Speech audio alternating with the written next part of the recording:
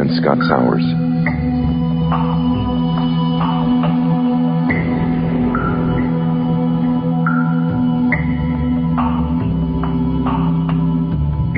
Prologue. Sexy Beast. 1. Like the luxury co-ops and five-star French eateries located in Manhattan's Silk Stocking District, Benchley East Side parking was outrageously exclusive. Tucked side to side and bumper to bumper within its 4 temperature-controlled underground levels beneath East 77th Street were several vintage Porsches, a handful of Ferraris, even a pair of his and hers Lamborghinis.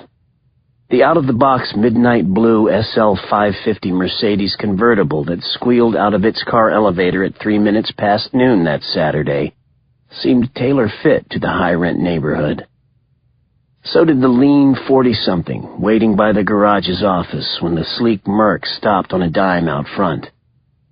With his salt and pepper Beckham buzz cut, pressed khakis, silk navy golf shirt, and deep golden tan that suggested even deeper pockets, it was hard to tell if it was the car or its driver that was described by the rumbling Merc's vanity plate.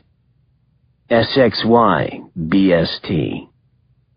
"With this heat, I figured you want the top down as usual, Mr. Burger," the smiling, half-Hispanic, half-Oriental garage attendant said as he bounced out and held the wood-inlaid door. "Have a good one now." "Thanks, Tony," Burger said, deftly slipping the man a 5 as he slid behind the luxury sport car's iconic 3-pronged steering wheel. "I'll give it a shot." The fine leather seat slammed luxuriously into Burger's back as he launched the convertible with a high-torque snarl down East 77th Street and out onto 5th Avenue. The crisp, almost sweet scent of Central Park's pin oaks and dogwoods fused harmoniously with the scent of the hand-stitched leather. At 59th Street, the park's treetops gave way to the ornate fairy tale facade of the Plaza Hotel. Moments later, along both sides of the upscale boulevard, glittering signs began to flick past like a Vanity Fair magazine come to life. Tiffany's, Chanel, Zegna, Pucci, Fendi, Louis Vuitton. Outside of the stores, swarms of summer Saturday tourists took pictures and stood gaping as if they were having trouble believing they were standing in the very center of the capital of the world. But the world's most expensive avenue might as well have been a dirt road through a shit-kicker's cornfield as far as Burger was concerned. Behind the mirror lenses of his Persol aviators, he kept his gray eyes locked level and forward, his mind blank. It was his one true talent. In his life, every victory had come down to singleness of purpose, his ability to focus, to leave out everything but the matter at hand. Even so, he felt his pulse skitter when he finally arrived at his destination, the New York Public Library's main branch on the west side of 42nd Street and 5th Avenue. In fact, as he slowed, he felt his adrenaline surge, and his heart began to beat almost painfully in time with the car's clicker. But even Olivier had stage fright, he reminded himself as he carefully turned onto East 43rd Street. Jack Dempsey, Elvis Presley, all men felt fear. The distinction of great and worthy men like himself was the ability to manage it, to act despite it breathing down their neck. By the time he tucked the Merc into a parking spot in front of a Carvel ice cream truck half a block farther east, he felt somewhat better.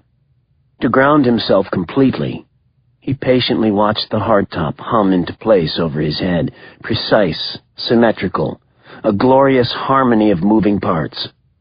By the time it locked itself down, his fear was still there, but he knew he could man it now. "Move it, Mr. Burger," he thought. Now or never. He lifted the heavy laptop bag from the passenger seat well and opened the door. Now it was. 2. Under the grand Beaux-Arts arched portico and through the revolving door of the library, Berger immediately noticed that the steely-eyed ex-cop who usually worked the front hall on Saturdays wasn't there. Instead, there was a young summer-hire slouch in an ill-fitting blazer. Even better. The bored-looking bridge and tunneler waved Berger through before he could lift a finger to his bag zipper. The hushed rose reading room on the third floor was about the size of a professional soccer field. It was rimmed with 10-foot-high caramel-colored wooden shelves and lit by brass rococo chandeliers that hung down from its 30-foot-high, mural-painted coffered ceiling. Berger stepped past table after long table of very serious-looking 30- and 40-somethings, iPod earbuds snug in their ears as they stared intently into laptop screens. Graduate students and ardent self-improvers. No Hamptons this summer weekend for this studious bunch. He found a seat at the last table along the north wall with his back to the door of the Brooke Astor Rare Books room. He pretended to play video Sudoku on his nifty new iPhone until the only other person at the study table, a pregnant Asian woman in a juicy tracksuit, got up 20 minutes later. As she waddled away, Mr. Berger took one last deep breath and slowly released it. Then he slipped on a pair of rubber surgical gloves under the table and slid the bomb out of the laptop bag. It looked exactly like an Apple MacBook 17-inch laptop, except that in the hollowed-out space where the keyboard, mousepad, and computer guts had been, now sat 2 kilograms of T4, the Italian version of the plastic explosive C4. On top of the pale, vanilla-colored plastic explosive sat another 2-inch thick layer of barbed stainless steel roofing nails, like a double helping of silver sprinkles on the devil's ice cream cone. There was a gel-like adhesive already attached to the device's bottom. He pressed the bomb firmly down in front of him, gluing it securely to the library desk. The detonator cap had already been inserted into the explosive and now merely awaited the final connection to an electrical charge, which would occur when someone discovered the laptop and made the mistake of opening the front cover. Tied just inside the cover with a snug lanyard knot of fishing line was a mercury switch, an ingenious little thermometer-like glass tube that was used in vending machine alarms. When the lid was closed, you could play frisbee with the IED. Once the lid rose 2 inches, however, the liquid mercury would spill to the switch's bottom, covering its electrical leads and initiate instant detonation. In his mind, Mr. Berger pictured the bomb's massive shock wave ripping through the crowded Rose reading room, blowing apart everything and everyone within 40 feet, and sending a killing wall of shrapnel in every direction at 4 times the speed of sound. He peeled off the gloves and stood with the now empty laptop bag, careful not to touch anything. He crossed the room and stepped quickly out of the exit without looking back. It was begun, he thought, with a feeling of magnificent relief as he found the marble stairs. From here on in, it would be all about timing. A race against the clock, so to speak. On your mark, get set. Blow, Mr. Berger whispered happily to himself, and began to take the stairs down 2 by 2. Book 1, Down by the Sea. Chapter 1. I crooned under the boardwalk down by the sea in a high voice, really getting into it with my eyes closed. It seemed to me like an appropriate song for walking along a sandy dirt road beside the blue-gray Atlantic. Unfortunately, I was the only one who thought so. A split second later, a fusillade of groans and boos and Bronx cheers sailed back from all 10 of my kids. Still, I bowed, displaying my trademark grace under pressure. Never let them see you sweat, even on summer vacation, which is really hard when you think about it. My name is Mike Bennett, and as far as I know, I'm still the only cop in the NYPD living in his own private TLC show. Some of my more jovial coworkers like to call me Detective Mike plus 10. It was actually Detective Mike plus 11 if you included my grandfather, Seamus, which I did, since he was more incorrigible than the rest of my kids put together. It was the beginning of week 2 of my humongous family's much-needed vacation out in Breezy Point, Queens, and I was definitely in full goof-off mode. The 1,800-square-foot salt box out here on the Irish Riviera, as all the cops and firemen who summer here call it, had been in my mom's family, the Murphys, for a generation. It was more crowded than a rabbit's warren, but it was also non-stop swimming and hot dogs and board games and beer and bonfires at night. No email, no electronics, no modern implements of any kind except for the temperamental AC and a saltwater-rusted bicycle. I watched as Chrissy, the baby of the bunch, chased a turn, or maybe it was a piping plover on the shoulder of the road. The Bennett summer White House was open for business. Time was flying, but I was making the most of it, as usual. Single father of double-digit kids, making the most of things pretty much went without saying. "If you guys don't like the Drifters, how about a little Otis Redding?" I called up to everyone. "All together now, sitting on the dock of the bay, on 3. Set an example to them, Mike." "We need to pick it up or we'll be late," Mary Catherine chided beside me in her brogue. I forgot to mention Mary Catherine. I'm probably the only cop in the NYPD with an Irish nanny as well. Actually, with what I paid her, she's more like a selfless angel of mercy. They'd name a Catholic school after her before long. Blessed Mary Catherine, patron saint of wiseacre cops and domestic chaos. And as always, the young attractive lass was right. We were on our way to St. Edmunds on Oceanside Avenue for 5 o'clock Mass. Vacation was no excuse for missing Mass, especially for us, since my grandfather, Seamus, in addition to being a comedian, was a late-to-the-cloth priest. What else? Did I mention all my kids were adopted? 2 of them are black, 2 Hispanic, 1 Asian, and the rest Caucasian. Normal, our family is not. "Would you look at that?" Seamus said, tapping his watch from the sandy steps of St. Edmunds when we finally arrived. "It must be the 12 apostles." "Of course not. They'd be on time for Mass. Get in here, heathens, before I forget that I'm not a man of violence." "Sorry, Father," Chrissy said, a sentiment that was repeated 11 more times in rough ascending order by Shauna, Trent, Fiona, Bridget, Eddie, Ricky, Jane, Brian, my eldest, Juliana, Mary Catherine, and last but not least, yours truly. Seamus put a hand on my elbow as I was fruitlessly searching around for a pew that would seat a family of 12. "Just to let you know, I'm offering Mass for Maeve today," he said. Maeve was my late wife, the woman who put together my ragtag wonderful family before falling to ovarian cancer a few years before. I still woke up some mornings reaching out a moment before my brutal, shitty aha moment that I was alone. I smiled and nodded as I patted Seamus's wrinkled cheek. "I wouldn't have it any other way, Monsignor," I said as the organ started. Chapter 2. The service was quick, but quite nice, especially the part where we prayed for Maeve. I'm not in line to become Pope anytime soon, but I liked Mass. It was calming, restorative, a moment to review where you'd gone wrong over the last week and maybe think about getting things back on track. Call it Irish psychotherapy. Therapy for this Irish psycho, anyway. All in all, I came back out into the sun feeling pretty calm and upbeat, which lasted about as long as it took the holy water I blessed myself with to dry. "Get him! Hit him harder! Yeah, boys!" Some kid was yelling. There was some commotion alongside the church. Through the departing crowd and cars, I saw about half a dozen kids squaring off in the parking lot. "Look out, Eddie!" someone yelled. Eddie, I thought. Wait a second. That was one of my kids.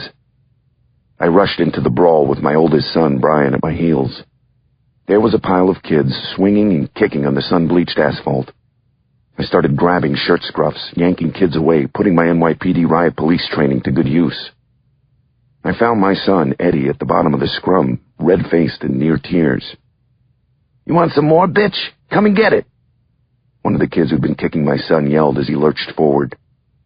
Eddie, our resident bookworm, was 10. The tall, pudgy kid with the askance Mets cap was at least 14. "Back it up!" I yelled at the earringed punk with a lot of cop in my voice, more in my eyes. Eddie, tears gone, just angry now, thumbed some blood from a nostril. "What happened?" I said. "That jerk called Trent something bad, Dad." "What?" "An Irish jig." I turned and glared at the big kid with the even bigger mouth. Trent was even younger than Eddie, an innocent 7-year-old kid who happened to be black. I really felt like knocking the fat kid's hat back straight with a slap. Instead, I quickly thought of another idea. "In that case," I said, staring at the delinquent, "kick his ass." "My pleasure," Eddie said, trying to lunge from my grip. "No, not you, Eddie. Brian's not doing anything." Brian, 6'1" and on the Fordham Prep JV football team, smiled as he stepped forward. At the very last second, I placed a palm on his chest. Violence never solved anything, at least when there were witnesses around. 20 or 30 loyal St. Edmund's parishioners had stopped to watch the proceedings. "What's your name?" I said as I walked over and personally got in the kid's face. "Flaherty," the kid said with a stupid little smile. "That's Gaelic for dumbass," my oldest girl, Juliana, said by my shoulder. "What's your problem, Flaherty?" I said. "Who has a problem?" Flaherty said. "Maybe it's you guys. Maybe the point isn't your cup of tea. Maybe you should bring your Rainbow Coalition family out to the Hamptons. You know, Puff Daddy, that crowd." I took a deep breath and released it even slower. This kid was getting on my nerves. Even though he was just a teen, my somewhat cleansed soul was wrestling valiantly not to commit the sin of wrath. "I'm going to tell you one time, Flaherty. Stay away from my kids, or I'm going to give you a free ride in my police car." "Wow, you're a cop. I'm scared," Flaherty said. "This is the point. I know more cops than you do, old man." I stepped in closer to him, close enough to headbutt anyway. "Do any of them work at Spofford?" I said in his ear. Spofford was New York's infamous juvie hall. By his swallow, I think I finally got through. "Whatever," Flaherty said, walking away. Why me, I thought, turning away from the stunned crowd of churchgoers. You never saw this kind of crap on TLC. What the hell did he mean by old man? "Eddie," I said as I started leaning my gang back along the hot, sandy road toward the promised land of our bungalow. "Yes, Dad?" "Stay away from that kid." "Brian," I said a few seconds later. "Yeah, Pop. Keep an eye on that kid." Chapter 3. An hour later, I was out on the back deck of my ancestral home, working the ancestral grill full-tilt boogie. Dogs on the warming rack, cheese slices waiting to be applied to the rows of sizzling, freshly ground burgers, blue smoke in my face, ice-cold bottle of Spaten lager in my hand.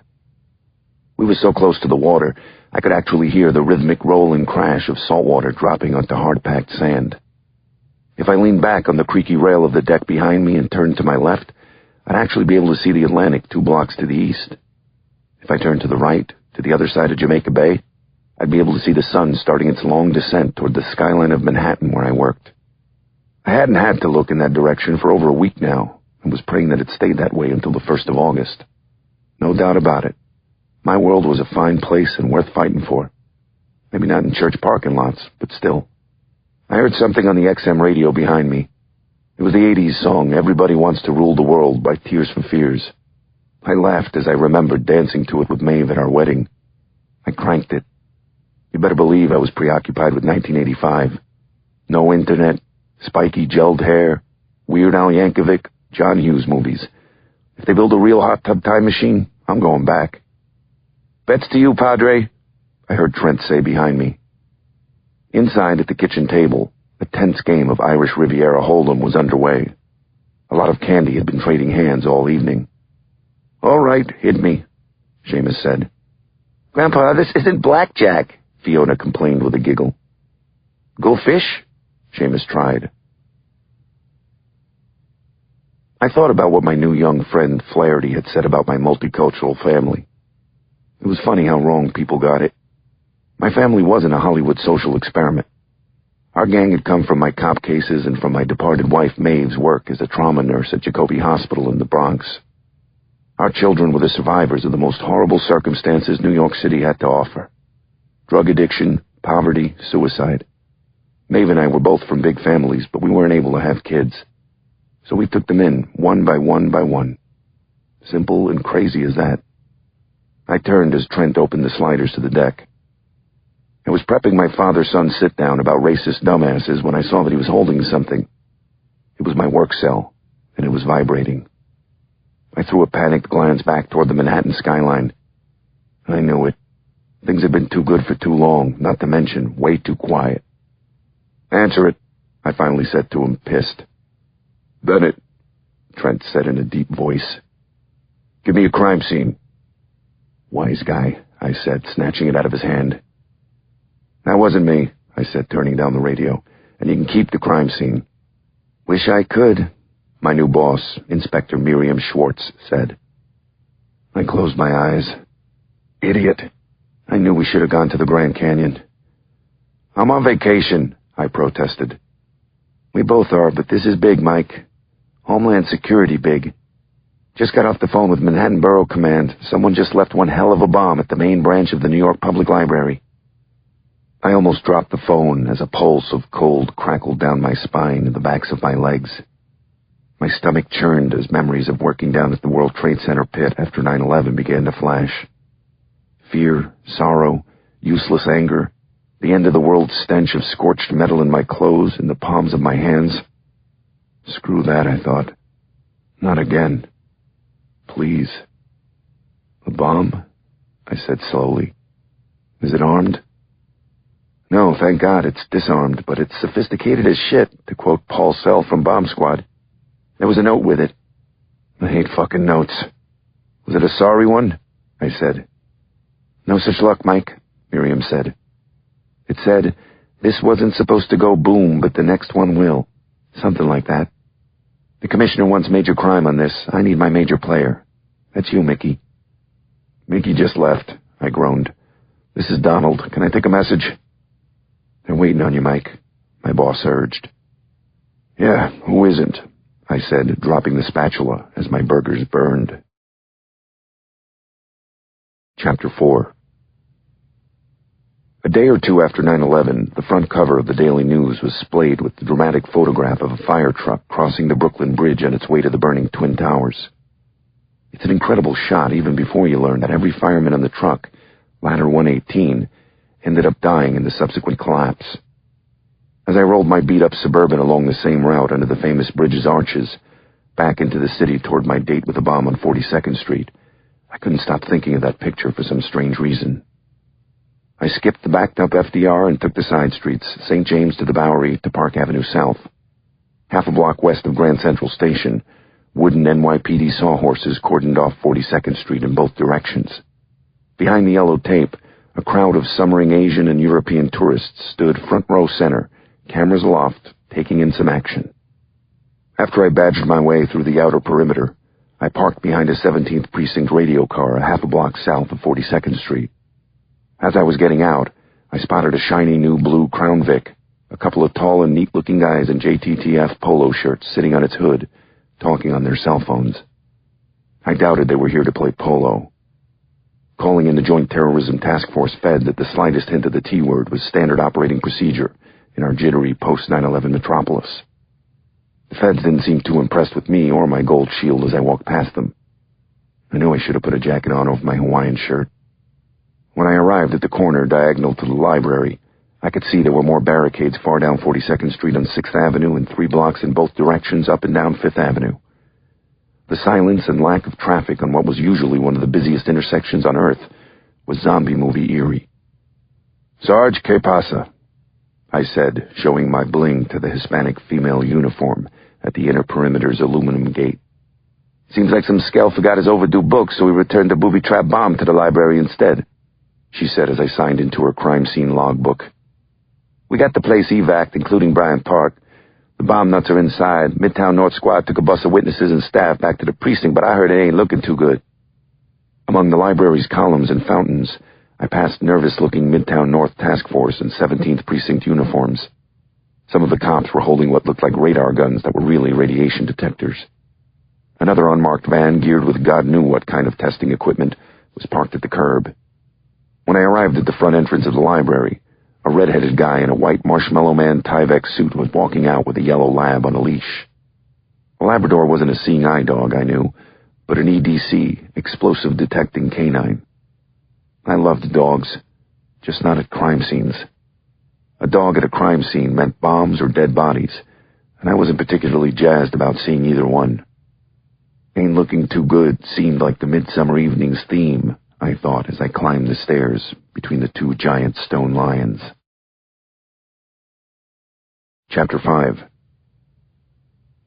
A big, bald guy with a twirly black mustache and tactical blue fatigues met me beneath the landmark building's massive portico. With his mustache, Paul Sell had a striking resemblance to the guy on the bomb squad's logo patch, a devil-may-care Red Baron-looking guy riding a bomb into the skyline of Manhattan. "We got the parked cars and street furniture sniffed, so I'm pretty sure there aren't any secondary devices," Sell said. "Think about it. Draw in the first responders with a decoy. That's what I'd do. Look at all these windows. Some jihadist could be behind any one of them right now with his finger on the button watching us, aching for that glorious thump and flash of holy light." "Christ, Paul, please," I said, clutching my chest. I skipped my Lipitor this morning. Sell and his guys were the world elite in bomb handling, tight and quick and efficient as an NHL team. More so probably since the penalty box on this squad was made of pine. All cops are crazy, but these guys took the cake. Fine. You ready to see the main attraction?" Sal said, ushering me through the library door with a gracious wave of his hand. "No, but let's do it anyway," I said, taking a breath. We passed another half-dozen even more nervous-looking cops as we crossed the library's monster marble entry hall to a flight of stone stairs. More bomb techs were helping their buddy out of the green astronaut-like Kevlar bomb suit in the ostentatious wood-paneled rotunda on the third floor. Another guy was putting away the four-wheeler wireless robot and the X-ray equipment. Won't we need that stuff?" I said. Sal shook his head. "They already activated the device. Actually, it wasn't meant to go off. Here, I'll show you." I reluctantly followed him into the cavernous reading room. The ballroom-like space was even more impressive than the entry hall. Massive arched windows, chandeliers, a 19th century indoor football field with books. The last library table in the northern end zone of the elaborate room was covered by a thick orange Kevlar bomb suppression blanket. I felt my pulse triple, my hands clench involuntarily as Sal lifted it off. In the center of the table was what looked like a white laptop. Then I saw the nails and wires and clay-like plastic explosive where the keyboard should have been, and shivered.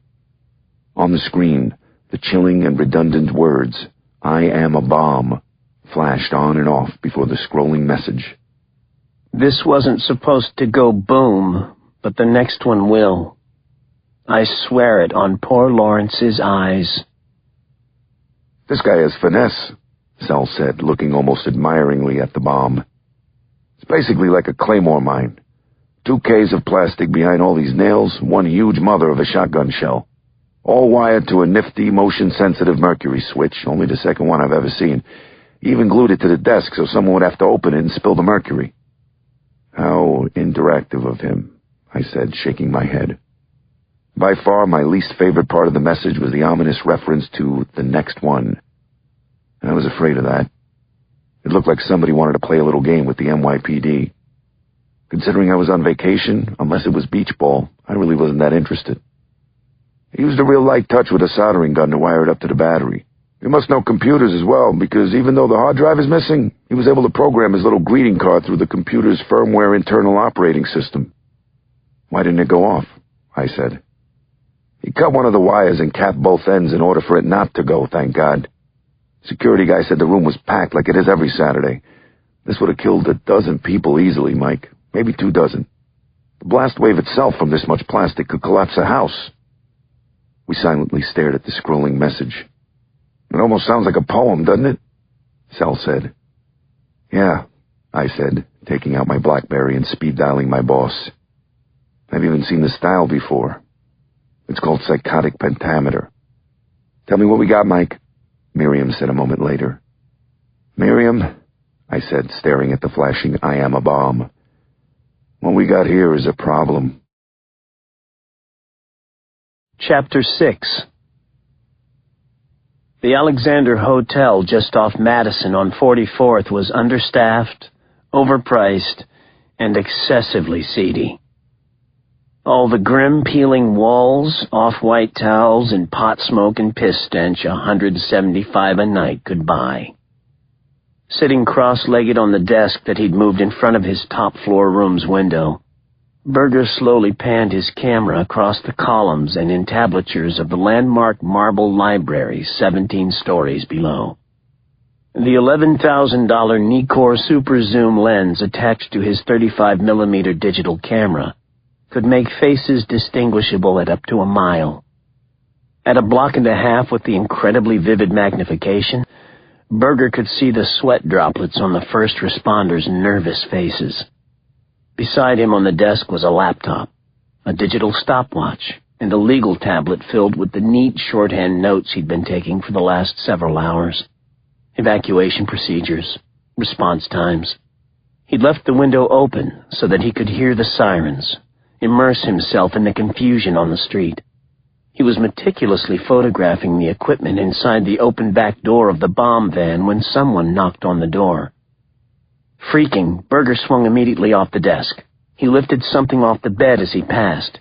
It was a futuristic-looking Austrian Steyr AUG submachine gun, all 35.56 NATO rounds already cocked, locked, and ready to rock. "Yes?" Berger said as he lifted the assault rifle to his shoulder. "Room service." "The coffee you ordered, sir," said a voice behind the door. No way anyone could be onto him this quickly. Had someone in another window seen him? What the hell was this? He leveled the machine gun's long suppressed barrel center mass on the door. "I didn't order anything," Berger said. "No?" the voice said. There was a pause. A long one. In his mind, Berger saw a SWAT cop in a ski mask applying a breaching charge on the door. Berger eyed down the barrel, muscles bunching on his wiry forearms, finger hovering over the trigger, heart stopped. Waiting. "Oh, shit. I mean sugar," the hotel man said finally. "My mistake. It's an 11, not 17. So sorry, sir. I can't read my own handwriting. Sorry to have bothered you." More than you'll ever know, Berger thought, rubbing the tension out of the bridge of his nose. He waited until he heard the double roll of the elevator door down the outside hall before he lowered the gun stock off his shoulder.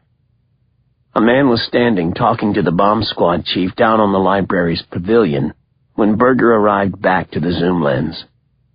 After clicking a close-up shot with the camera, he smiled as he examined the looming face on the screen. It was him. Finally. Detective Michael Bennett, New York's quote-unquote finest, had arrived at last. The feeling of satisfaction that hummed through Berger was the same almost psychic glee one gets when perfectly anticipating a counter move in a game of chess. Berger grinned as he squinted through the viewfinder, watching Bennett. He knew all about him, his high-profile NYPD career, his Oprah-ready family. Berger shot a glance over at the rifle on the bed. From this distance, he could easily put a tight grouping into the cop with the suppressed rifle, blow him to pieces, splatter them all over the marble columns and steps. Wouldn't that stir the pot, Berger thought, taking his eyes off the gun. All in due time. Stick to the plan. Stay with the mission. "Stay tuned, my friends," Berger said, allowing himself a brief smile as he clicked another shot of the clueless cops. "There's much more where this came from. In Lawrence's honor."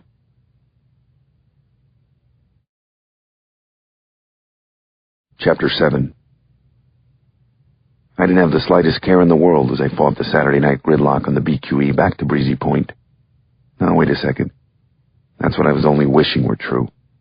My real mood was closer to depressed and deeply disturbed after my FaceTime with the sophisticated booby-trapped bomb and cryptic e-note. Sel and his fellow bomb nuts had ended up cutting off the entire library tabletop to transport the bomb out to their range in the Bronx. A quick call to Midtown North revealed that no one in the library or its staff had noticed anyone or anything particularly out of the ordinary.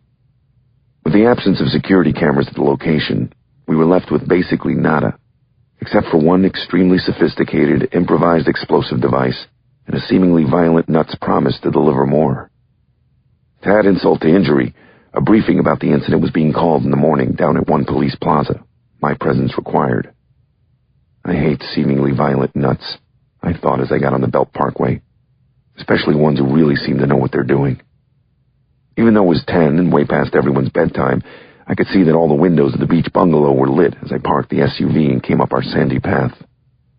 I could hear my kids inside laughing as Seamus held court. It sounded like Pictionary, the old codger's favorite. He was a born ham. I went around back and grabbed a couple of beers to wind down with on the porch. When I came back around, I spotted a good-looking blonde sitting on the steps. Hey, wait a second, I thought after my double take. That's not a good-looking blonde. That's my au pair, Mary Catherine. Psst, I called to her, waving the spottons temptingly from the shadows.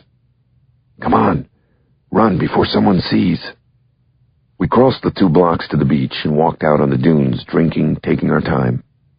We made a left and headed north toward a fireman's bar nearby called the Sugar Bowl that we'd been to a couple of nights after the kids had gone to sleep. If you haven't guessed by now, my relationship with Mary Catherine was more than just merely professional. Not that much more, but who knew where it was heading? Not me, that was for sure. Mary Catherine was a nice-looking female. I, of course, was a handsome gentleman. We were both hetero, had vacation in cramped quarters, and trouble was bound to happen. At least, that's what I was kind of hoping. How's the thesis coming? I said as we walked along the beach. In addition to being the Bennett nanny, Mary Catherine had an art history degree from Trinity College in Dublin and was now in the midst of getting her master's from Columbia, which made her as smart and sophisticated as she was pretty and kind. She was truly a special person. Why she insisted on hanging around all of us remained a mystery that even I hadn't been able to crack. Slow, she said. What's the summer course again? Architectural history, she said. I drew a massive blank. Dead air. How about those Yanks? I tried. As we approached the loud, crowded bar, Mary Catherine stopped. Let's keep going, Mike. It's so nice out, she said, hooking a right and walking across some more dunes and seagrass, down toward the Atlantic. I like the sound of that. No dead air this time. If you insist, I said. We were coming along the rumbling waves of the shoreline when she dropped her beer. We both went to grab it at the same time and bonked heads as the surf splattered around our ankles. Are you okay? I said, grabbing her by her shoulders. We were so close our chins were almost touching. We looked into each other's eyes for a delicious second. That's when she kissed me. Softly, sweetly. I put my arms around her waist and pulled her toward me. She was lighter than I thought she would be, softer, so delicate. After a minute, as we continued to slowly kiss, I felt her warm hands tremble against the back of my neck. You okay, Mary? I whispered. Are you cold? Wait. Yes. No. I'm sorry, Mike, she said, suddenly breaking away. In the faint light from the bar's neon signs, I watched her cross the beach at a fast walk that turned into a jog. Rooted to the wet sand, feeling about 15 emotions at once, I noticed my hands were trembling a little too now. She passed the bar to sprint, heading back toward the house. Sorry, I said to myself, as I rubbed my hot and sore head by the water. That's the best thing that happened to me all day. Maybe all year. Chapter 8. After that Casanova moment, instead of heading straight home, I decided to stop into the Sugar Bowl to apply something cold to my wounded, heart? Ego? I couldn't decide. I sipped a crisp Heineken as I watched the Mets lose to the Cubs at Citi Field. It seemed like there was an epidemic of striking out all over Queens tonight. As I drowned my sorrows, I thought about what had just happened between me and Mary C. Or to be more precise, I lamented what hadn't happened. Because it had been a nice kiss, tender and sweet and surprisingly sensual. And I would have definitely liked to have stayed down there along the waterline with her, perhaps reconstruct an outer borough version of that famous beach makeout scene in From Here to Eternity. Instead, she'd run like it was a scene from Jaws. Hey, you're cute, said a young, dark-haired woman next to the pool table as I was coming out of the men's room 5 minutes later. I stopped in my tracks and took in the attractive 30-something's barely there tank and tight shorts, her slightly drunk, cute face, the Tinkerbell tattoo on her left ankle. I couldn't remember the last time a tipsy young woman with a Disney tattoo had hit on me. Probably because it had never happened before. My summer hookup radar was going like gangbusters. Maybe the night wasn't such a bust after all. But before I could come up with a snappy, charming response, the text jingle sounded from my cell. I glanced at it. It was from Mary Catherine. Of course it was. Now she wants to connect, I thought, thumbing the message open. Sorry I freaked on you, Mike, it said. Putting the kids to bed. Left the back door open. The kids? Tinkerbell said, reading my BlackBerry smartphone over my shoulder. Where's your wedding ring? In your back pocket? Get a life, creep. I opened my mouth to explain myself, but then closed it as I realized Tinkerbell was actually right. What was I doing? I wasn't some bar-hopping kid anymore. I definitely wasn't Peter Pan. I was more like the old lady who lived in a shoe. Someone had to be the grown-up, and unfortunately, that someone was me. I dropped a 5 on the bar on my way out. I came in through the cottage's back door 10 minutes later.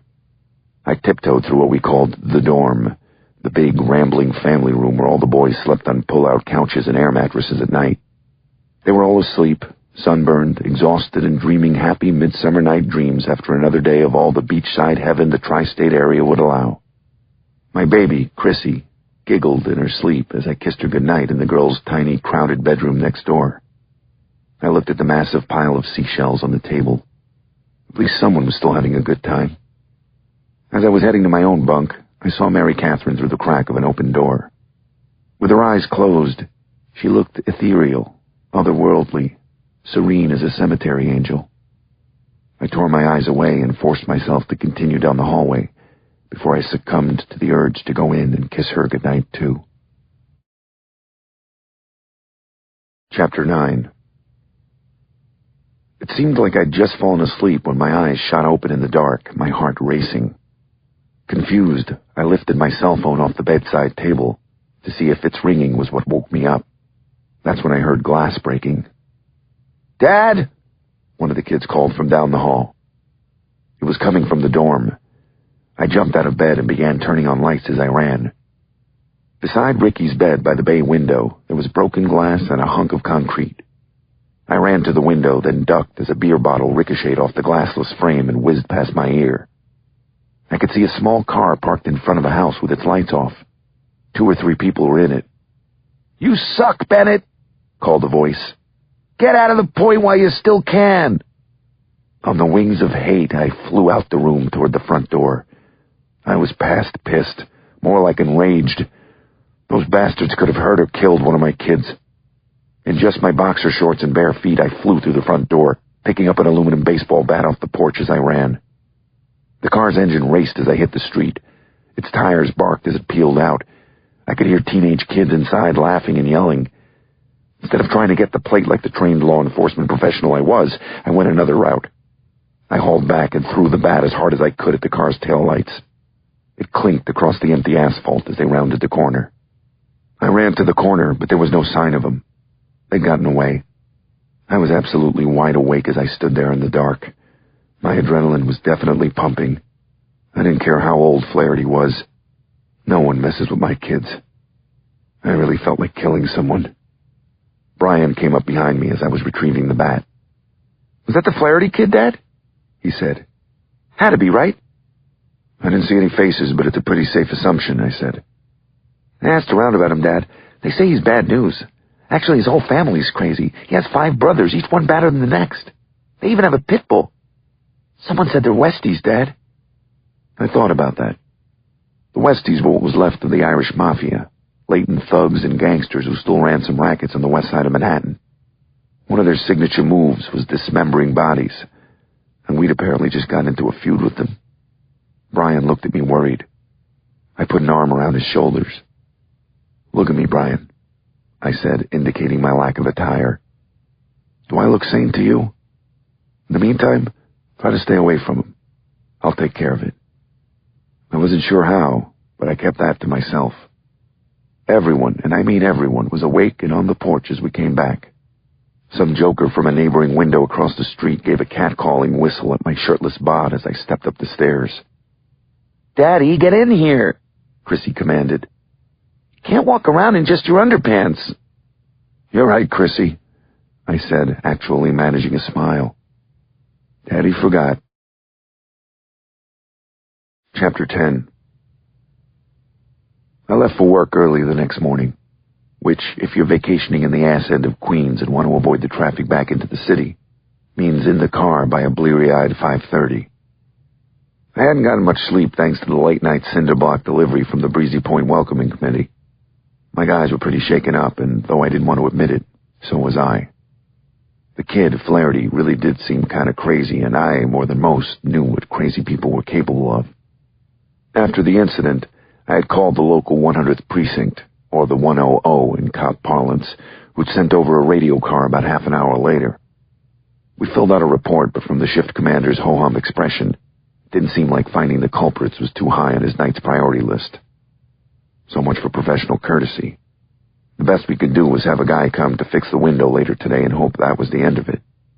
I checked my BlackBerry in the driveway before leaving and learned that the morning's case meeting locale had been changed from NYPD's One Police Plaza headquarters to the fancy new NYPD Counter-Terror Center on the Brooklyn-Queens border. Though I was glad I didn't have to drive as far, I didn't like how quickly the case was escalating.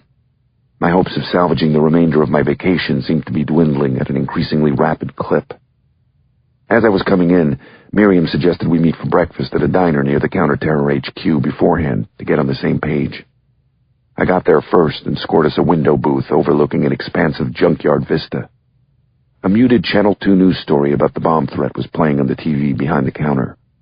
An overhead shot of the cop-covered public library was followed by another one of a pretty female reporter standing by a police barricade. A truck driver in the adjacent booth glared at me as I loudly groaned into my white porcelain cup. I knew this was coming. Media heat meant heat on the mayor, which I knew through bitter experience would roll quickly in one direction, downhill, straight at me. About 10 minutes later, I watched from the window as my boss, Miriam, got out of her Honda. Stylish and athletic and irritatingly serene, Miriam looked more like a hot upscale soccer mom than a razor-sharp city cop. Despite ordering me back from my vacay, I still liked my feisty new boss. Running the major case squad, the Delta Force of the NYPD, was a near-impossible job. Not only was Miriam's head constantly on the chopping block with high-profile cases, but she had the added challenge of having to garner the respect and loyalty of the department's most elite, often prima donna detectives. Somehow, Miriam, a former Air Force pilot, managed to pull it off with wily intelligence, humor, and tact. She also backed her people unconditionally and took absolutely no one's shit, including mine, unfortunately. "What's the story, Morning Glory?" my boss said as she sat. "Let's see. Today's headline, I guess, is Vacationing Cop Gets Screwed," I said. "Hey, I feel you, dog. I was up in Cape Cod sipping a fuzzy navel when they called me." "Whose was it? Anyone I know?" I said. "Gentlewoman never tells," she said with a sly wink. "Anyway, hope your shoes are shined. Sander Flom from Intel is going to be at this powwow as well as the counter-terror chief, Ciardi, and a gaggle of nervous feds. You're today's featured speaker, so don't let them trip you up." "Wait a second, back up," I said. "I'm primary detective on the case? So now I'm on vacation when? Nights?" Mike," Miriam said as the waitress poured her a coffee. "You Irish have such a way with words. Yates, Joyce, and now you. For a nice Jewish girl from Brooklyn, I noticed that you're not too bad at throwing the blarney around when you have to," I said. "Seriously, 2 chiefs? Why all the heavies on a Sunday?" The lab came back on the explosive. It's T4 from Europe, Italy apparently. You know how squirrely the commissioner gets about anything remotely terrorist-related. The new commissioner, Ken Roden, was a pugnacious, former old-school beat cop who still wore 38 in an ankle holster above his Italian wingtips. With crime down in the city, his primary directive, some said his obsession, was to prevent another terrorist act during his watch, which wasn't as paranoid as it sounded, considering NYC was still terrorist organization's top of the pops, so to speak. Though it's still far from conclusive that this is a terrorist thing, we have to go through the DEFCON 1 motions for the time being. There's been smoke coming out of my BlackBerry all night. Is McGurty going to be there? Tom McGurty, or McGirth, as he was more casually known due to his not-so-girlish figure, was the department's chief of detectives, Miriam's boss, and perhaps the most egregious, power-hungry ballbuster in the NYPD. Miriam rolled her eyes in affirmation. "What's up with bullshit internal politics?" I said. "What happened to the commissioner's pep talk last month about how the mayor wanted a new role for major case? Kick ass, no politics, just results? Ring a bell?" "Yeah, well, the mayor and the commish aren't going to be at the meeting, unfortunately," Miriam said. "It's our sorry lot to deal with the department's evil henchmen." "What am I saying, we?" "It's your job, Mike, since you're the briefing DT." "Well, lucky old me," I said, sipping my coffee as the rising sun crested over the crushed cars outside the window. Chapter 11. The NYPD's counter-terror center was extremely impressive. Outside, it looked like a faceless office building in the middle of a crappy industrial neighborhood. Inside, it looked like the set of 24. There were electronic maps, intense-looking cops at glass desks, and more flat-screen TVs than the new Yankee Stadium. Walking through it behind my boss, I felt disappointed that we hadn't been able to enter through a trick manhole and down a slide like James Bond or Perry the Platypus. That's why there was so much heat on the library thread, I realized. The last thing the commissioner wanted was to have his big, new, expensive initiative to protect the city fail in some capacity. The meeting was held in a glass fishbowl conference room next to something called the Global Intelligence Room. I immediately spotted the assistant commissioner and the counter-terror chief. Though they both wore similar golfing attire, their physical contrast was pretty comical. Flom was tall and thin, while Ciardi was short and stocky. Rocky and Bullwinkle, I thought. Calvin and Hobbes. Unfortunately, I also spotted Miriam's boss, McGirth, who with his puffy, pasty, rapaciously evil face looked like a not-so-cute reincarnation of Tammany Hall's boss Tweed. Beside him were Sel from the bomb squad and the two triathlete-looking feds who'd been at the library the day before. Intelligence briefings about the most recent terrorist bombings across the globe were stacked at the center of the long table. I took one as I found a seat. "Why don't you start with what you've got, Mike?" Miriam said the second my ass hit the cushion. Sure," I said, giving her a dirty look as I stood back up.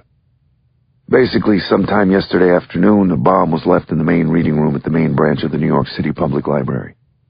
It looked like a Macintosh laptop wired to plastic explosives. It was a sophisticated device capable of killing dozens of people. A cryptic electronic note left on the laptop stated that the device wasn't intended to go off, but the next one would on poor Lawrence's eyes, whatever that means. There were no witnesses as far as we can tell at this point." "Jesus Christ, on whose eyes? Lawrence of Arabia?" said Chief McGirth, making a spectacle of himself as usual. "Who found the device?" said Flom, the tall, professorial-looking intel head. "An NYU student pointed out the unattended laptop to a security guard," Sel said, jumping in. "The guard opened it, saw the message, ordered an evac, and called us." "Don't they have a bag check?" Ciardi said. "Some summer kid," I said, checking my notes. "He said all he sees are white Apple laptops." "What about security cameras?" said the stocky counter-terror chief. "Deactivated due to a huge ongoing reno," I said. "Any threats that might apply to this from your end, Ted?" Assistant Commissioner Sander Flom asked senior FBI rep. The taller of the two Lance Armstrong-looking feds shook his head. "Chatter hasn't increased," he said, "though Hezbollah likes to use plastic." Hezbollah, I thought. That was crazy. Or was it? "You always seem to be in the middle of this kind of crap, Bennett," the chop-busting chief of detectives McGirth said. "What's your professional opinion?" "Actually, my gut says it's a lone nut," I said. "If it was Hezbollah, why not just set it off? An attention-seeking nut with some particularly dangerous mechanical skills seems to be a better fit." There was a lot of grumbling. The bomb not being terrorism wasn't a particularly popular opinion. After all, if it was just a lone sick freak, then why were we here?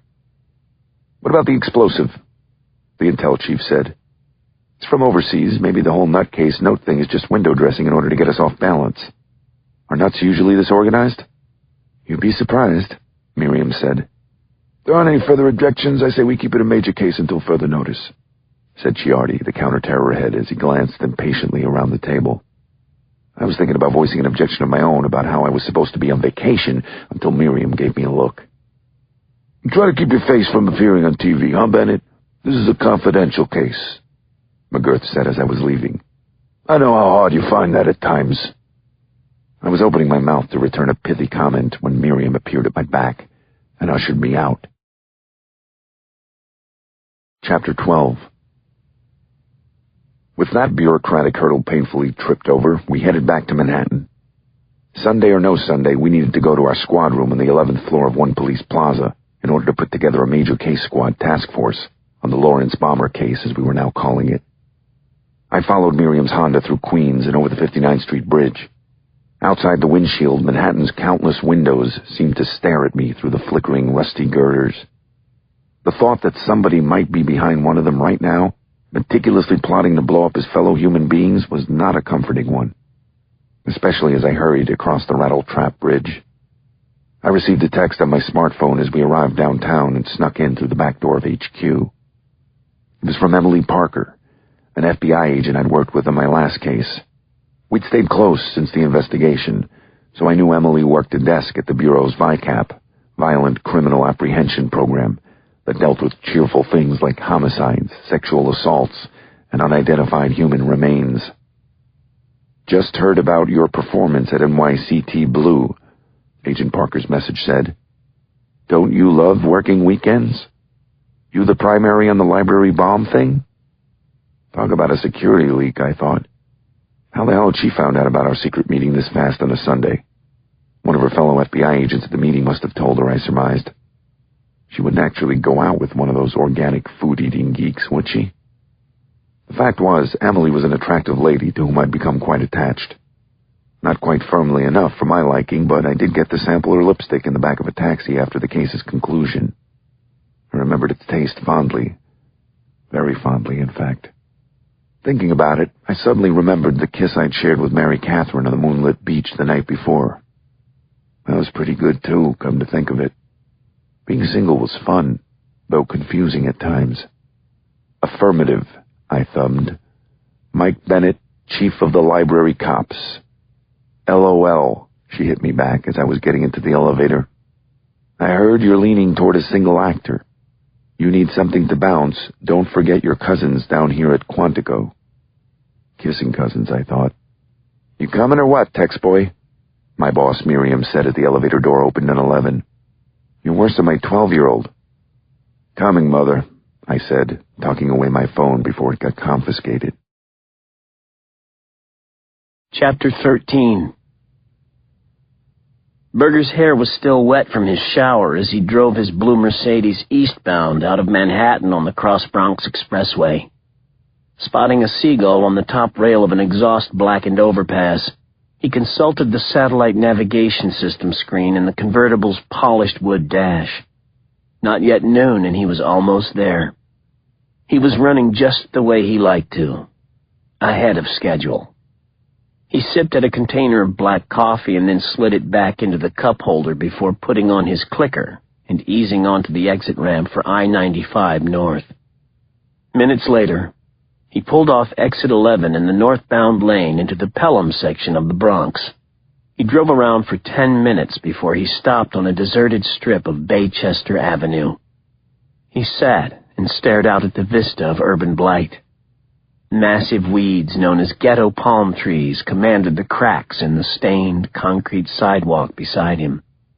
In the distance beyond them were buildings, blocks upon blocks of massive, effing ugly brick apartment buildings. The cluster of decrepit high-rises was called Co-op City, he knew. From what he'd read, it was the largest cooperative building complex in the world. Built on a swampy landfill in the 1960s, it was supposed to be the progressive answer to New York City's middle-class housing problem.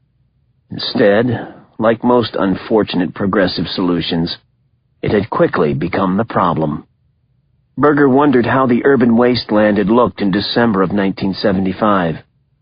Worse, he decided with a shake of his head. Enough nonsense, he thought as he drained his cup. He closed his eyes and cleared his mind of everything but the job at hand. He took several slow, deep breaths. An actor, waiting backstage. He was still sitting there doing his breathing exercises when the kitted-out pearl-gray Denali SUV that he was waiting for passed and pulled over a couple of 100 feet ahead. "What have we here?" Berger said to himself, as a young Hispanic woman got out of the truck. Berger lifted a pair of binoculars off the seat beside him and quickly focused. It was a girl of about 15 or 16.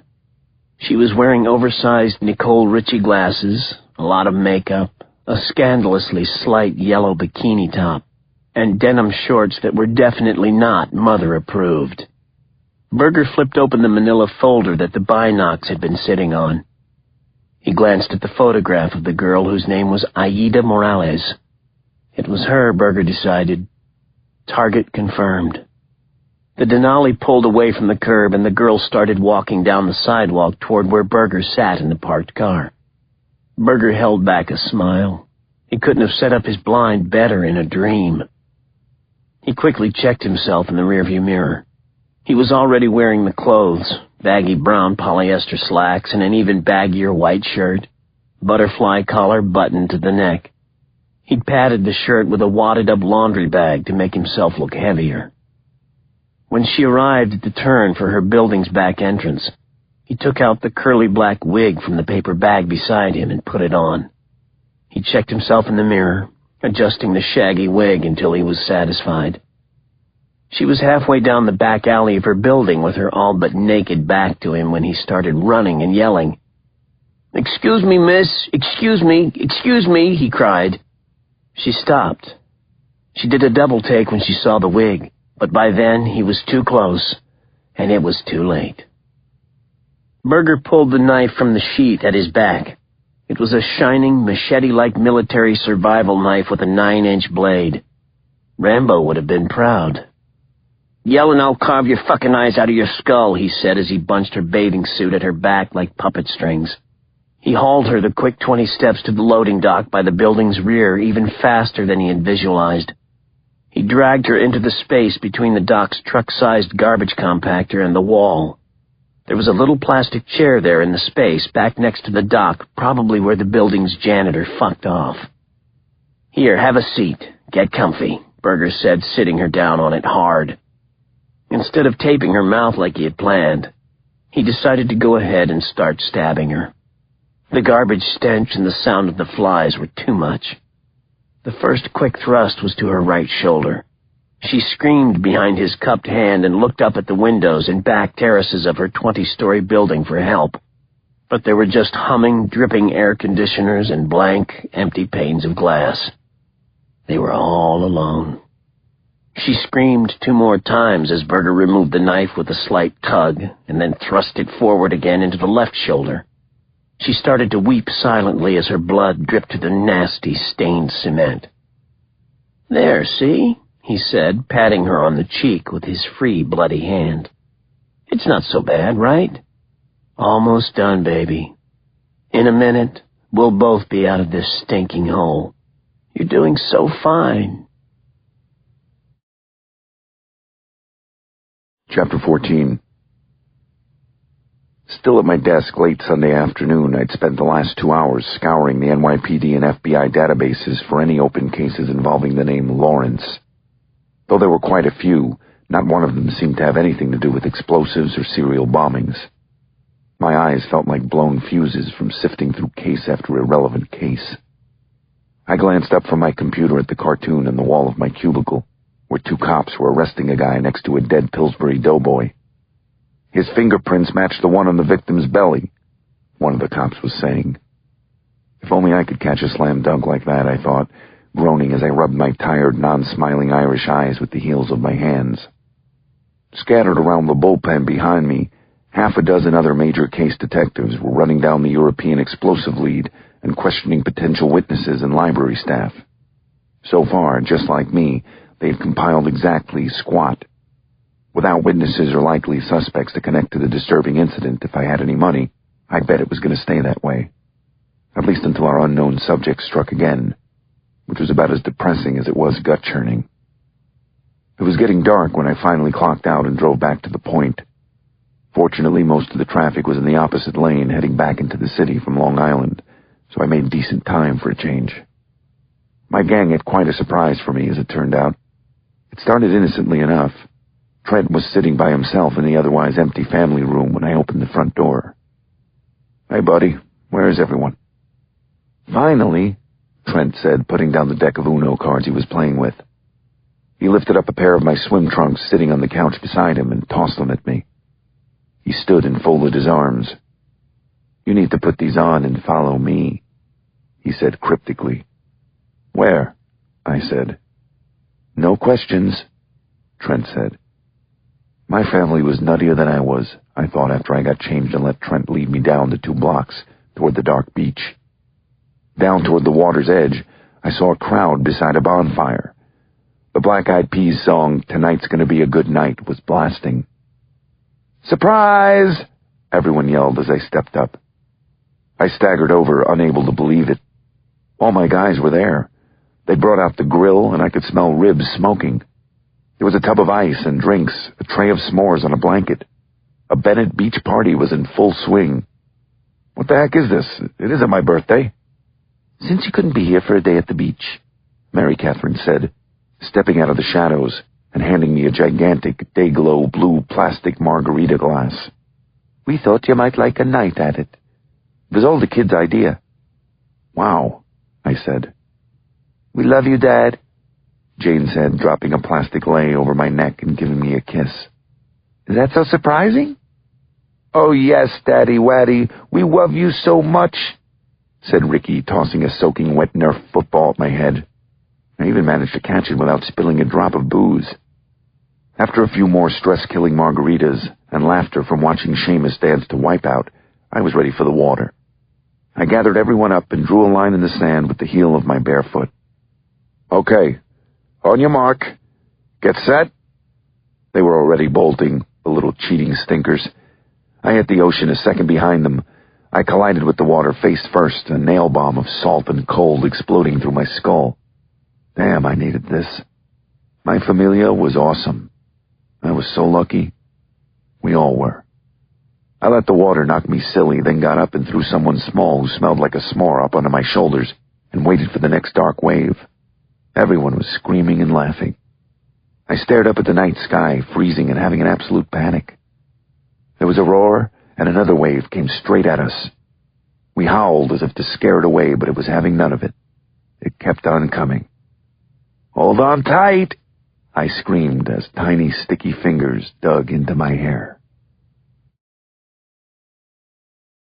Chapter 15. It was dark when Berger pulled the Mercedes under the cold, garish lights of a BP gas station on 10th Avenue and 36th Street back in Manhattan. He'd bagged his bloody clothes and changed back into jeans and a T-shirt immediately after the stabbing. Directly from the scene, he'd driven over the Throgs Neck Bridge where he tossed everything, including the knife and the wig. For the last several hours, he'd been driving around the 5 boroughs, winding down, blowing off steam, and as always, thinking and planning. He actually did some of his best thinking behind the wheel. He'd pulled over now not just to fill his tank, but because his braced left knee was starting its all-too-familiar whine. "Hey, greetings from down here, big guy," his knee seemed to say. "Remember me? Iraq, RPG, the piece of shattered rebar that burned through me, cooking all my muscles, ligaments, nerves, and blood vessels into tomato soup? Yeah, well, I'm sorry to bring it up, but I'm starting to hurt like a bitch down here, bud, and was just wondering what you were planning to do about it." Gritting his teeth at the pain, Berger popped the gas cap and dragged himself up and out of the car, rubbing his leg. He dry swallowed a Percocet, or a vitamin P, as he liked to call it, as he filled the tank. 20 minutes later, he was piloting the convertible uptown near Columbia University in the Morningside Heights neighborhood. He went west and found the meandering Riverside Drive, perhaps the coolest street in Manhattan. He passed Grant's tomb, all lit up, its bright white Greek columns and rotunda pale against the indigo summer night sky. He smiled as he cruised the Riverside Drive's elegant curves. He had a lot to smile about. Beautiful architecture on his right, dark water on his left, Percocet in his bloodstream. He started blowing some red lights just for the heck of it, cutting people off, putting Stuttgart's latest V8 incarnation through its paces. He really couldn't get enough of his new $100,000 toy. Its brute propulsion off the line. How low it squatted in the serpentine curves. Like Oscar Wilde said, "Mine is a simple taste. I'm only satisfied with the best." Tired of screwing around, Berger picked it up. Slaloming taxis, he hit the Esplanade at 125th doing a suicidal 80. When he spotted the full moon over the Hudson, he actually howled at it. Then he thought of something. Why not? He suddenly sat up on the seat and drove with his feet, the way Jack Nicholson did in a movie he saw once. Wind in his face, holy madness roaring through his skull. Berger sat high up above the windshield, his bare feet on the wheel, arms folded like a genie riding a magic carpet. A woman in a car he flew past started honking her horn. He honked back, with his foot. Nicholson wished he had balls as big as mine, Berger thought. He really did feel good. Alive for the first time in years. Which was ironic, since he'd probably be as dead as old Ulysses S. back there in a week's time. All in Lawrence's honor, of course. Berger howled again as he dropped back down into his seat and pounded the sports car's German-engineered accelerator into its German-engineered floor.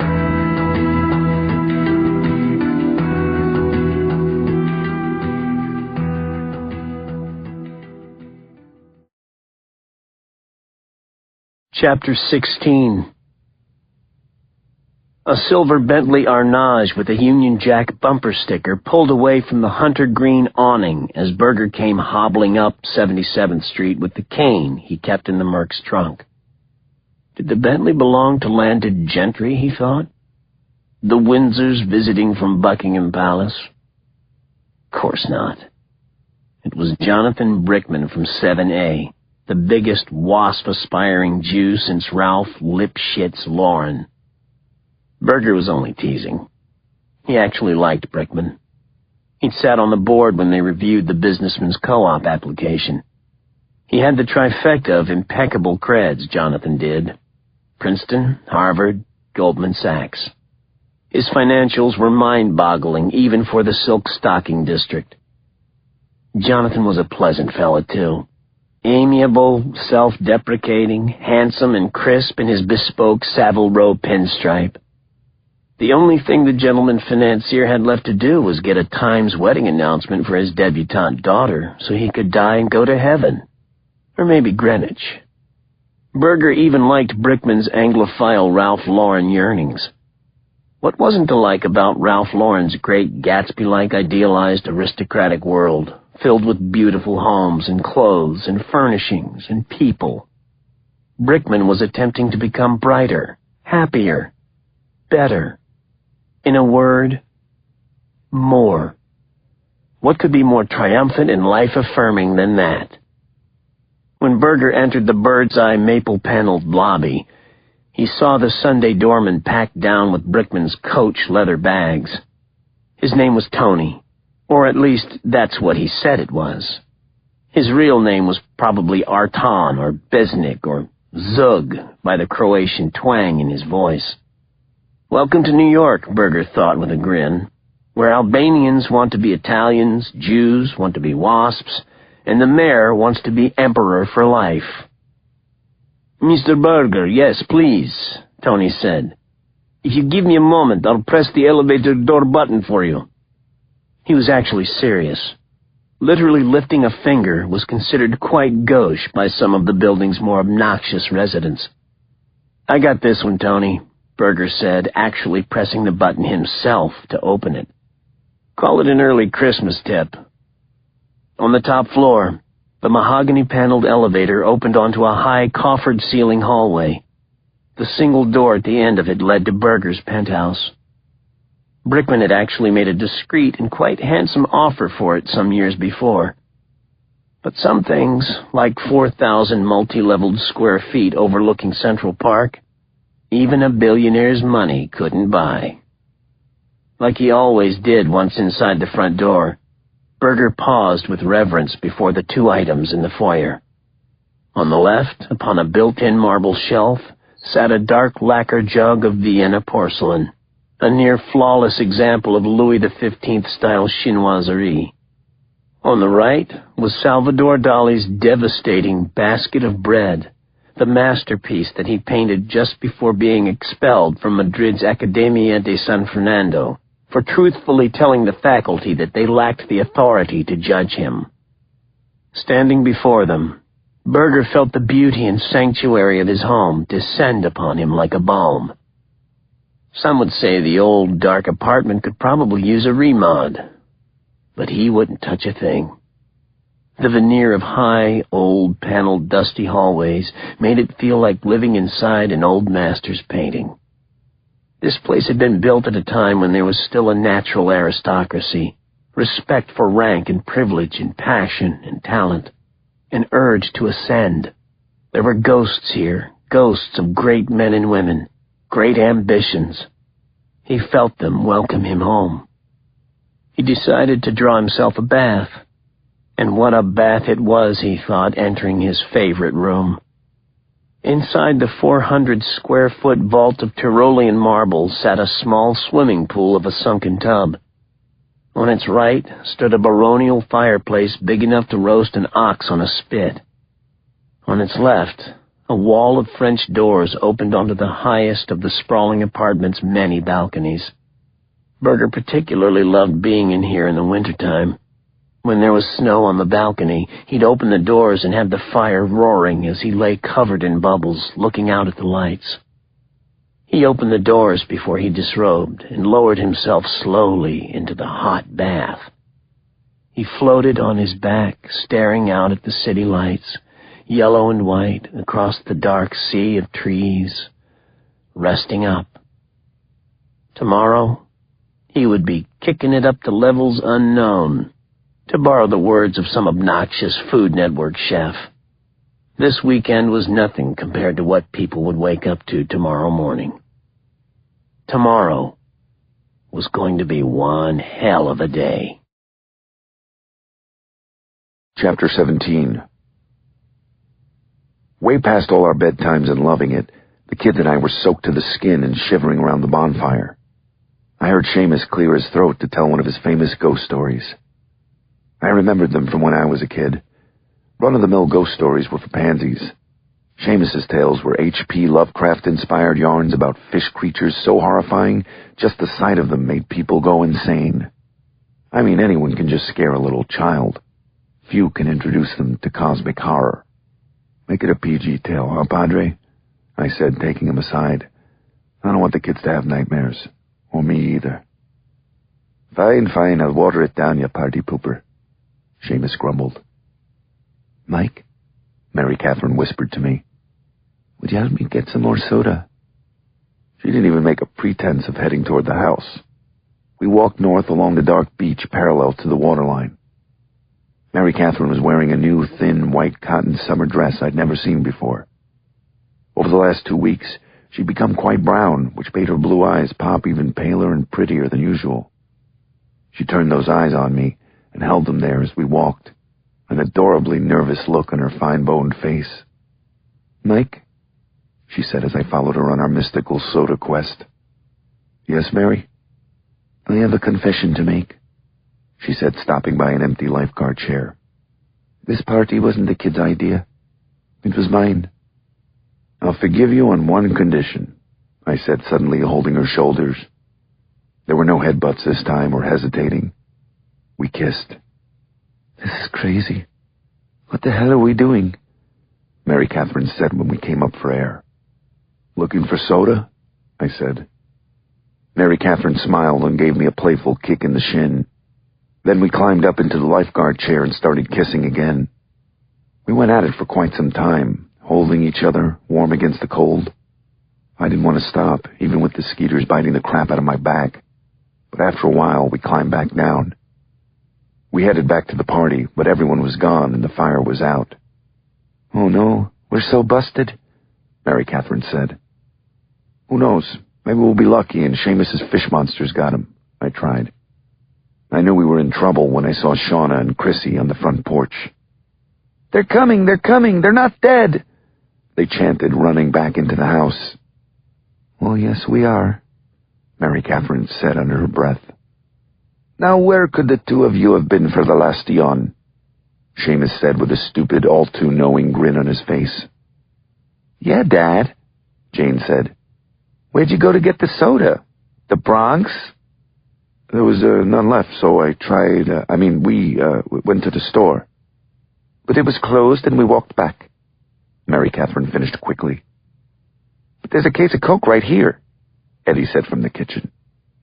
"That can't be. I must have missed it," I said. "In the fridge?" Eddie said. "Enough questions," I said. "I'm the cop here, and the dad, in fact. One more question and it's everyone straight to bed." I saw Seamus open his mouth. "With spankings," I added, pointing at him as everybody burst into giggles. "Fine, no questions," Seamus said. "How about the song? Ready, kids? Hit it." "Mike and Mary sitting in a tree, Kissing, they regaled us. Seamus was by far the loudest. "First comes love, then comes marriage," they said, making a circle and dancing around us like evil elves. "Then comes Mary with the baby carriage." "You're all dead, you know that?" I said, red-faced and unable to contain my laughter. "As doornails." Chapter 18.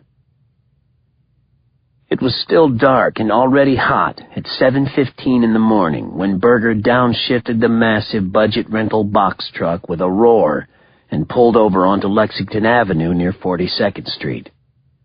Even this early on Monday morning, people in office clothes were spilling out of Grand Central Terminal like rats from a burning ship. He threw the massive truck into park and climbed out, leaving it running. He was wearing a backwards Yankee cap, cut-off jeans, construction boots, and yellowish-green cheap CVS shades. A wife-beater and a gold chain with a massive Christ head topped off his outer borough truck driver look. He made a showy display of dropping the back gate and rattling up the steel shutter before wheeling out the hand truck. On it were 3 thick plastic-strapped bundles of New York Times newspapers. He rolled them to the truck's hydraulic ramp and started humming it down. Weaving around morning commuters on the sidewalk, he quickly rolled the hand truck into the massive train station. Inside, hundreds of people were crisscrossing through the cathedral-like space, running like kids playing musical chairs to get into place before the stock market's golden opening bell. A pudgy anti-terror cop strapping an M16 yawned as Berger rolled right on past him. He dropped his bundles by a crowded stationery store called Latest Edition that adjoined the main waiting room. The short, mahogany-colored Asian guy behind the counter came out of the store with a curious look on his face as Berger spun the hand truck around with a squeal. "More times?" the little brown guy said. "This is a mistake. I already got my delivery." "What?" Berger said, throwing up his arms. "You gotta be effing kidding me. I should be home already. Central just called and said to drop these off. Let me call these jag-offs back. Left my cell phone in the truck. I'll be back in a second." The Asian guy shook his head at the chest-high stack as Berger quickly rolled the hand truck away. As Berger passed the anti-terror cop on his way out, he went into his pocket and slid ballistic ear protectors into his ears. Then he turned into the long Lexington Avenue exit corridor, took the cell phone from his pocket, and dialed the number for the trigger in the massive paper-wrapped bomb he'd just planted. He winced as 50 pounds of plastic explosive detonated with an eardrum-pounding ba-bam. 10 feet from the exit door, a chunk of cream-colored marble the size of a pizza slid past him like a shuffleboard disc. A man's briefcase followed. A cloud of dust and hot smoke followed him out the door into the street. Outside on Lexington, cars had stopped. On the sidewalk, people were turned toward the station's entrance, arrested in their places like figures in a model train display. The hand truck clattered over as Burger Ghost rolled it off the curb.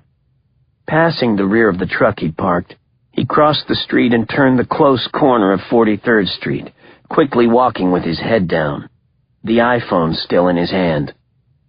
When he was halfway up the block, he took a breath and dialed the other mobile phone trigger, the one attached to the incendiary device in the cab of the truck. Someone screamed. When he glanced over his shoulder, a pillar of thick black smoke was billowing up between the office towers. Instead of just a distracting, blazing truck, he'd seriously thought about filling the rear of the truck with diesel-soaked ammonium nitrate like the Oklahoma City bomber. But in the end, he decided against it. He chucked the hat and the glasses and the Christ head, feeling unsure for a moment, shaking his head. All in due time, he thought. He glanced back at the ink-black pinwheeling mushroom clouds sailing into the July morning sky as he hit 3rd Avenue and started walking uptown. The first sirens started in the distance. He hadn't crossed the line this time, Burger knew. He'd just erased it. Chapter 19. I got up early the next morning. In the pre-dawn gray, I threw on some flip-flops and biked over to a deli a couple of blocks north of our beach bungalow. After I bought 12 Kaiser rolls and 2 pounds of bacon, I sat with a cup of coffee on a beat-up picnic table in the deli's still dark parking lot, gazing out over the beach. As the sun came up over the ocean, it reminded me of the summer I was 17. A buddy and I pulled a Jack Kerouac and hitchhiked down to the Jersey Shore to visit a girl that he knew. My friend cut out with the girl, and I ended up sleeping on the beach. Waking alone to the sound of gulls, I was depressed at first, but then I turned to the water and sat there, wide-eyed and frozen, overwhelmed for the first time by what a flat-out miracle this world could be. I smiled as I remembered being with Mary Catherine the night before. No wonder I was thinking about my teen years, I thought, finishing the dregs of my Green Mountain French vanilla.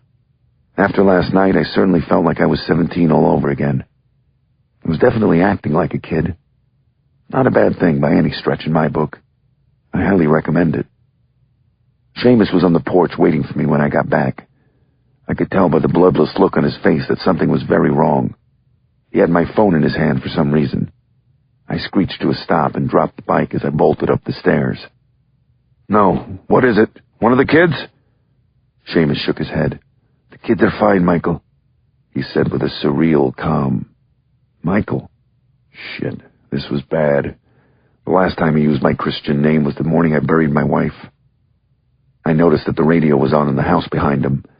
A lot of silence between the announcer's halting words. Seamus handed me my vibrating phone. There were 14 messages from my boss. "Bennett," I said into it as I watched Seamus close his eyes and bless himself. "Oh, Mike," my boss Miriam said. "You're not going to believe this. A bomb just went off in Grand Central Terminal. 6 people are dead, dozens more wounded. A cop is dead too, Mike." I looked up at the pink and blue marbled sky, then at Seamus, then finally down at the sandy porch floorboards.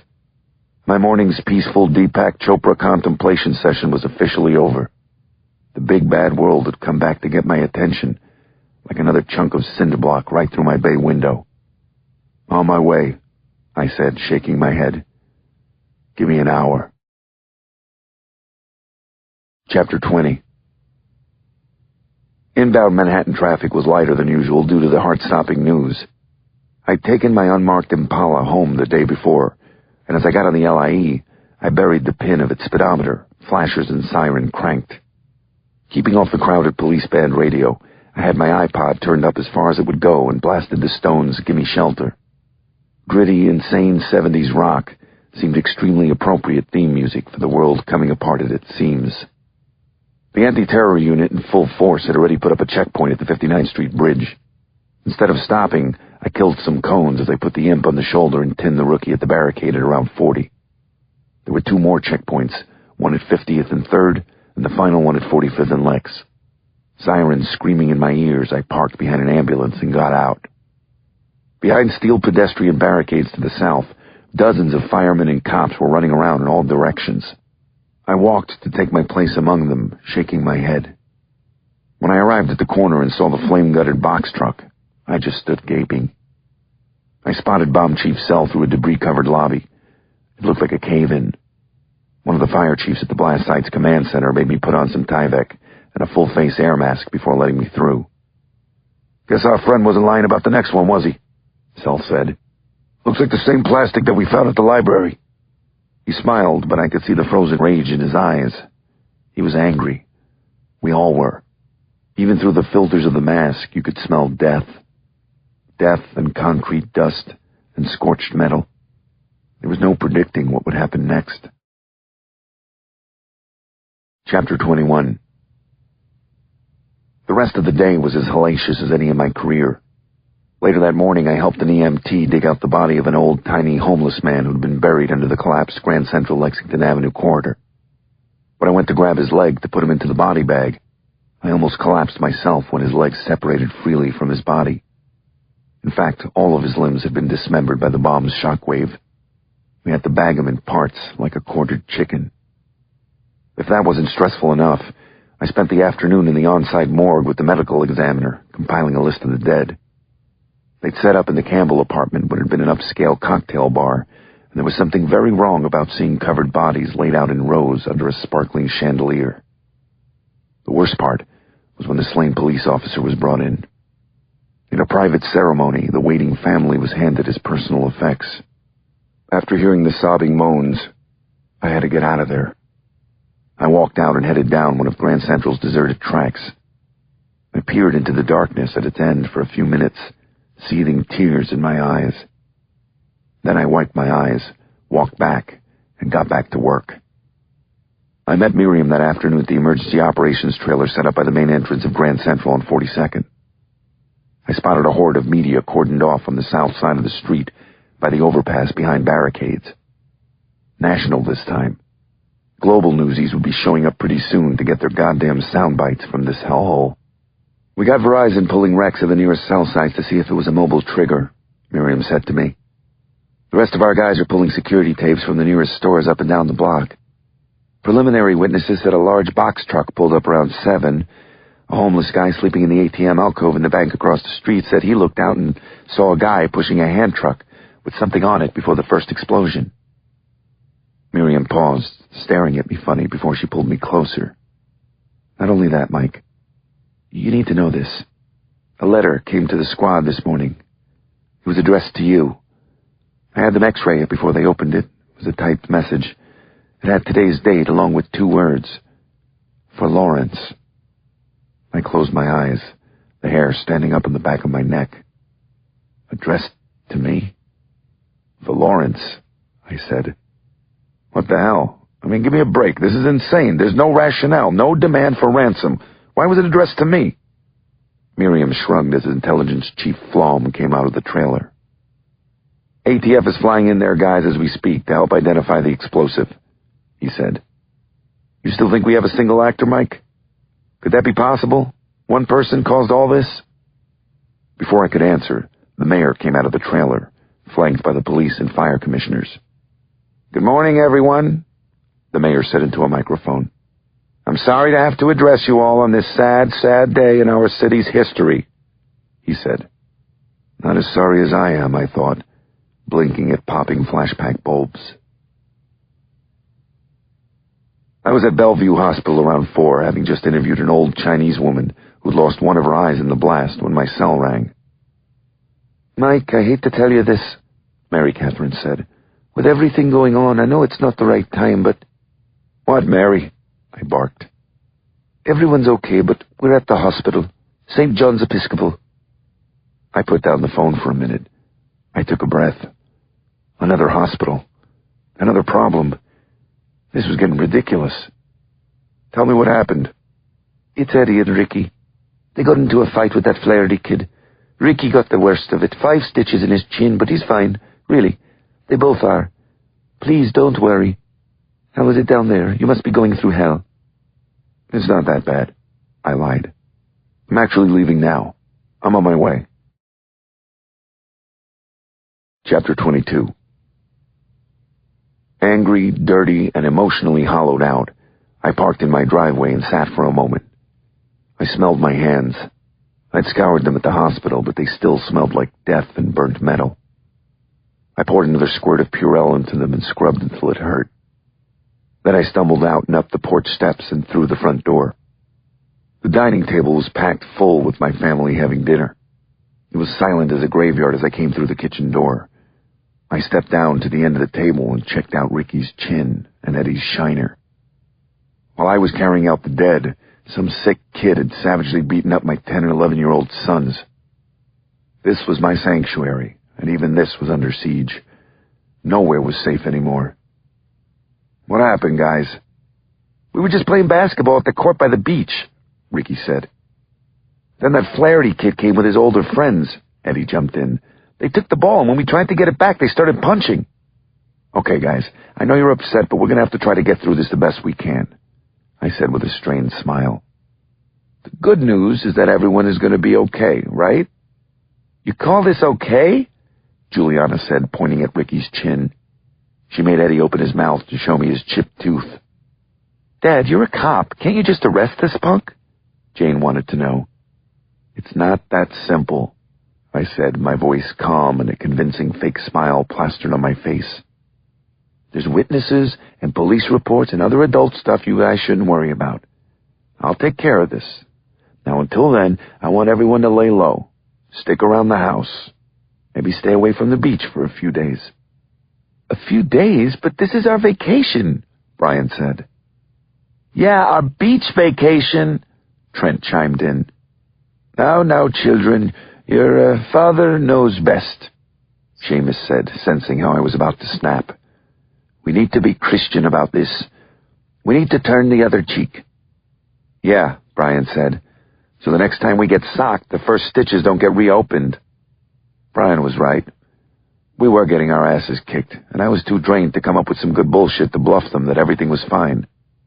That's when Bridget started crying from the other end of the table, followed almost simultaneously by her twin, Fiona.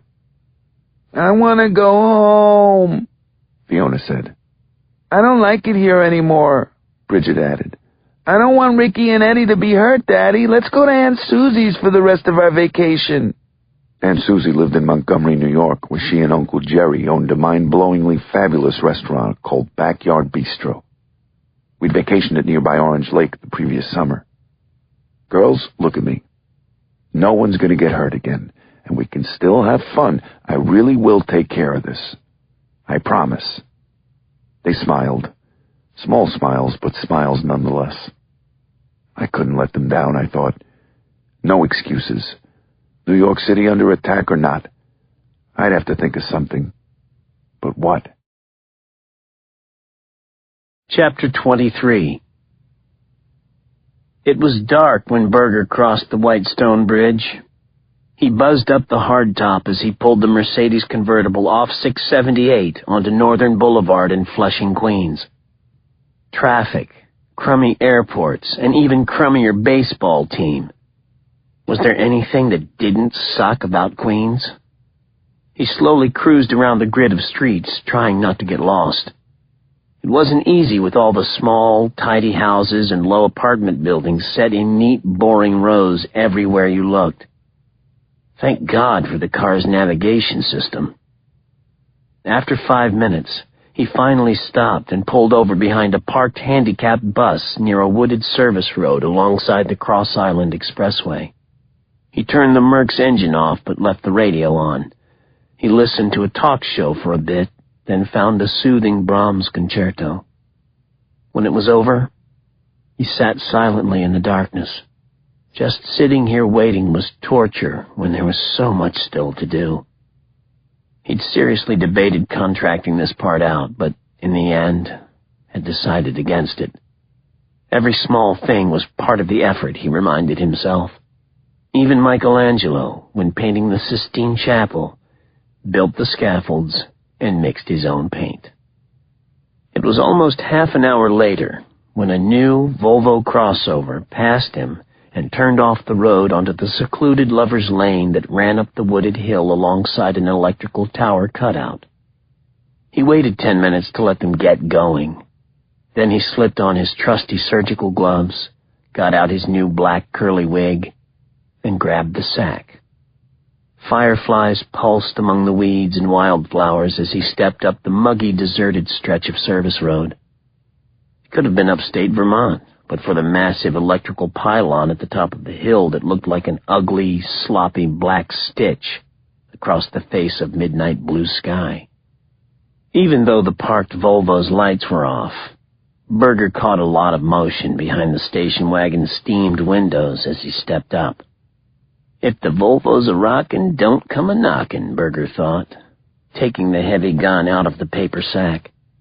He arrived at the driver's side window and tapped the snub-nosed, chunky .44 Bulldog against the glass. Clink, clink. Knock, knock, he said. They were both in the lowered passenger bucket seat. The young lady saw him first over the guy's shoulder. She was pretty, a creamy-skinned redhead. Berger took a few steps back in the darkness as she started to scream. As the man struggled to pull up his pants, Berger walked around the rear of the car to the driver's side and got ready. The Weaver shooting stance he adopted was textbook.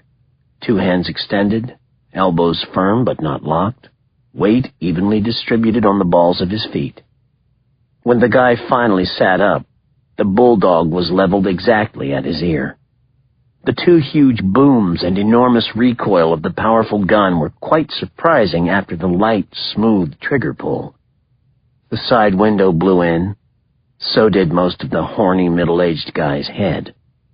Splattered with blood and brain matter, the girl in the passenger seat's sobbing scream rose in pitch. With the elbow of his shirt sleeve, Berger wiped cordite and sweat out of his eyes.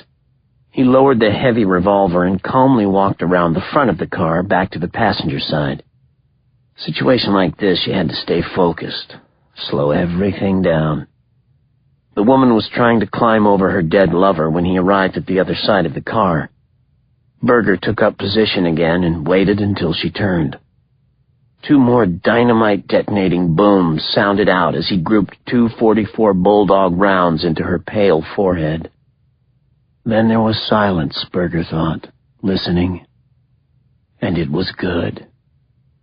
Recoil tingling his fingers, Berger dropped the gun back into the paper bag and retrieved the envelope from his pocket. He flicked the envelope through the shattered window. There was something typed across the front of it. Michael Bennett, NYPD. Humming the concerto he'd just been listening to, Berger tugged at a rubber glove with his teeth as he hurried back down the hill toward his car.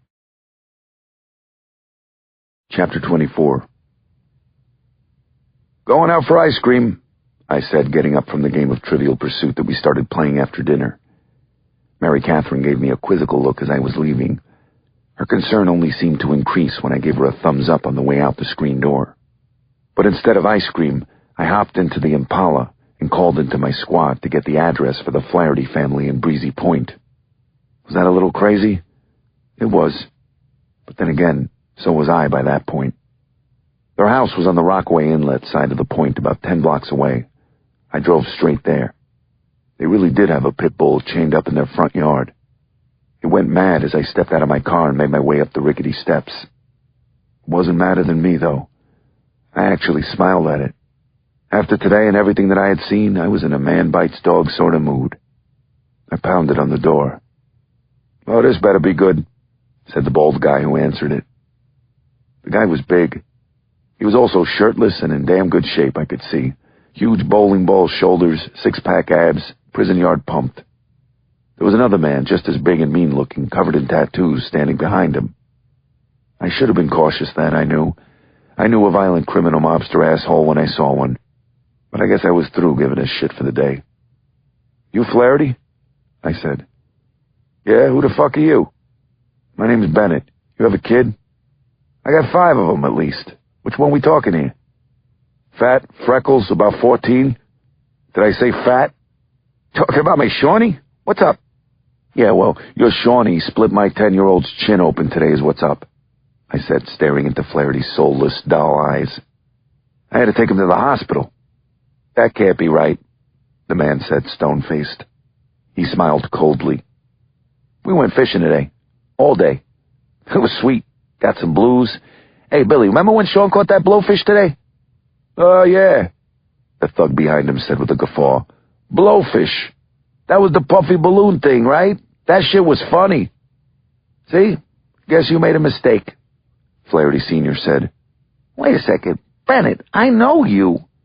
You got all those Rainbow Coalition crumb crunchers, right? You're a cop, too. Look, Billy, it's the Octocop in the flesh. I do have a gun, I said with a grin. You want me to show it to you? I really did feel like showing it to him. In fact, I actually felt like giving him a taste sample of my Glock. I know what they look like, but thanks anyway, Flaherty said, cold as ice. If you don't mind, though, I'd like to get back to the ball game. Mets might even win one for a change. Have a nice night, officer. That's when he slammed the door in my face. I felt like kicking it in. The pit was in a frenzy. So was I. But even in my stress-induced hysteria, I knew that wasn't a good idea. I chose to retreat. An empty Miller High Life can landed beside me as I was coming down the steps. Young Flaherty himself waved to me from the rattle-trap's second-story window. Gee, officer, I apologize. Must have slipped out of my hand. Even over the dog's apoplexy, I heard raucous laughter from inside. Death all day and ridicule for dessert. What a day. I crushed the can and hit the stairs before I could take my gun out. Chapter 25. Returning to the house with a full head of steam, I decided I needed some alone time. Wanting to make it both relaxing and constructive, I opted for doing what any angry, overworked cop in my situation would do. Inside the garage, I tossed down some old newspaper on a workbench and began field stripping my Glock 21. For half an hour, I went to town, cleaning the barrel and slide until everything was shipshape and shining like a brand-new penny. I'm not proud to admit that as I went through the meticulous motions, some unchristian thoughts went through my mind concerning certain Breezy Point residents. As I reloaded the Semi-Autos magazine and slapped it home with a well-oiled snick, I made a mental note to set up a confession the next time I saw Seamus. I discovered a bottle of Johnny Walker Black Label on a shelf behind a bolt-filled coffee can as I was cleaning up. One of my cousins must have left it there after his own Clark W. Griswold family vacation fiasco, no doubt. I drummed my fingers on the workbench as I eyed the half-full bottle. Why not just get drunk and let the world go straight to hell? I certainly had a good excuse. Several, in fact. As I stood there weakly and wearily pondering the scotch bottle, beyond the front door of the garage, I could hear steps on the porch and the doorbell ring. Hey, is Juliana around? A voice called out. The voice belonged to Joe somebody or other, some tall, friendly, non-psychotic high school kid from up the block who kept coming around because he had a crush on Juliana. Hey, Joe, I overheard Juliana say a second later. Do you and Brian and the guys want to play Roundup again? The sly, Breezy Point Romeo wanted to know. Can't tonight, Joe, but I'll text you tomorrow, okay? Juliana said curtly before letting the door close in his face with a bang. That was funny, I thought, heading outside and up the porch steps after Joe left. I knew my daughter had a bit of a crush on the lad as well. What was up? I figured it out when I saw Juliana through the new front window. She was sitting on the couch, laughing, painting Bridget's toenails as Fiona and Shauna and Chrissy waited their turns. I spotted Jane sitting in the recliner with cucumber slices over her eyes. I stood there, shaking my head, amazed. Juliana knew how upset this whole Flaherty thing had made her little sisters, so she had scratched her plans in order to comfort them with some sister spa time. While I was itching to crack the seal on a bottle of booze, Juliana was stepping up. Let's have a hand for Father of the Year, Mike Bennett, I mumbled as I plopped myself down on the front porch swing. I was still there when Mary Catherine came out. She frowned at my sad, self-pitying ass as she sat down beside me. And how are the Flahertys? She asked. I looked at her, about to deny my visit to the neighbors. Then I cracked a tiny smile. Bad news, Mary, I said, looking off down the sandy lane. Which is about par for the course lately, isn't it? for this vacation, this city, this planet. She wisely went back inside and left me alone with my black mood. When my work phone rang a half an hour later with my boss's cell on the screen, I seriously thought about throwing it as hard as I could off the porch, maybe taking a couple of pot shots at it before it landed, my own personal Breezy Point clay shoot. Then I remembered what my son Trent had said 2 days before. Who was I kidding? Vacations were for real people. I was a cop. "This is Bennett," I said into the phone with a grim smile. "Give me a crime scene." "Coming right up," Miriam said. Chapter 26. As I drove through Queens 20 minutes later, I thought about a documentary I saw once on cable about the annual NYPD Finest versus the FDNY Bravest football game. At halftime, with the score tied, the firemen's locker room was about what you'd expect. Upbeat, healthy-looking players and coaches encouraging one another. The NYPD locker room, on the other hand, was about as cheerful as the visitors' room at Rikers. In place of a traditional pep talk, red-faced, raging cops opted for screaming horrendous obscenities at one another and punching the lockers like violent mental patients. No doubt about it, we're a funny bunch. Not funny haha either, I thought as I arrived at the latest atrocity, a murder scene along an industrial service road in Flushing. I was a little fuzzy as to why I, of all people, needed to come to this godforsaken place in the middle of the night when I was already up to my eyeballs in the bombing case. But I was pretty sure I was about to find out. Beside an electrical pylon at the top of the access road, half a dozen detectives in uniforms were taking pictures and kicking through the weeds to police band radio chatter. In the far distance behind them, cars continued zipping by on the lit-up Whitestone and Throgs Neck bridges. With the red and blue police strobes skipping through the trees, there was something bucolic, almost peaceful, about the whole scene. Too bad peace wasn't my business. Definitely not tonight. Andy Hunt, a short, immaculately dressed Filipino detective from the 109th Precinct, pulled off a surgical glove and introduced himself as I was signing the homicide scene log. The death scene Hunt guided me to was a new Volvo crossover with a nice tan leather interior. Formerly nice, I corrected myself as I stepped up to the driver's side open door and saw the ruined bodies. A middle-aged man and a younger woman leaned shoulder to shoulder in the center of the car, both shot twice in the head with a large-caliber gun. Green beads of shattered auto glass covered both bodies. I waved away a fly, staring at the horrible constellation of dried blood spray stuck to the dash. "The male victim is one Eugene Keating. He was a professor at Hofstra, taught international energy policy, whatever the hell that is," Detective Hunt said, tossing his Tiffany blue silk tie over his shoulder to protect it as he leaned in over the victims. "The redhead is Karen Lang, one of his graduate students. Maybe they were testing the carbon output on this electrical cutout, but I have my doubts, considering her panties on the floor there. What really sucks is that Keating has 2 kids, and his pregnant professor wife is due for a C-section in 2 days. Guess you'll have to call a cab to the hospital now, huh?" "I don't understand, though," I said, resisting the urge to pull down the poor female victim's bunched-up T-shirt. "Why does anyone think this twofer has something to do with today's bombing?" Hunt gave me an extra grim look. Then he moved the light onto something white that was sitting in the dead man's lap. It was an envelope with something typed across the front of it. I squatted down to get a better look. You're not supposed to let the job get inside you, but I have to admit that when I read my name on the envelope, I absolutely panicked. I froze from head to toe, as if someone had just pressed an invisible gun to my head. After a few minutes, I shrugged off my heebie-jeebies and decided to go ahead and open it. With thoughts of Ted Kaczynski, the Unabomber, dancing in my head, I retrieved the envelope with the pliers of Hunt's multi-tool. I borrowed a folding knife from one of the uniforms and slit the envelope open on the hood of the nearest cruiser. If I thought opening the letter was a hair-raising experience, it couldn't hold a candle to what it said on the plain sheet of white paper inside. "Dear Detective Michael Bennett, I am deeply hurt that you have called me a woman-hater. I am not. But I am a monster. I am the son of Sam." Book 2. Double Down. Chapter 27.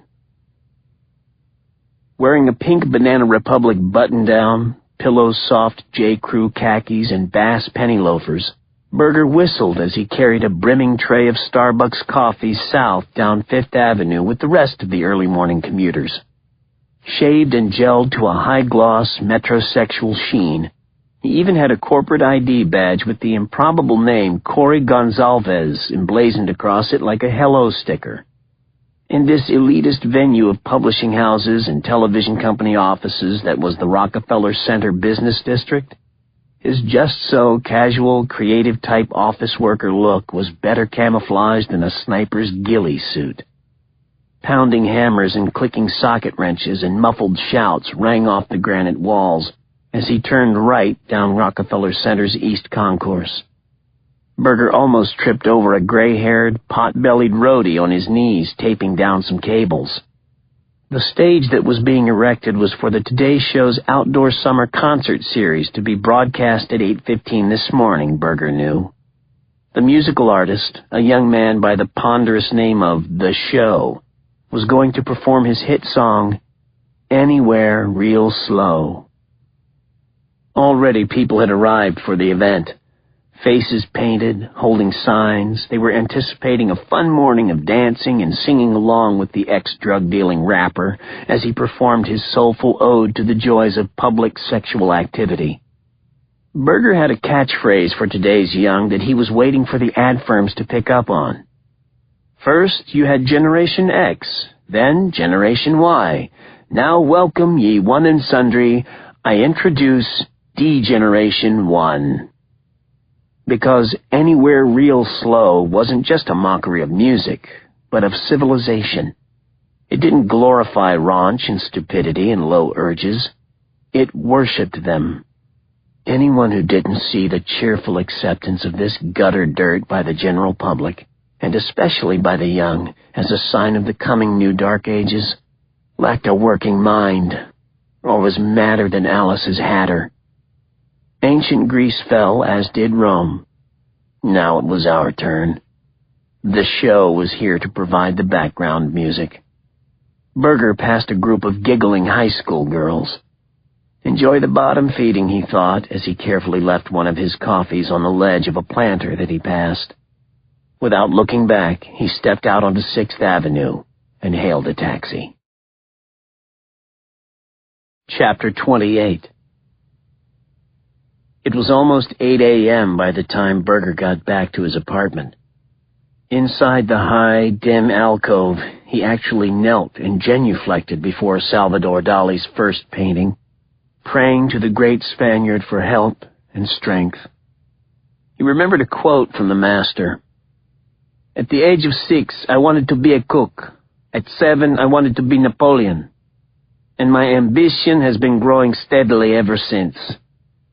Berger stood smiling. Each moment, each breath came that much sweeter the closer he approached his death. In the beginning, he had been afraid when he thought about how things would turn out. Now he saw it all made perfect sense. He was glad. In the apartment's imposing library, Berger slowly removed all of his clothing. He lifted the remote control and stood before the massive screen of the $50,000 103-inch Panasonic plasma TV. He glanced at the butter-soft leather recliner where he'd sat to watch all his favorite movies, but he didn't sit down.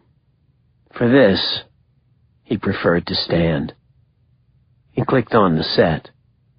There was a commercial for feminine products, and then Matt Lauer filled the wall of the room. Without further ado, Lauer said, let's cut to the plaza and the show. A young black man in a full-out orange prison jumpsuit covered in gold chains winked from the screen. You all ready to make some noise? The show wanted to know. Behind him, a retinue of other prison-suited young male and female backup singers and dancers of every race were standing, still as Buckingham Palace guards, waiting for the first drop of bass to start kicking it freestyle. Many of the young people in the crowd had cell phones in their hands, recording the momentous occasion. Berger lifted his own phone, but it wasn't to take a picture. He pressed the speed dial. It was to paint his own. And 1, 2, the show said. Show's over, Berger said. There was a flash of light, a startling blast of sound followed by a long, cracking echo. The show stood there, microphone to his gaping mouth, as the camera panned over his shoulder onto a plume of smoke. In 1080 HD with Dolby Surround, Berger was psyched. I must be in the front row. He changed to Channel 2. CBS's early show was on. The host, some slutty-looking Asian woman, was grilling fish out on the studio's 59th and 5th Plaza with none other than celebrity chef Wolfgang Puck. Yes, yeah, you see? Yeah, Wolfgang said to the geisha girl. Yeah, Wolfie, I see, Berger said as he thumbed the other speed dial for the second device he'd planted next to the corner garbage can at Wolfie's back. Another explosion, even louder than the first, happened immediately. Someone started screaming. That's what you get, Berger chided, clicking over to ABC. Diane Sawyer was interviewing a sports writer who was shilling his latest vapid, tear-jerking bestseller. They were outside on one of ABC's Times Square Studios roof plazas. Tell me, where do you get your ideas? Diane wanted to know. On second thought, don't, Berger said as he dialed the third bomb that he'd left in the center of Times Square down on the street beneath her. The sound was softer, which made sense due to the difference in elevation, Berger thought, looking down at the oriental carpet. Had there been a little glass shattering in that one? He nodded with a grin. Indeed, there had been.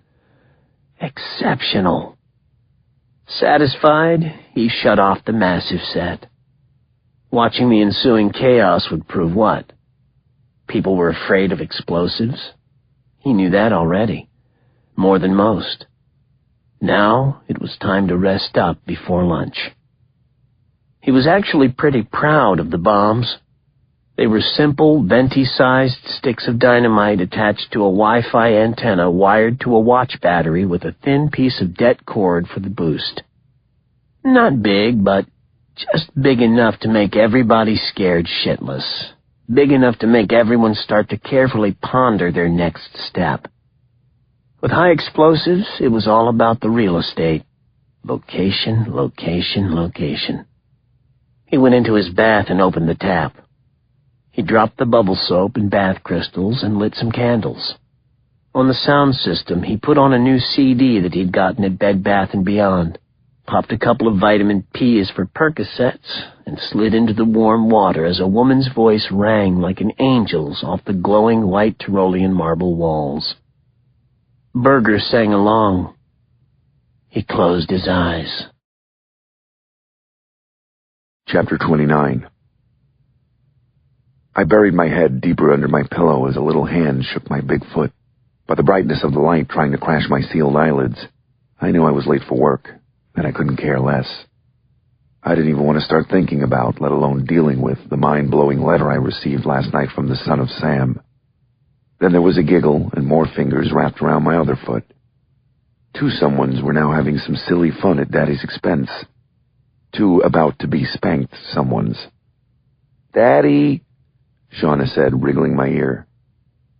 "No es Daddy Hero," I said in a Speedy Gonzales voice as I peeled her hand off. "Daddy es mucho nighty-night." "But, Daddy, you have to come," Shauna said. "Grandpappy's cooking breakfast. Grandpappy."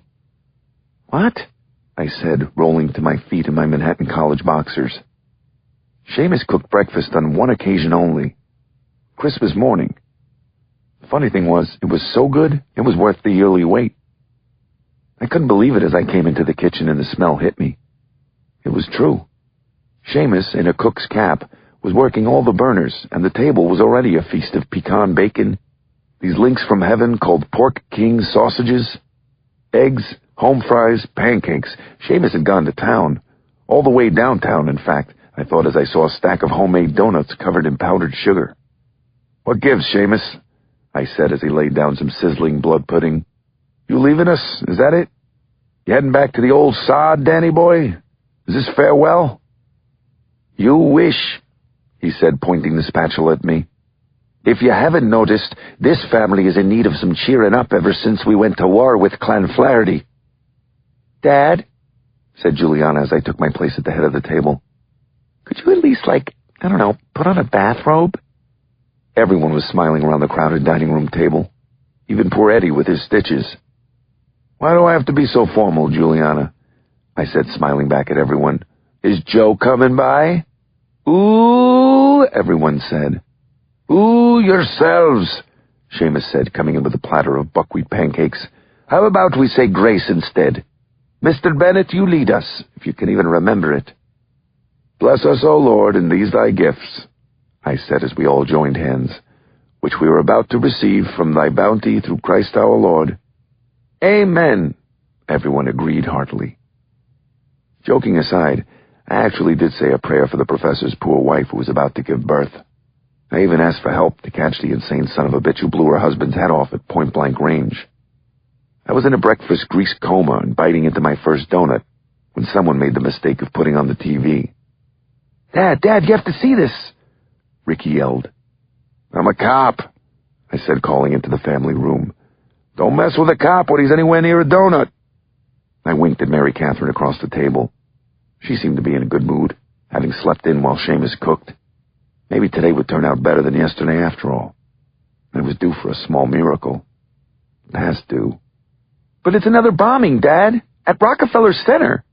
No one dead, it says at the bottom of the screen, but 12 people are in the hospital. The mad bomber strikes again." Rockefeller Center? This loser didn't quit, did he? Or was it 2 people? One son of Sam copycat and another fool? I didn't even look for my phone. I didn't need my boss to tell me where I needed to be. Running for the shower, I passed Seamus coming in with the coffee. "I'll need to take that to go." Chapter 30.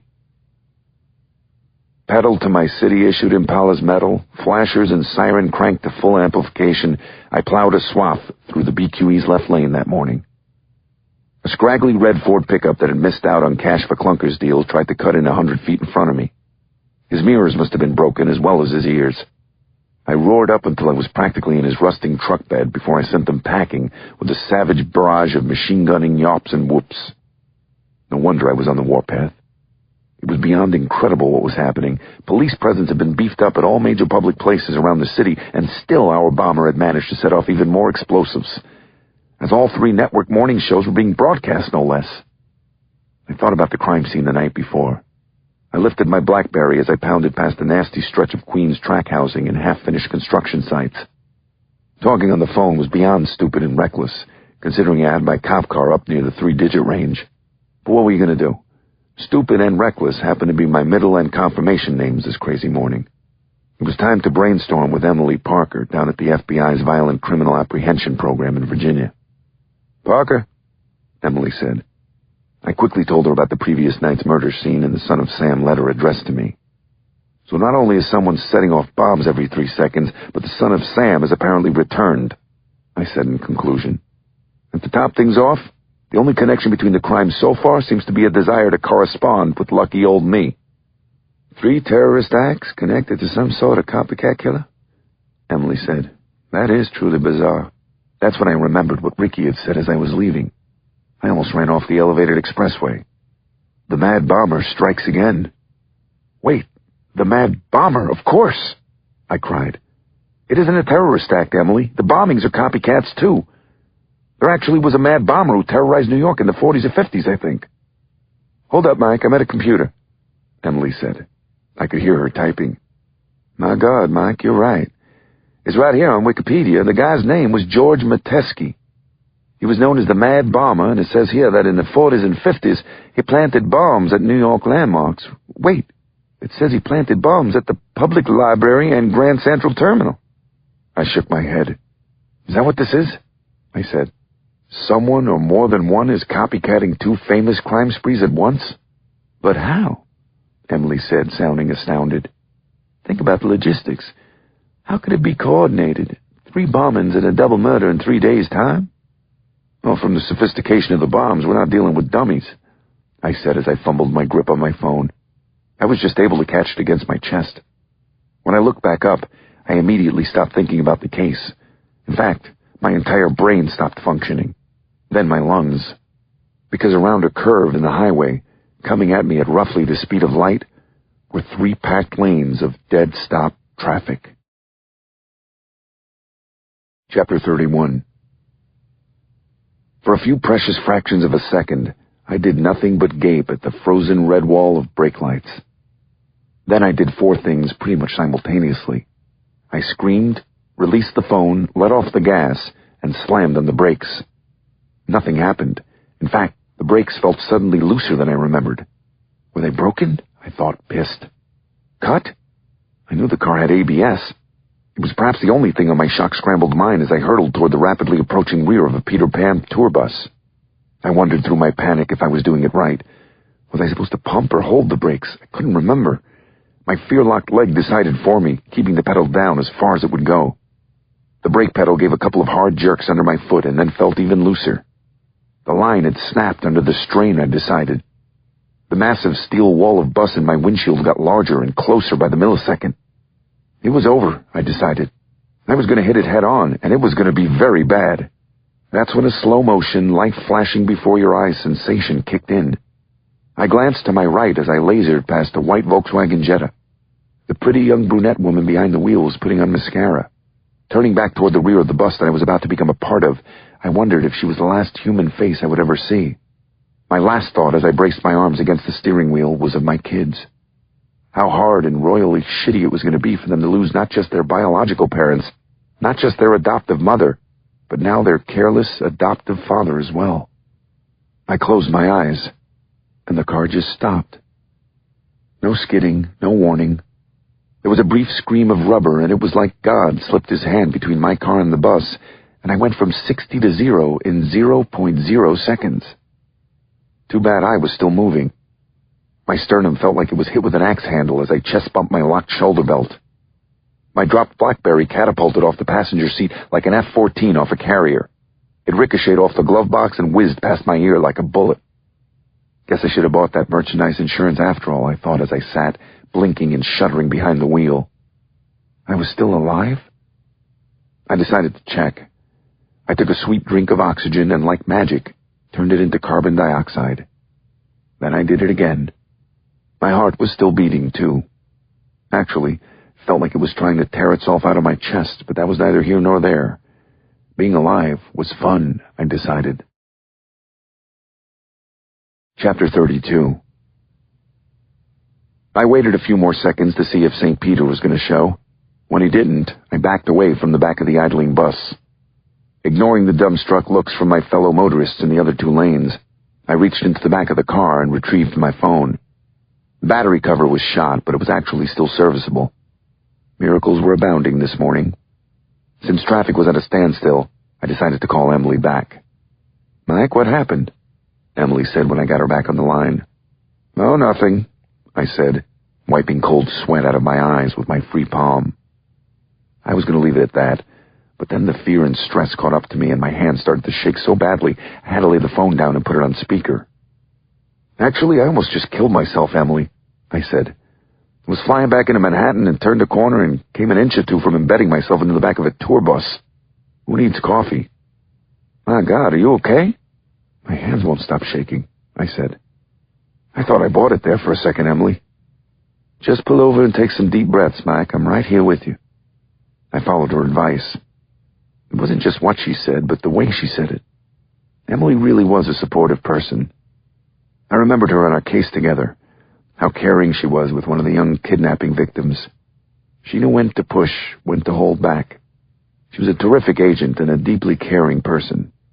She was good-looking, too. We kind of fell for each other during the case.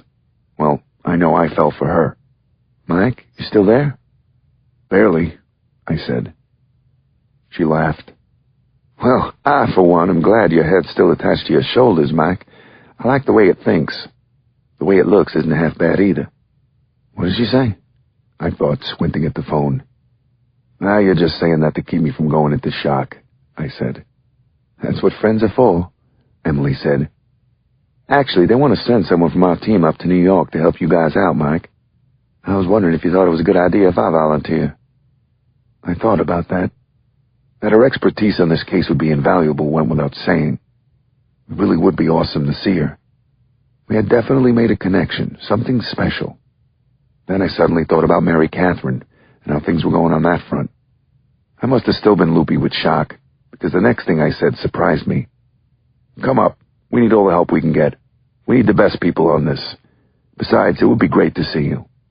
Really? She said. Really, I said, not knowing what the hell I was doing or saying. Call me as soon as you get up here. Chapter 33.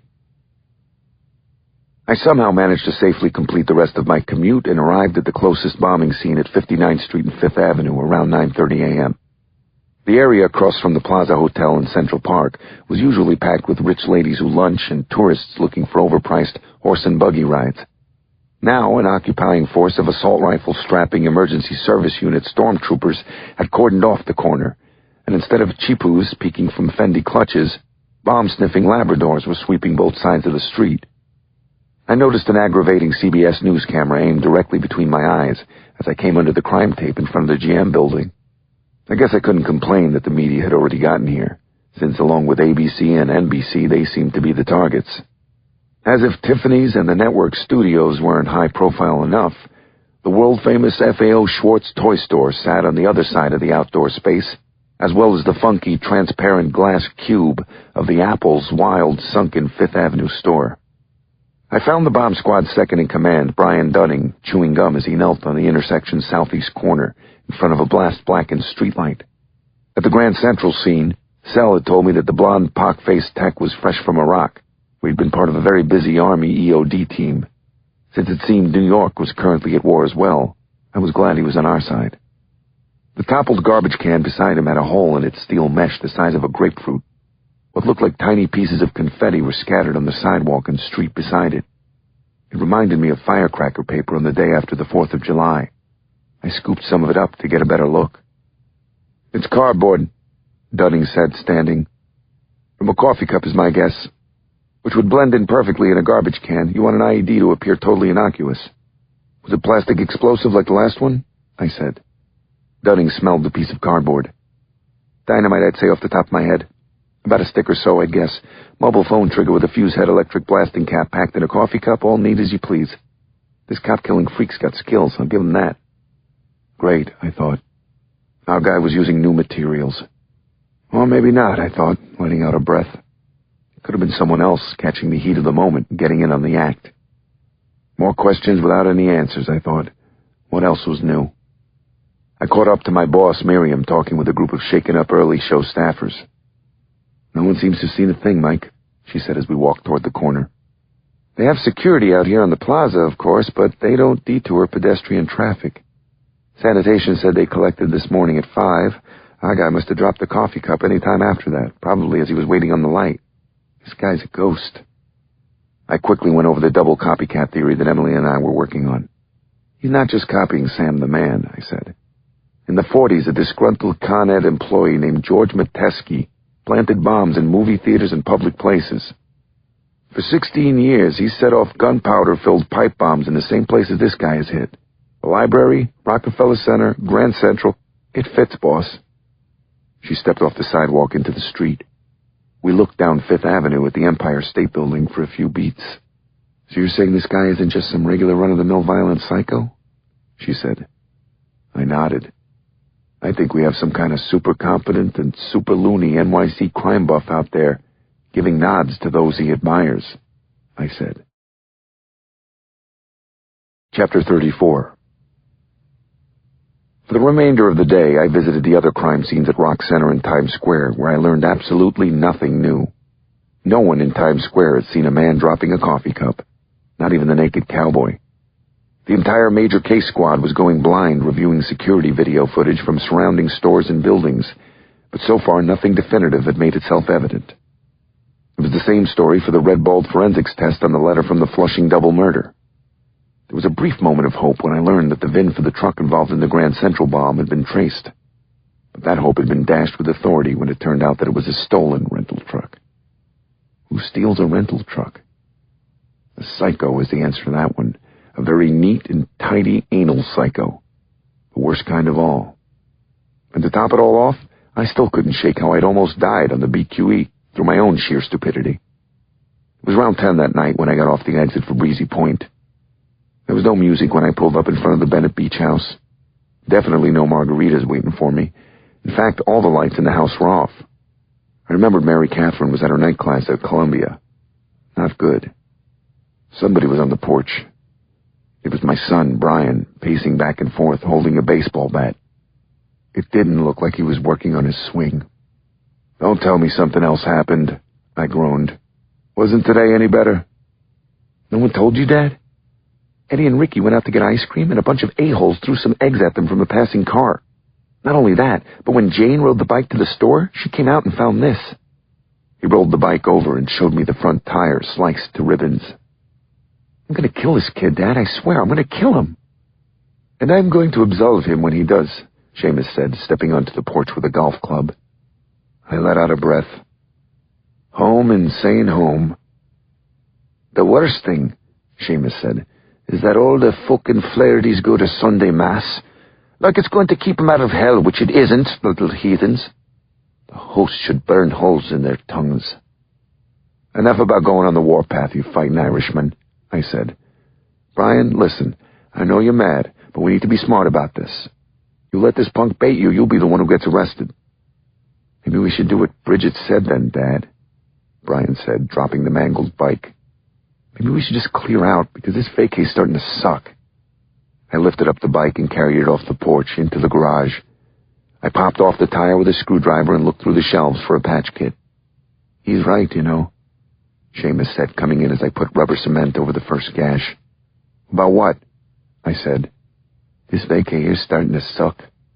Big time," Seamus said. Chapter 35. Later that night, I sat on the porch, pulling guard duty. I had a plastic cup of cheap red wine in one hand, and Brian's Louisville Slugger in the other. Summer of Love Part 2, this was not. "Hark, who goes there?" I said as Mary Catherine came up the stairs back from her art class. She was wearing tight jeans with a jazzy leopard print tank and looked amazing. "We're arming ourselves? Is that bad, huh?" Mary Catherine said as she shrugged off her laptop bag and sat her long legs down beside me. I poured my nanny a glass of Malbec. "Worse," I said, handing it to her. "Are they all asleep?" "At least pretending to be," I said. "All except the big one." "Brian?" "No, Father Pain in the ass. He went out for a few jars, quote-unquote, to soothe his troubled mind. Even the saints are hitting the suds tonight," I said, clinking plastic cups. "Are you any closer to catching the bomber guy?" she said, kicking off her flats. "Because the people in my class are completely bonkers. Half of them didn't even show up for tonight's test. They told the professor they're too afraid to ride the train." "Smart kids," I said. "You might want to follow their example. If the color code thing was still in place, we'd be looking at orange, dark orange." "I'm a big girl, Mike. I know my way around the city now. I can take care of me own self." "I know that. But if something happens to you, who's going to take care of me?" I said. We swung back and forth for a while, talking and having some more wine. She told me some funny stories about her summer vacations with her big family when she was a kid back in Tipperary. Even after the day I had, I was actually starting to relax. I don't remember who started kissing who first. We held each other for a while, just listening to the sound of the surf 2 blocks away. It was incredibly choppy and loud tonight, a relentless pounding. The first hurricane of the season was heading up the East Coast from Florida, I remembered hearing on the radio. That's when I remembered something else. The hurricane wasn't the only thing coming up to New York. Why had I told Emily Parker to come again? I thought as Mary Catherine undid the buttons on my shirt. Because she was a competent law enforcement expert. Even I knew that was bull. Emily was cute, and I liked her. But Mary Catherine was cute as well, and I liked her too. One thing led to another, and after a bit, I found my hand under the back of Mary's shirt. Mary suddenly pulled back and sat up. "Talk about dark orange," she said. She was right. We both knew we were on the edge of something either wonderful or terrible here. Neither one of us knew what to do about it. "What now?" Mary said. "You tell me." "We're so Irish, Michael. Well, technically, I'm Irish-American, I said, pulling her in again and kissing her sweet, hot mouth. Ahem! Someone yelled. I don't know who jumped higher, me or Mary. There was a jangle of chains as we almost ripped the porch swing off its moorings. Seamus came up the steps, a smile from ear to ear. How was your class tonight, Mary Catherine? Your art class, that is, if you don't mind me asking. Oh, fine, Seamus. Look at the time. So much to do tomorrow. Good night, Mary said, off like a shot into the house, absolutely abandoning me. Seamus looked at my completely open shirt with disdain. Michael Sean Aloysius Bennett. What in the name of the good Lord do you think you're doing? And don't be telling me you've been catching some rays, Seamus said.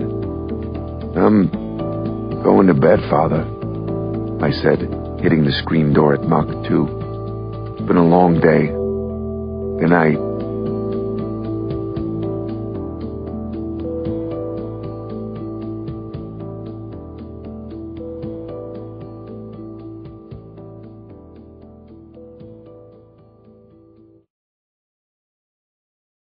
Chapter 36. I woke up extra early for work the next morning. And not just to beat the traffic this time. A stealthy exit after last night's questionable tonsil hockey session with MC on the porch seemed just the thing. In addition to probably breaking several employer sexual harassment laws, I didn't know where to start in sorting through my conflicting feelings. I really had no idea at all what to say to Mary in the light of day. I definitely didn't want to face another inquisition from Seamus. Red wine always gets me into trouble. No, wait. That's my big mouth. As I tiptoed out of Dodge, holding my shoes, I noticed a strange bluish light coming from the girl's room. I knew I should keep on going and leave the culprits to their own mischievous devices, but the cop in me couldn't resist a righteous bust. I retraced my toe tips back into the room. The light was coming from under a suspiciously lumpy blanket on the bed in the corner. There was a lot of suspicious, excited whispering going on as well. What's this? I said, whipping away the blanket like a magician. What I saw wasn't a rabbit, though still quite cute. Ah!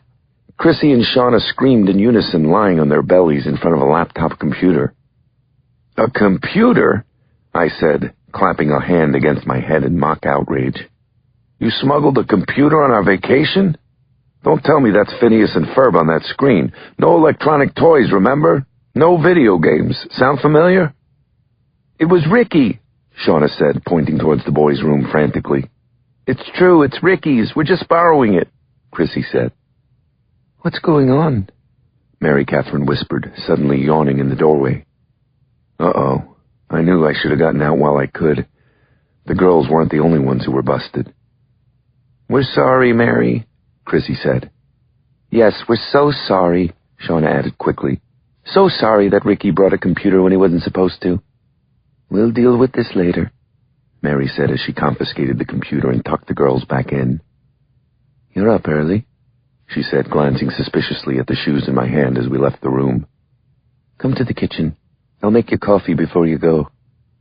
I'd love to, but I don't have time. Early briefing, I said. It's 5:30, Mary Catherine said, peering at me.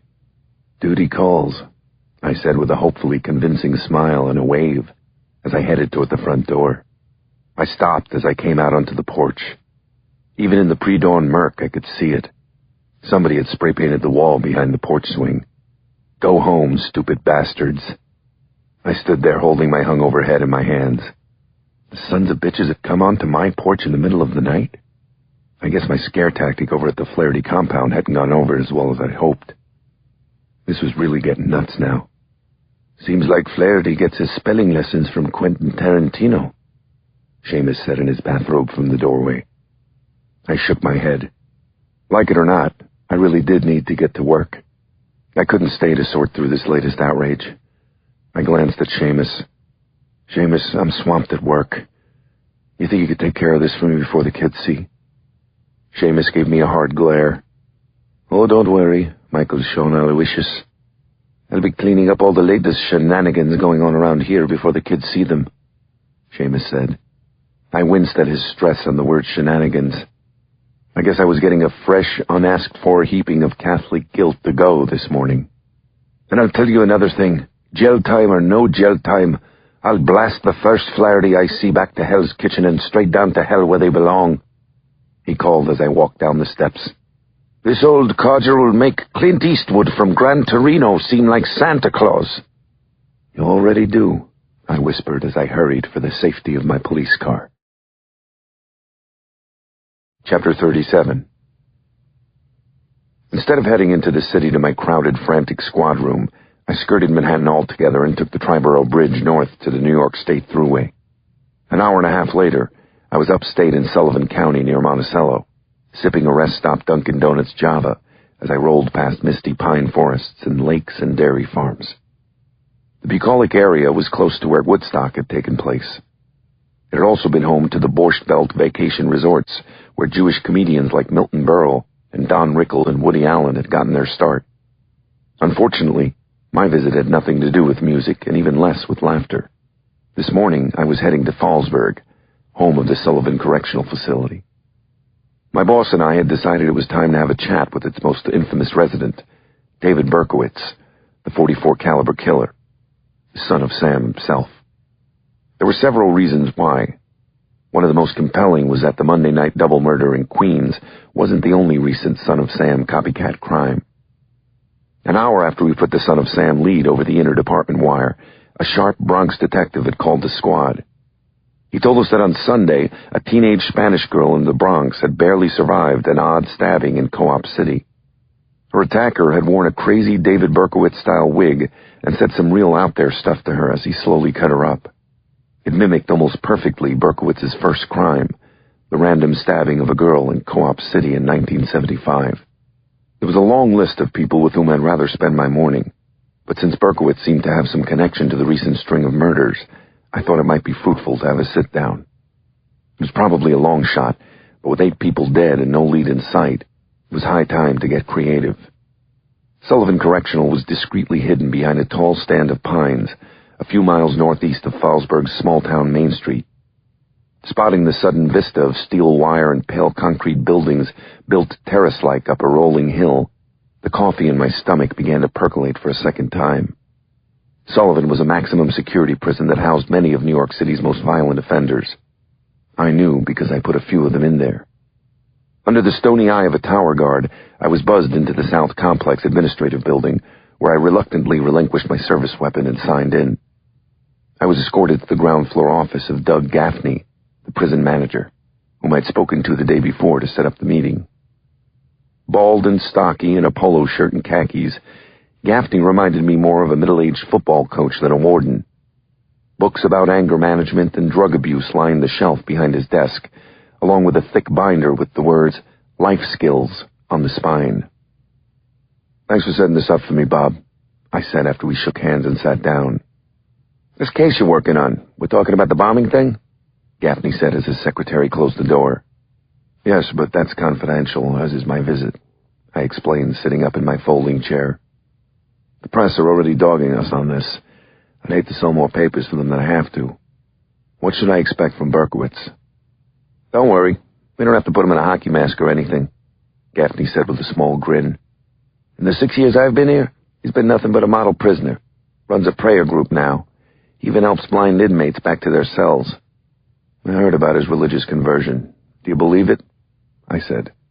"I suspend my belief to things outside these walls, Mike, but who knows?" he said, lifting a radio out of the charger behind him. "If you're ready, I'll walk you over." Chapter 38. I met Berkowitz in a bright and airy secure visitor's room in a cell block across the concrete yard behind Gaffney's office. What struck me first was how surprisingly unthreatening he was. Short, paunchy, middle-aged with white hair, he reminded me of the singer Paul Simon. He was clean-shaven and his hair was freshly cut. Even his green prison clothes seemed excessively neat, as if he had them dry-cleaned. He had little resemblance to the wild-eyed, sloppy young man on the front covers of all the newspapers when he'd been apprehended in 1977. He actually smiled and made eye contact as he sat on the opposite side of the room's worn linoleum table. "Hi, David. My name's Detective Bennett from the NYPD, I said, smiling back. "Thank you for agreeing to speak with me this morning." "Nice to meet you." he said, taking a small Bible from his pocket. He placed it directly on the table before him. How can I help you, sir? Well, I was wondering if you might give me a little insight into a case I'm investigating right now, I said. Berkowitz's eyes narrowed as he cocked his head.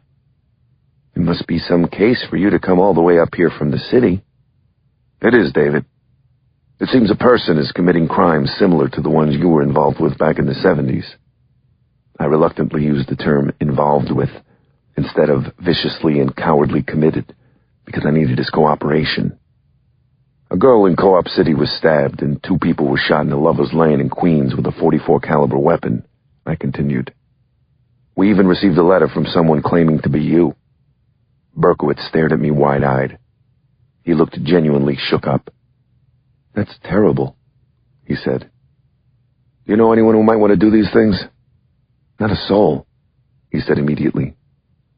Come on, David.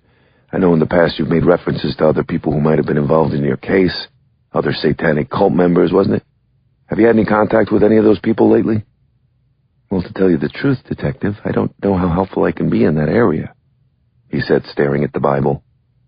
You see, what I remember of that tragic time is really all a blur now. How convenient for you, I thought. He began to fan the Bible pages with his thumb as he continued. I was deep into the occult back then and not really in my right mind. In fact, ever since giving myself over to Jesus Christ, more and more of those memories, thankfully, seem to fade every day. That's the incredible power of Jesus. His forgiveness can cleanse even a man like me. I looked across the table for a beat.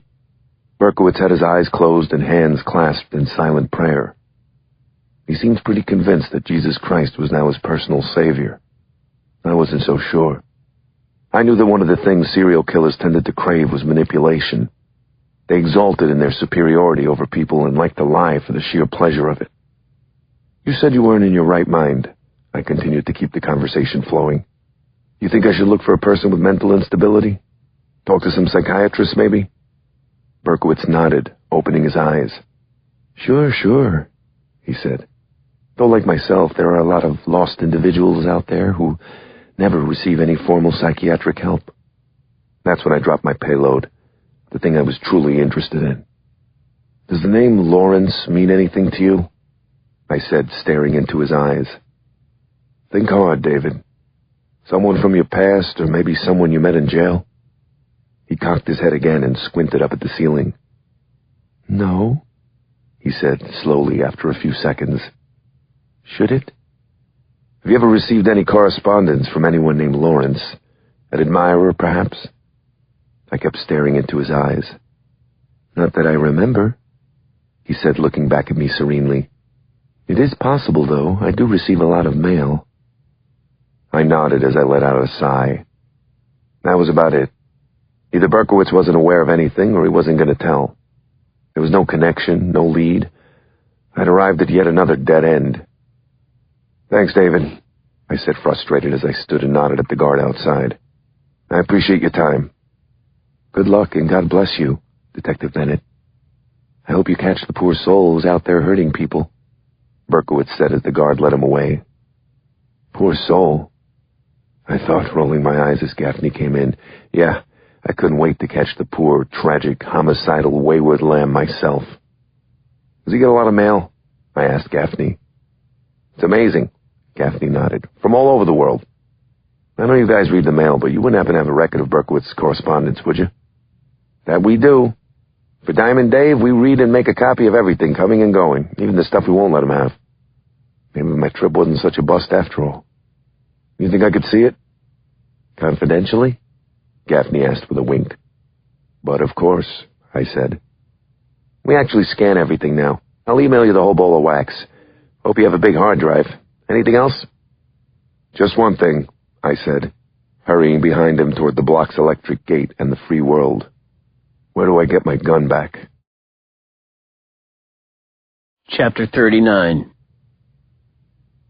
To the clack of kitchen plates, the pale, elegant brunette weaved her way around the dim room's empty linen-covered tables and climbed the little corner stage for the Ebony Steinway Concert Grand. After a moment, a slow and pretty impressionistic piece began to drift out over the room. Debussy, or maybe Maurice Ravel. At the opposite end of the wood-paneled room, Berger nodded with approval. Then he carefully tucked his damask napkin into his shirt, closed his eyes, and inhaled. Invisible ribbons of hunger and flaming scents from the vicinity of the swinging kitchen door behind him invaded his quivering nostrils. He detected nutty, sizzling butters, meat smoke, soups redolent of mushrooms and leeks, decanted vintage wine. His palate was so sensitive, he felt he could actually distinguish the separate odors dissolving against the postage stamp-sized tissue high in his nasal cavity, called the olfactory epithelium. "Now, sir?" whispered the bug-eyed, tuxedo-clad maitre d' at his back. The arrangement was that only the maitre d' could serve or speak to him. Berger never spoke back, but indicated his wishes with a series of predetermined hand and facial gestures. He'd even asked that the shades be drawn to keep the dining space as dark as possible. Berger waited a moment longer, holding in the glorious aromas, a junkie with a hit of crack smoke. Then he gave a subtle nod.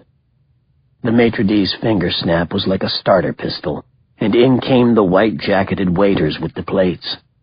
They were actually more like platters. There were mounds of brioche, caviar, quiche, a roast duck, a creme brulee, oysters, a gravy boat filled with a saffron-colored sauce. It was hard to tell which meal was being served. It was actually all of them, a montage of breakfast, lunch, and dinner. Berger immediately tucked in. The first thing within his grasp was a still-warm baguette. He ripped off a hunk in a detonation of flaky crumbs, stabbed it into a tub of white truffle butter, and slammed it into his waiting mouth. More crumbs went flying as he chewed with his mouth open. He loudly slurped at a glass of Cabernet, spilling much of it. Arterial red rivulets dripped unnoticed off his chin as he reached for the plate of oysters. He was well aware that he was breaking about every rule of table etiquette. No doubt about it, he had a soft spot for food. When it came to meals, he literally became overwhelmed, almost drugged, with all the smells and tastes, and lately, even textures. He was so unabashedly gluttonous, he didn't even use silverware anymore, but had at it with his bare hands like a savage in order to heighten his obsessive pleasure. The consumption of food had become something shameless, almost horrifying, and yet in a very real sense, somehow divine. Like the famous killers Berger so admired, he possessed an intensity of desire for certain things other people either couldn't understand or were afraid to even consider. The maitre d' cleared his throat. "More wine, sir?" he whispered beside his ear. Berger nodded as he ripped into the duck with his bare hands, fingernails tearing deliciously at the crispy, greasy skin. More, Berger thought, filling his mouth until his cheeks bulged. My favorite word. Chapter 40. It was 2 p.m. when Berger got out of a taxi in Brooklyn's Grand Army Plaza. Dapper as you please in a chalk pinstripe Alexander McQueen power suit, he carried a brown paper bag in his right hand, and in his left was his lucky cane. The razor-sharp saber inside of it had a grinning pewter skull for a handle that he kept hidden under his palm as he strolled.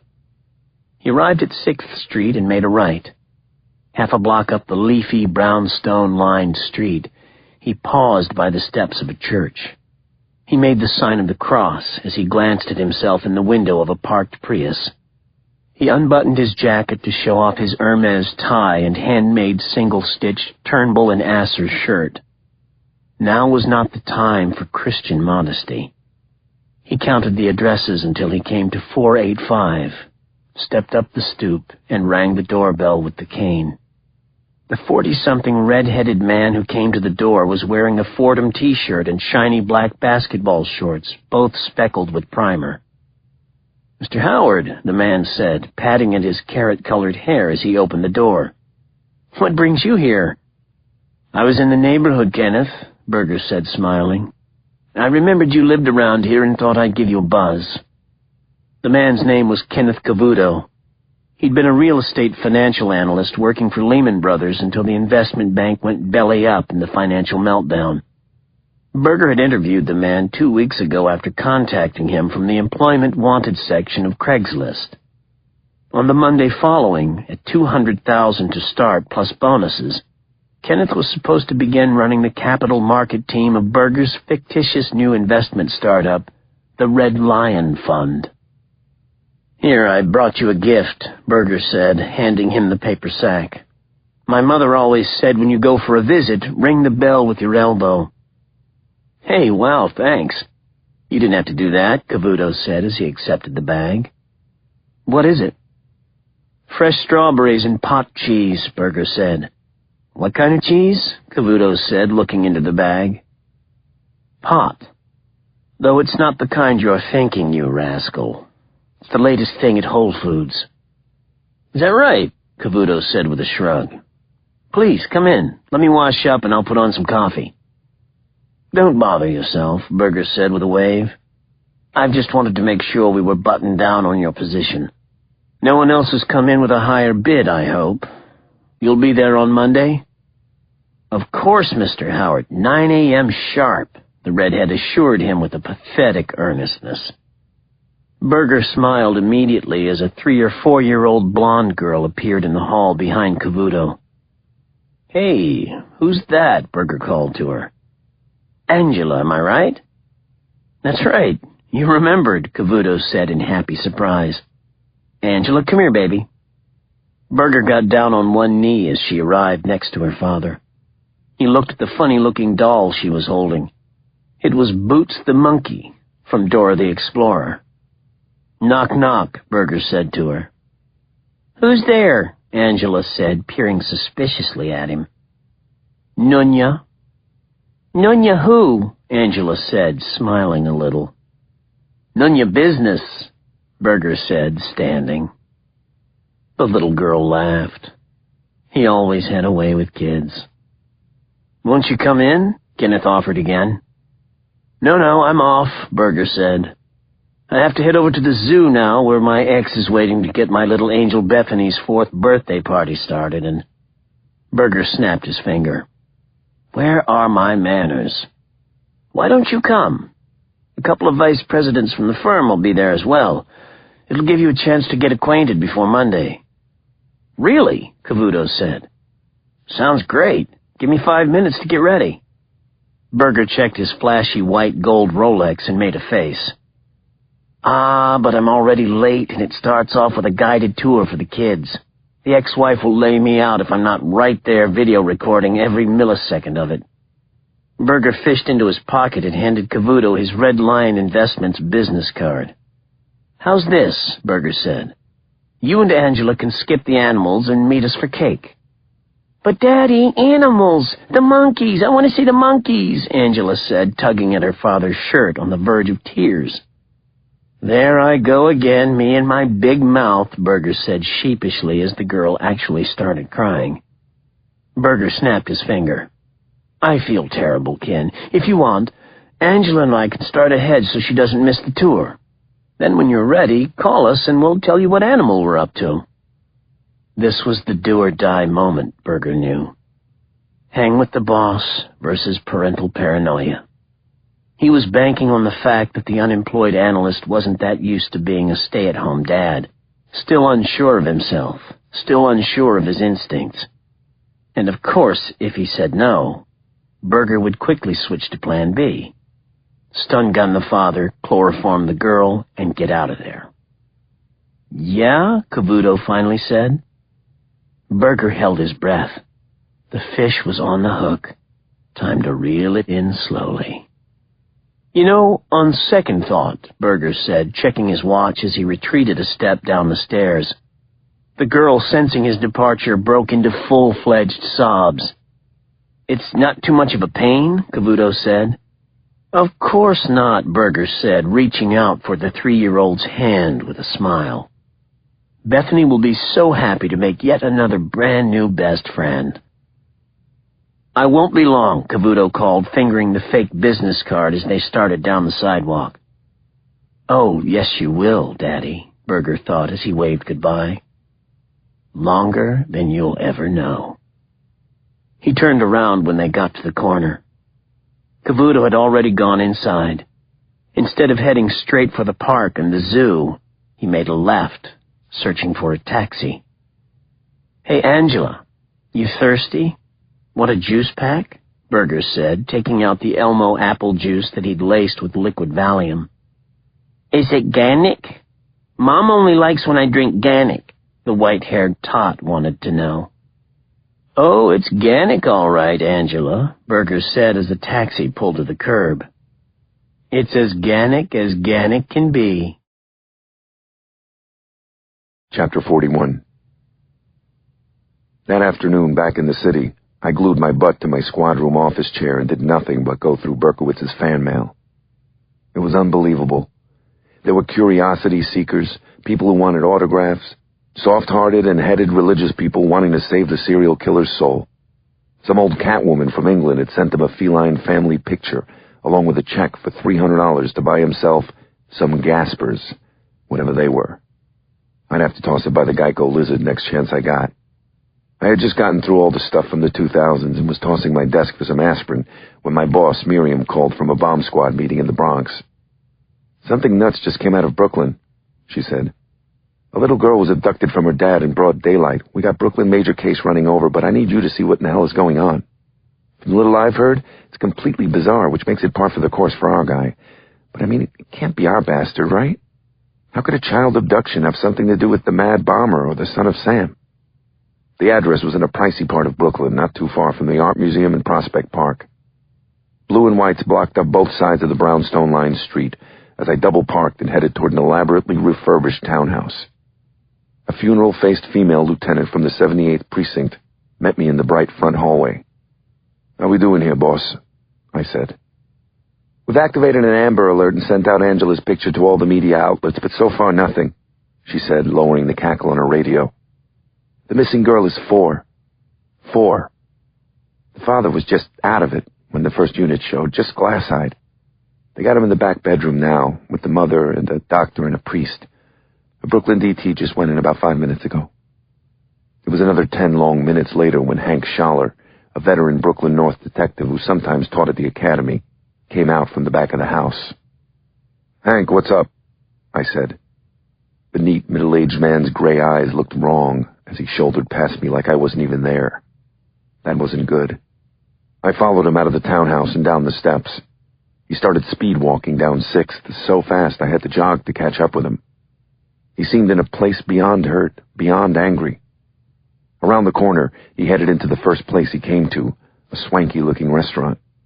He walked around the stick-thin blonde receptionist straight to the empty bar. He was loudly knocking an empty beer bottle on the black quartz bar top when I finally arrived behind him. "I want a vodka. Yo, a fucking vodka here, now!" he yelled. "You some kind of asshole?" said a burly, bearded guy who came in from the kitchen. Hank was trying to launch himself over the bar at the guy when I got in front of him. I flashed my badge and dropped a 20. "Just get him a drink, huh?" "This animal," Schaller whispered, crumpling onto a bar stool. He stared at the empty bottle in his hand as if wondering how it got there. "We need to catch this animal." "What happened, Hank?" "I can hardly even say it," he said, biting his lip. "This poor son of a bitch, the father, has been out of work for the past year, right? This guy preyed on him, said he was going to hire him. Then he shows up today, out of the blue, and invites both him and his daughter to his own daughter's birthday party. Cavuto's thinking, new job, new boss, definitely got to go, right?" The lead-assed cook finally poured 3 fingers of Grey Goose, which Schaller immediately knocked back. "Then," Schaller said, raising a finger, "the guy says he'll take the girl ahead because he's running late. Cavuto could catch up in 10. He let her go, Mike. He gave him his kid. They walked away, hand in hand, except when he gets out of his shower and calls the number, nothing happened. He runs to the zoo, there's no party." A tear ran down the bridge of the veteran detective's nose. "Imagine, Mike. No one's there." "Take it easy, brother," I said. 4 years old, Mike. This girl was a butterfly. How's this guy gonna live with himself, Mike? Fucking how? You need to calm down, Hank. I tried. Calm down, the cop said, flicking his tear off his cheek with his middle finger. I know how this story ends, and so do you. I calm down when this monster is worm food. I catch up with him, this guy isn't gonna see the inside of a police car, let alone a courthouse. I watched Hank storm back out of the restaurant. I stayed back in the empty bar for a second, absorbing all I'd just heard. Hank was right. Our culprit really did seem like a monster out of some primordial ooze, the personification of anti-human evil. Hank's knee-jerk reaction about it was pretty spot on as well. What do you do when you find a nasty bug crawling up your arm? You slap it off yourself and crush it under your foot and keep squashing until it isn't there anymore. You do your darndest to erase it out of existence. That all, officer? The cook said sarcastically. No, I said, pulling up a stool and dialing my phone for my boss. I need a fucking vodka now, too. Chapter 42.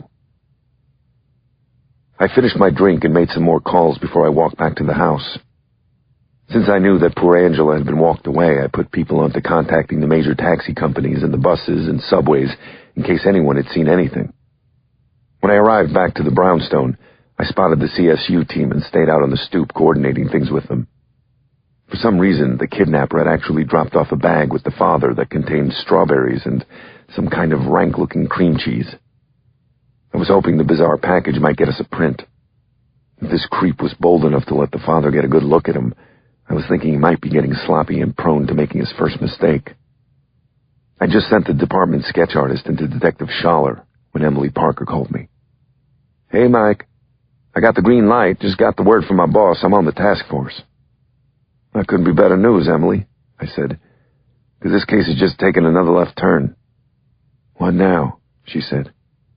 A 4-year-old child from Brooklyn has just been abducted. I'm not sure yet how an abduction fits in with the other two sets of copycat crimes, but my gut says it's the same flavor of weird that our perp likes. Maybe it's another crime of the century. The Lindbergh kidnapping, maybe, Emily said. I'll research it and bring up anything I find with me tomorrow on the train. Can you pick me up from Penn Station in the morning? I thought about Mary Catherine then, and how I was going to coordinate things. It was like a 5th-grade word problem. One love interest is waiting for you out at the beach as another one gets on a train from Washington traveling at 100 miles an hour. How long will it take before you find yourself in the doghouse? I wasn't sure. I knew I definitely wasn't smarter than a 5th grader. Mike, you still there? Emily said. Right here, Emily, I said. Of course, I'll get you. What time does your train get in? Chapter 43. NYC's evening rush hour was just getting started by the time I bumpered it back under the arches of the Brooklyn Bridge toward my squad room. I evil-eyed my vacation-robbing workplace, One Police Plaza, as I crawled across the span. The slab concrete cube of a building had been butt ugly before it had been surrounded with guard booths and bomb barrier planters post 9/11.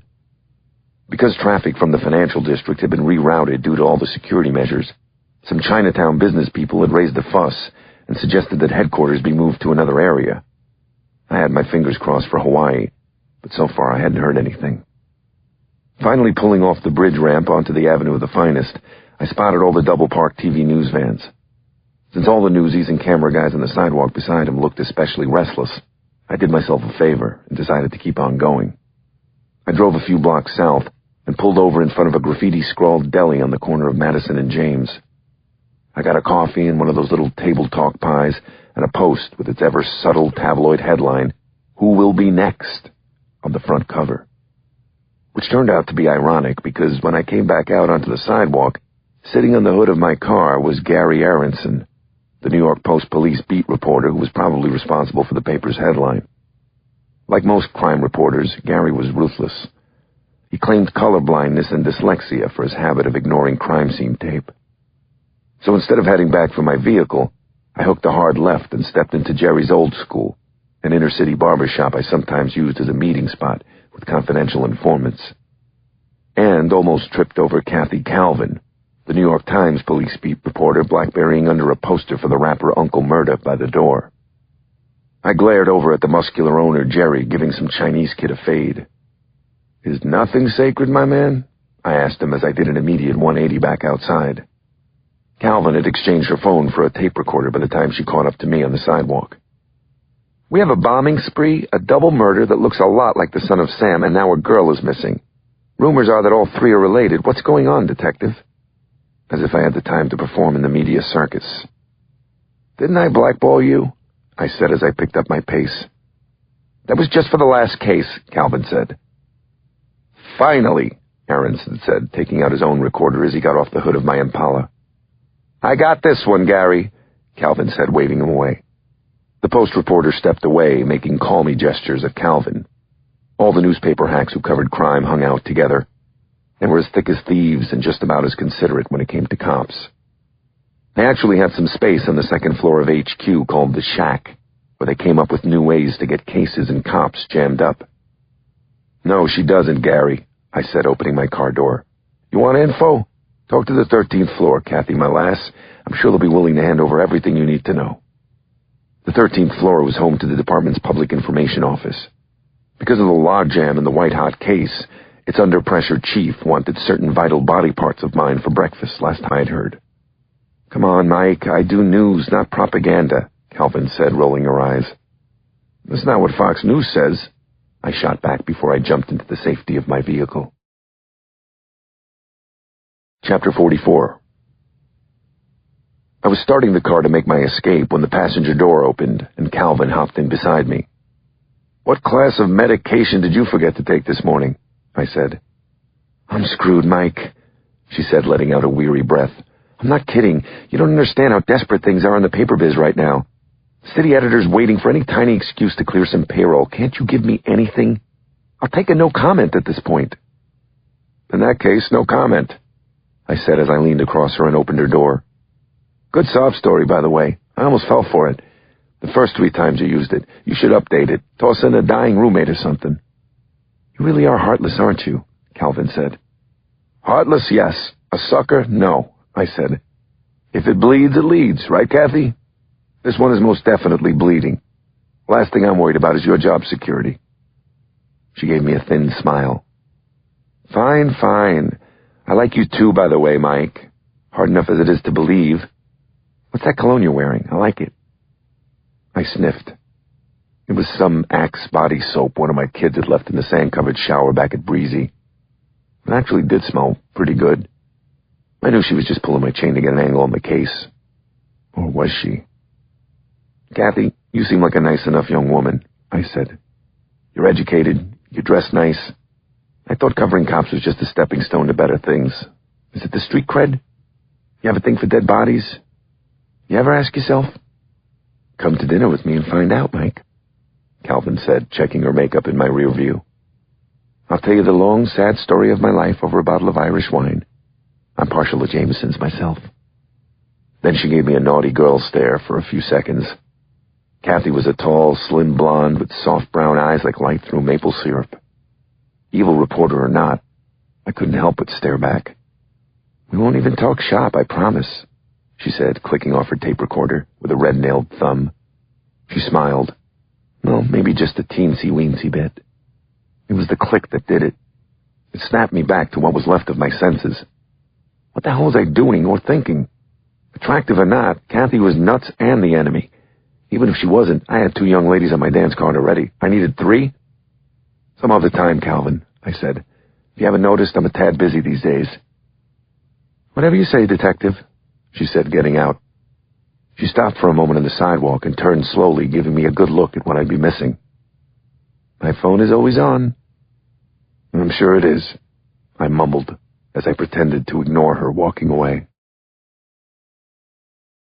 Chapter 45. After another 3 fruitless hours of fishing through Son of Sam letters at my desk, I was toast. I was about to leave when I received a call from Miriam that the commissioner was on his way back from a speech in Philly and wanted me to brief him in person. So I stuck around for another 2 eye-melting hours at my desk, only to have Miriam call back to say that the big kahuna had actually changed his mind, and I was free to go. Tonight out in Breezy was the church-sponsored carnival we've been looking forward to since our vacation began. For the past couple of weeks, I'd had this grammar schoolyard romantic vision of taking Mary Catherine on all the rides, being next to her as she screamed and laughed, maybe winning her one of those stupid, oversized teddy bears. Traffic was light for a change, so I managed to get back to Breezy Point in just over an hour. Instead of going to the house, I drove straight over to St. Edmunds, hoping to catch the last of the summer carnival. I was momentarily hopeful when I saw that the rides and tents were still there beside the rectory. But then I realized all the lights were off. Even the fried dough cart was shut up tight. Talk about missing the party, I thought as I idled beside the darkened parking lot. Even the carnies were snug in their beds fast asleep. I really felt like crap. I couldn't protect the city. I couldn't even protect my kids from a pack of jackasses. Now I was AWOL for the height of our long-awaited summer vacation. I stared up at the still and towering black shapes of the rides against the dark sky. It was the most depressing moment of my day, and that was truly saying something. I headed back for the house. But apparently, I'd spoken too soon. My day wasn't over, not by a long shot. As I was coming alongside the house, Seamus sat up from the front porch steps and waved for me to pull over. He was wearing a black t-shirt and jeans, his priest's collar nowhere to be seen. What now? "Finally," he said, snapping his phone shut as he got in. "Don't bother parking. We have a meeting." "What are you talking about?" I said. "I didn't want to tell you with everything going on in the city." "Tell me what?" Seamus let out a breath, his blue eyes cold in his deeply lined face. "I had another Flaherty incident at the carnival. The fat kid, Sean, pushed Eddie by one of the rides. Eddie fell into Trent, and Trent flipped over the railing beside the ride." "What?" I yelled. "No, he's fine. Shaken up like the rest of us, but fine. I went ballistic and called the local precinct, but a funny thing happened. The two officers who arrived didn't seem too concerned." "Just like last time," I said. "I noticed that myself. That's why I asked the Monsignor of St. Edmunds about it. You'll never guess the last name of the precinct's second-in-command." "No," I said. "Another Flaherty?" "No wonder they made you first-grade detective," Seamus said. I shook my head, truly steamed.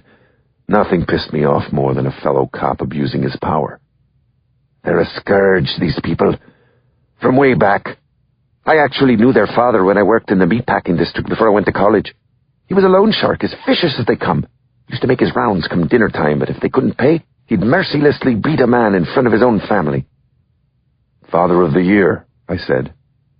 "That's why we need to head over there now and squash this thing. This nonsense has to stop." I pulled some strings and arranged a sit-down. "A sit-down?" I yelled. "Who are you, Father Tony Soprano? You don't grow up in Hell's Kitchen without knowing a few people, lad. I called in a few favors. What of it? We're due over there now. It's time to settle this thing man to man, West Side style." "Over where?" I cried. "The Flaherty house, Mike. Pay attention, and keep your gun handy."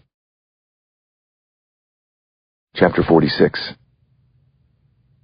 How the hell did I get myself into these things?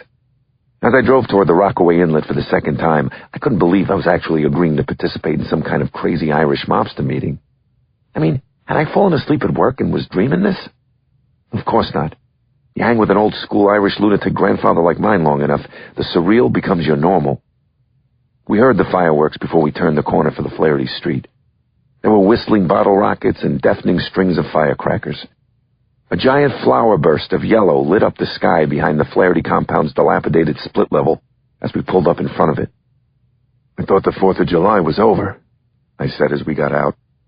"Are you sure the Vatican would approve of this?" "You just follow my lead and keep quiet," Seamus said. "These gangster people only listen to men talk." I shook my head as I spotted my old pal, Mr. Pitbull, trying to chew a hole in the chain link as we came up the steps. This time, you couldn't actually hear it going batshit with all the ordnance going off in the backyard. When no one came to the door, we decided to go around the side of the house to the back. The sulphurous smell of gunpowder hung in the air, which was apropos since we were now walking through the valley of the shadow of death, straight into the gates of hell. The rear of the place was almost completely overtaken by a large deck and one of those cheap above-ground pools. On the deck, the muscle-headed punk patriarch of the Flaherty clan, Tommy Boy, as he was known from his rap sheet, sat with his tattooed brother Billy, bookending a keg. I realized why no one had called the cops when I saw the third Flaherty for the first time. I didn't know what his name was, though I noticed that he was still wearing his white NYPD captain's shirt as he tossed a lit bottle rocket toward the house next door.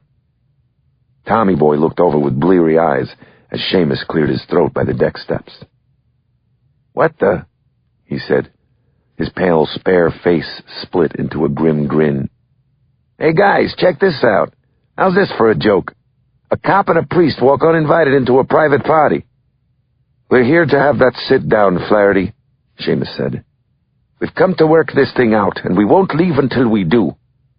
"Sit down," the illustrated Flaherty brother Billy said, balling his hands into fists as he stood. "Only thing that's going to happen to you, coot, is a serious beatdown." Chapter 47. I followed my courageous, or maybe just insane, grandfather up the stairs onto the deck. "Murphy sent me," Seamus said to Tommy Boy, completely ignoring the tattooed man. "Murphy?" Tommy Boy said, not budging from his cheap plastic seat. "Frank Murphy? That old dirty little 49th Street bookie I let operate out of the kindness of my Irish heart? Newsflash, Father Moron, he's less valid on the west side than you. Now get your scrawny ass out of here before my brother Billy here makes it so that you have to say mass for the rest of your life on a hover-round." As the tattooed brother took a step toward us, I decided it was time to take the lead. My first move was to gently push Seamus to the side.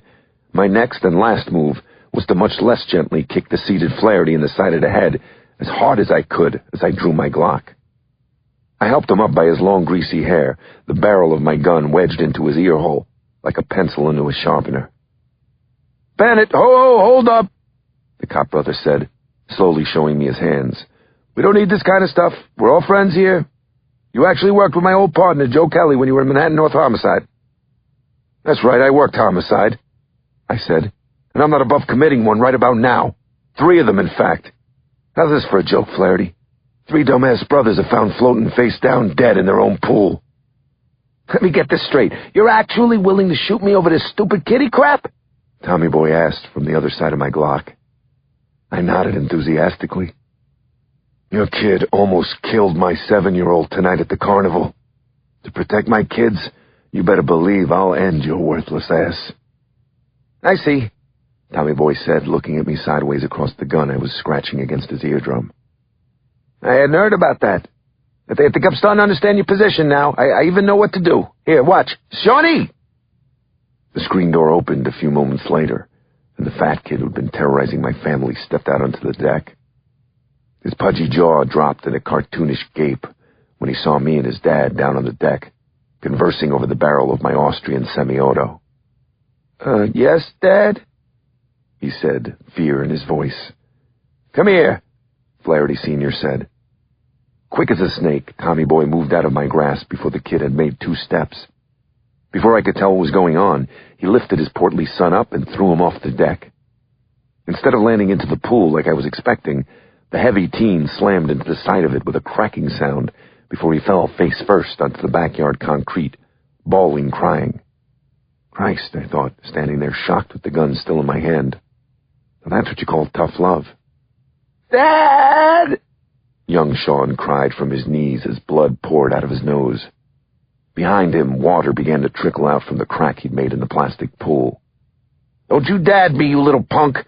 Stay the hell away from this man's kids, you hear me?" "But, Dad," Sean wheezed, "you said teach them a lesson." "Yeah, well," Tommy Boy said, giving me a sheepish look. "Lesson learned. You don't hurt little kids, shithead. I have to actually explain that to you? Here's the new orders. If one of Mr. Bennett's kids skins their knee, you better have a Band-Aid handy. They get hurt again, you're going to spend the rest of your vacation in the hospital." "Yes, Dad," Shawnee moaned as he ran up the deck stairs and back inside. "Honestly, Mike," Flaherty said with his palms up, "I'm sorry about the whole thing.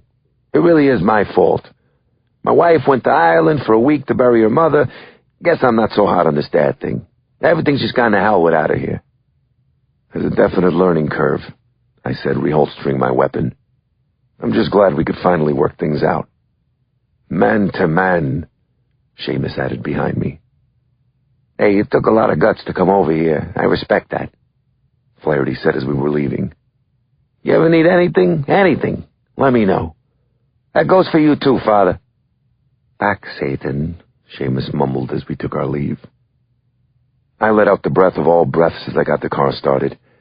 Pulling my gun had been beyond reckless. What the hell had gotten into me? As we pulled out, I suddenly got a proud pat on the cheek from Seamus. "We'll make a man out of you yet, Mike, me boy," he said with a blue-eyed wink. "That's how you do things, West Side style." Chapter 48. Naked in the dark, Berger kicked back on the leather recliner in his massive, magnificent library and hit the play button on his remote control.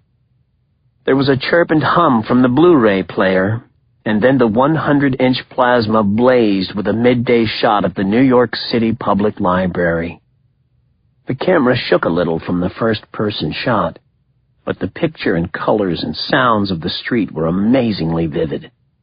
You could almost smell the hot pretzels in summer sweat. It was the film of the first crime, the library decoy bombing that had been shot with a hidden fiber-optic camera. All of his work, of course, had been filmed. Now it was time to edit it, clean it up, polish, polish, polish. As the images fast-forwarded and rewound, he thought of his school years at Lawrenceville, the premier boarding school near Princeton. A pudgy and slow child, he had been enrolled by his father at the uber-preppy institution in order to make a gentleman out of him. But it didn't work out. Quite the contrary. By the time Berger entered 9th grade, his physique, unique artistic sensibilities, and uncommon interests actually had earned him an alliterative nickname that had caught on famously. Big-bellied Bizarro Berger. He was seriously considering suicide for his 15th birthday when he unexpectedly made a friend. His new roommate, Javier Souza, a diminutive boy from a wealthy Brazilian family, not only called him by his Christian name, but he turned out to share some of his strange, dark interests. It was actually Javier who dared him to burn down the school library during the freshman class movie night the week before Christmas break. Wanting to prove his mettle, Berger had purchased a case of lighter fluid as well as some lengths of chain and padlocks to bar the building's exits. If the suspicious owner of the Ace hardware store in town hadn't contacted the headmaster, he would have gone through with his plan of wiping out the entire Lawrenceville class of 68. Instead, he was expelled, and if it wasn't for a hasty and hefty donation by his father to the school, there might have been criminal charges. Woulda, coulda, shoulda, Berger thought wistfully. He had such passion then. If it weren't for the hand of fate, he would have already been famous. He would have instantly transformed from big-bellied Bizarro Berger to the boy who killed the class of 68. It was, of course, that singular near brush with greatness that drove him on his little project now. After all the failure and misery and confusion that had clouded his life, he'd finally, miraculously gotten his gumption back. In the light of the TV screen, he dabbed at a joyful tear as he watched the bomb get glued to the library desk. What he had done already, the sheer wondrousness of it, no one could ever take away. No matter what happened next, he had triumphed. Berger had finally done something that was truly his. Chapter 49. Though it was only 9 a.m., I felt punch-drunk by the time I pulled up in front of Madison Square Garden on 7th Avenue to pick up Agent Parker. Horns honked as I blatantly and highly illegally sat in my cruiser in a no-standing tow zone, washing down a bagel with a big gulp-sized coffee. As the loud, cruel world rushed by the window, I slowly went over what had happened with the Flahertys the night before. Talk about fireworks. I'd broken a few laws there, hadn't I? Improper use of my firearm was a firing offense. Assault was a felony. I guess the strangest thing about it was that it seemed to have worked. I'd finally spoken to Flaherty in the only language he seemed to understand. Why hadn't I just threatened his life from the get-go? I shook my head. I'd actually out-crazied a Westie. Was that a good thing? I wasn't sure. Probably not. The grind of the case wasn't exactly doing wonders for my mental well-being, was it? I needed a vacation. No, wait. I was already on one. I flipped through the Post. On page 3, a state Senate rep from Manhattan warned that the NYPD had 5 more days to catch the culprit before he made a motion that the state police be sent in. Sounded good to me, I thought, licking my thumb and turning the page. I would be more than happy to let a trooper from Schenectady take a shot at cracking the case. In addition to the mayor, the papers, and the department top brass, I was almost starting to want me off this case, too. I knew the odds were we'd eventually catch up to this monster. I'd caught up to every one of them so far. I knew I should believe the numbers on the back of my baseball card, and yet I was getting very worried, especially about Angela Cavuto. There had been no word yet from her kidnapper, no demands. No news was definitely not good news. The one bright spot was the new sketch of the kidnapper the department artist had made with the help of Mr. Cavuto. They'd redballed it down to the public info division this morning to get it out on the newscasts, so maybe we had a shot. How much of one, I wasn't sure, but at least it was a start. After another few minutes, I checked the time on my phone and left the car right there in the middle of the 7th Avenue bus lane. If I got towed, maybe they'd let me get back to my vacation, I thought as I took the escalator from the sidewalk down at the Penn Station. I really didn't think anything could cut through my darkening mood until I saw Emily Parker smile and wave on the crowded underground train platform. She looked even better than I remembered, tall and porcelain-skinned, her eyes as bright and blue as ever. Her neatness and earnestness and energy were contagious. I think I actually smiled back as we came face to face. We hugged, and she even gave me a peck on the cheek. Not exactly FBI protocol. It felt good. Finally, some backup, I said, grabbing her bag. Honestly, Emily, you are a sight for these sore eyes. It's nice to see you too, Mike, she said, giving my hand another squeeze. It really is. I'm glad I came. You look great. Yeah, real GQ, I'm sure, I said, rolling my eyes. The bags under my eyes are bigger than your overnight. But such handsome luggage, she said, giving my cheek a playful tug. I grinned back at her like a fool. Demonstrative attention from good-looking women was never a bad thing. Our reunion was off on the right foot. So far, so good. What do you want to do first? Brainstorm, I said, leading her toward the stairs. But we're going to need to use yours. I fried mine about 3 days ago. Chapter 50. 20 minutes later, Emily and I were standing in the center of Major K Squad's open bullpen on the 11th floor of One Police Plaza. Phones kept ringing out across the stuffy, beat-up, empty office space, with no one to answer them.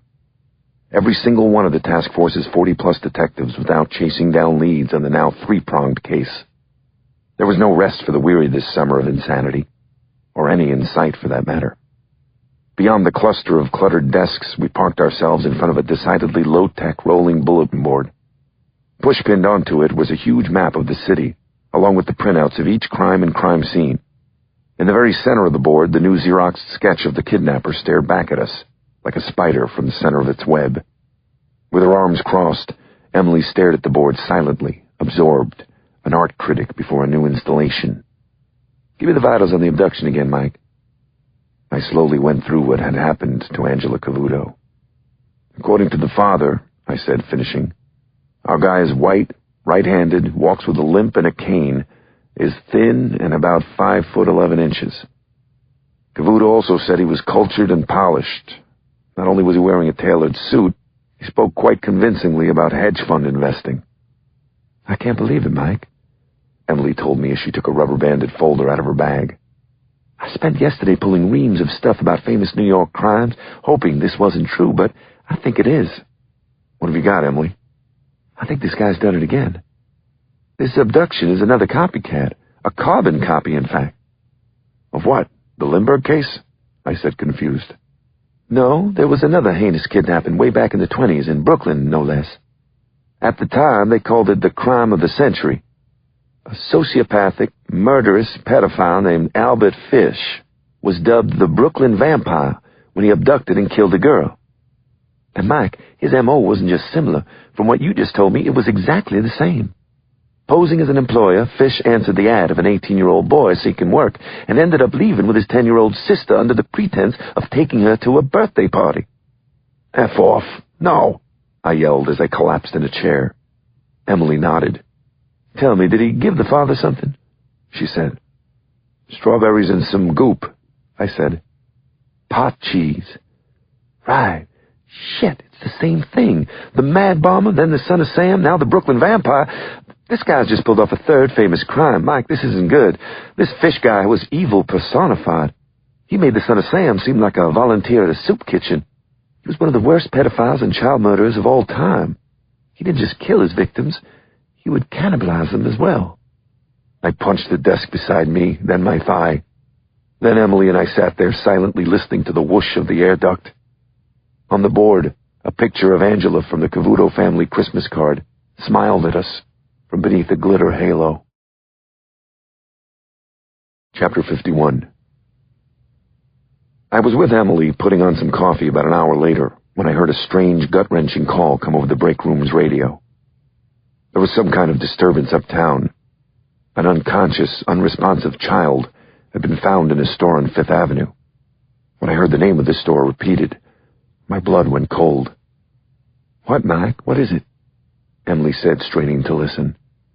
"They found a little girl uptown at FAO Schwartz, the famous toy store across from the Plaza Hotel. Not good, Em. It's on the same block as the CBS Early Show, the locale of the bombing on Tuesday." There was a more massive crowd than usual out in front of the landmark toy store when Emily and I arrived a long 20-minute uptown ride later. 2 radio cars and 2 ambulances spun lights in front of the freaked-out-looking tourists and moms and little kids. A veteran 19th Precinct sergeant whose eye I caught shook his dismal face before I was 3 steps out of my car. I showed the cop the picture of Angela. "Tell me this isn't her," I said. "Madonna me," the cop said, the smoke from his cupped cigarette rising like incense as he crossed himself. "It's her. They found her in the back. The clerk thought she was just sleeping." Emily and I both turned as a car squealed up behind my cruiser. It was a black Lexus with tinted windows. I had my hand on my Glock when its door flung wide and a man got out. A man with red hair and even redder eyes. It was Kenneth Cavuto, Angela's father. Something in his widening eyes seemed to snap when he spotted me. "No!" I yelled as Cavuto bolted toward the store's entrance. I managed to get there a second before him. No way could I let Angela's dad see his little girl. Not here. Not like this. Apparently the distraught father had other plans. I'm not a small guy, but Cavuto shoved me off my feet like I was an empty cardboard box. My chin hit concrete as I heard a grunt and the sound of glass breaking. I got back up and ran after Cavuto into the empty store. I bolted down some steps past museum-quality lit displays of giant stuffed animals, ostriches and horses and giraffes. I was scrambling past the famous floor piano from the movie Big when I heard a sound that stopped me. It was a scream in a pitch I'd never heard before. I looked at Emily. She shook her head. We both knew what it was. It was the sound of Cavuto's heart breaking. It took me, Emily, and 3 uniforms to get Cavuto off his daughter. I actually had to cuff him. He started crying soundlessly as he banged his head against the polka-dot carpeted floor. "Go out to your truck and get something to knock this poor son of a bitch out, would you?" I yelled at a gawking EMT. I only noticed then that my chin was bleeding. I put my thumb to it to stop its drip as I turned and looked at the girl. She was sitting in a stroller with her eyes closed, her white blonde hair the same shade as the oversized polar bear on the shelf beside her. I turned away and got down on my knees next to the father and placed my hand on his sobbing back. I opened my mouth to say something. Then I closed it. What was there to say? Chapter 52. The evening light was just starting to change as Berger steered the Mercedes convertible onto the line for the car wash at East 109th Street. He stared up at the fading blue of the sky above the construction site across the street. What he wouldn't give to be in his tub right now, humming on vitamin P as the sun descended toward the Dakota. He turned as an unshaven, bubble-butted old white guy knocked on his window. Berger thought it was a homeless person until he realized it was one of the car wash employees. "What?" the guy asked in a Russian accent as the window buzzed down. "The works," Berger said, handing him a crisp 20. "Interior vacuum?" Gorbachev wanted to know. Not today, Berger said with a grin before zipping the window back up. Berger sighed as the machinery bumped under the car and began towing him through the spinning brushes and water spray. What a bust of a day. The girl wasn't supposed to die. The plan had been to torture the parents over a 2-day period with the ruse of a ransom and then kill her. But that was all blown to shit now, wasn't it? It had been the Valium. The girl had had some kind of allergic reaction as he was taking her from the taxi to the Mercedes that he had parked in Brooklyn Heights. By the time they were back in Manhattan, she was gone. He'd screwed up, made his first mistake. He could kick himself. Oh well, he thought, as the lemony scent of soap filled the car. He had to stop beating himself up about it. No mission went perfectly. He smoothed out the fiber-optic camera cord sewn into the lining of his shirt. At the very least, he'd gotten a little more footage. Anyway, he didn't have time to dwell on his failures. So much to do, so little time to do it. He'd just have to go on to the next thing. He needed to keep heading in his 2 favorite directions, onward and upward, and hope it would all come out in the wash. He rolled down the window as the car wash spat him back out into the driveway. He rolled down the window and tossed something into the garbage barrel by the fence. The Elmo juice pack spun as it arced lazily into the can's exact center. Boots the monkey followed. Swish! Nothing but net, and the crowd goes wild, Berger said, as he popped the clutch and squealed the Merc out into the street. Chapter 53. After his preliminary, the ME took me aside by a stack of Buzz Lightyears and said it looked like an overdose of some kind. I turned away as a crying female ME assistant knelt by Angela, getting ready to move her. Her father, mercifully sedated, was out in an ambulance on East 58th. I wished I was as well. "What do you think?" I said to Emily as we stepped along the rows of toys for the exit. "Does this dump fit in with the fish case in some way?" "No, actually," Emily said. "They found his victim's remains in an abandoned house upstate. My gut says our unsub screwed up. Probably botched the dosage, trying to keep her quiet." "Sounds about right," I said as we arrived back out into the street. I was hoping the outside air would make me feel better, but the crowds and heat only made me feel shittier. "Guess our copycatting friend isn't Mr. Perfect after all," I said. We left the agonizingly sad and angering crime scene about an hour later. I took 5th Avenue south from the FAO Schwartz and eventually hooked a right at 34th by the Empire State Building. "It's weird," Emily said, squeezing the empty water bottle in her hand as she stared at the sketch. "He's definitely culturally sophisticated, and yet he also has military training, judging by his bomb-making skills. Interesting combination." "Don't forget, he's also quite the New York City crime buff," I said. "Speaking of which," Emily said, turning and taking out a folder from her bag. "You guys probably thought of this, but before I hopped on the train, I printed out a custom map for all the crime scenes of the Mad Bomber and the Son of Sam I could scratch together off the web. There are dozens in Manhattan, the Bronx, everywhere except Staten Island. It's a long shot, but beefed-up patrols at some of these potential target neighborhoods might get us some luck." I smiled at the neat Google pinpointed map and then at Agent Parker. Emily was exactly what this case needed. A new set of eyes, some new blood, some enthusiasm.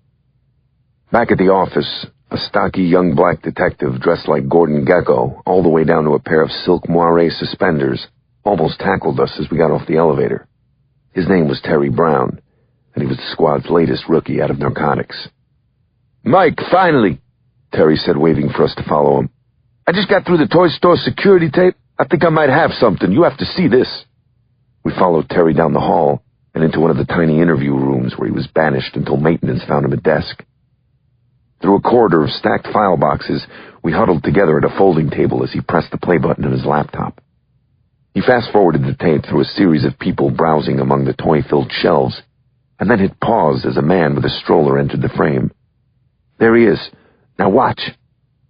The man came closer, pushing the same pink McLaren stroller Angela was found in.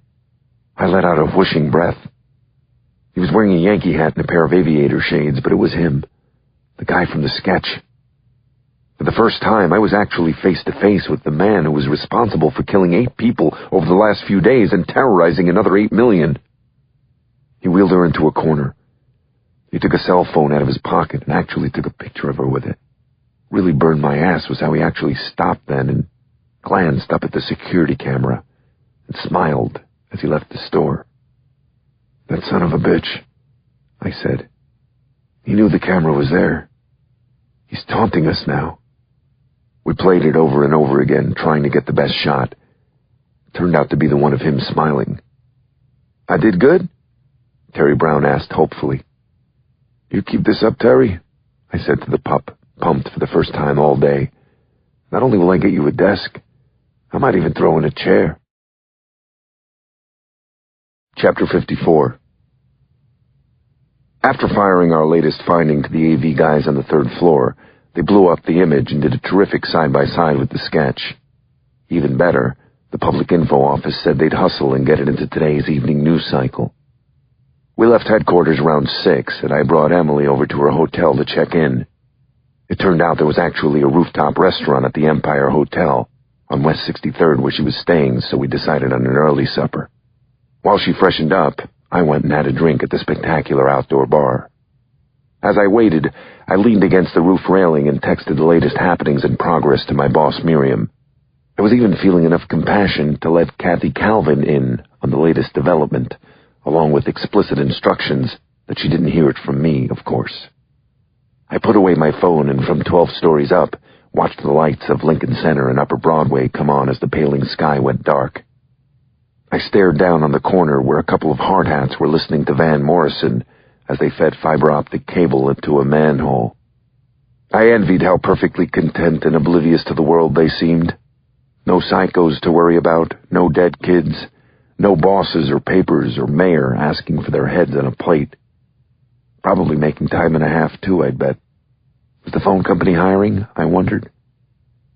I spotted Emily as she came out onto the patio. She'd taken off her jacket and let her hair down, but still had her bag with her gun in it, I noted.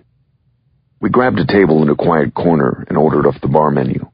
Over some Kobe sliders and ice-cold Brooklyn lagers, we caught up with each other. Emily told me about her daughter's trials and tribulations with learning how to swim at her town pool. I was going to tell her about the ancestral Irish feud my family was currently engaged in out in Breezy this summer, but I decided it was better if she thought I was at least a little bit sane. I pulled my chair over to Emily's side of the table as we showed each other cell phone pictures of our kids. After another round of Brooklyns, I told her about my meeting with the son of Sam. "Do you really believe he doesn't know what's going on?" Emily asked. "If he's a bullshit artist, he's a good one." "Better than you," Emily said, smiling over the rim of her beer bottle. "Heck, probably even better than you," I said, smiling back. Our conversation went back and forth smoothly, almost too easily. Were there some sparks between us? I'd say so, considering I felt like I could have sat on that veranda drinking beer and staring out at the bright city lights with Emily for about the rest of my life. I felt like arresting the waiter when he came over with the check. Reluctantly back in the elevator, we stopped at the 7th floor for her room. "See you tomorrow, Mike," she said after an awkward moment in which I probably should have said something like, "Hey, how about a nightcap in your room?" "Tomorrow it is," I said. She tugged my tie before bailing out into the corridor. "Idiot," I screamed at myself in my mind. "Em," I said painfully, stopping the sliding elevator doors with the back of my head. "Yes?" "Thanks. I haven't done anything." "Oh, believe me," I said. "You have."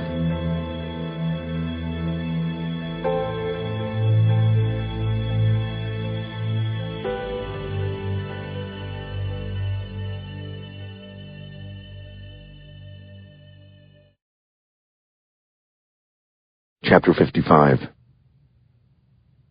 I wasn't sure what time it was when I woke up, sweating in the pitch black of my beach house bedroom. It was early. Way too early, in fact. After a few minutes, I knew there was no way I was getting back to sleep, so I decided to make use of my brain being on and sneak back into work while everyone was still asleep. Besides, since it was Friday, it would give me a chance to get done early and beat the weekend traffic back. That was my story anyway, and I was sticking to it. The sun was just coming up behind me as I rolled into lower Manhattan. Beside a newsstand, I saw that the cover of the Post showed the security video shot of our suspect, under the headline, "The Face of Evil." For once, the press had gotten it spot on. I couldn't have said it better myself. It was so early there was actually a complete lack of press corps outside HQ.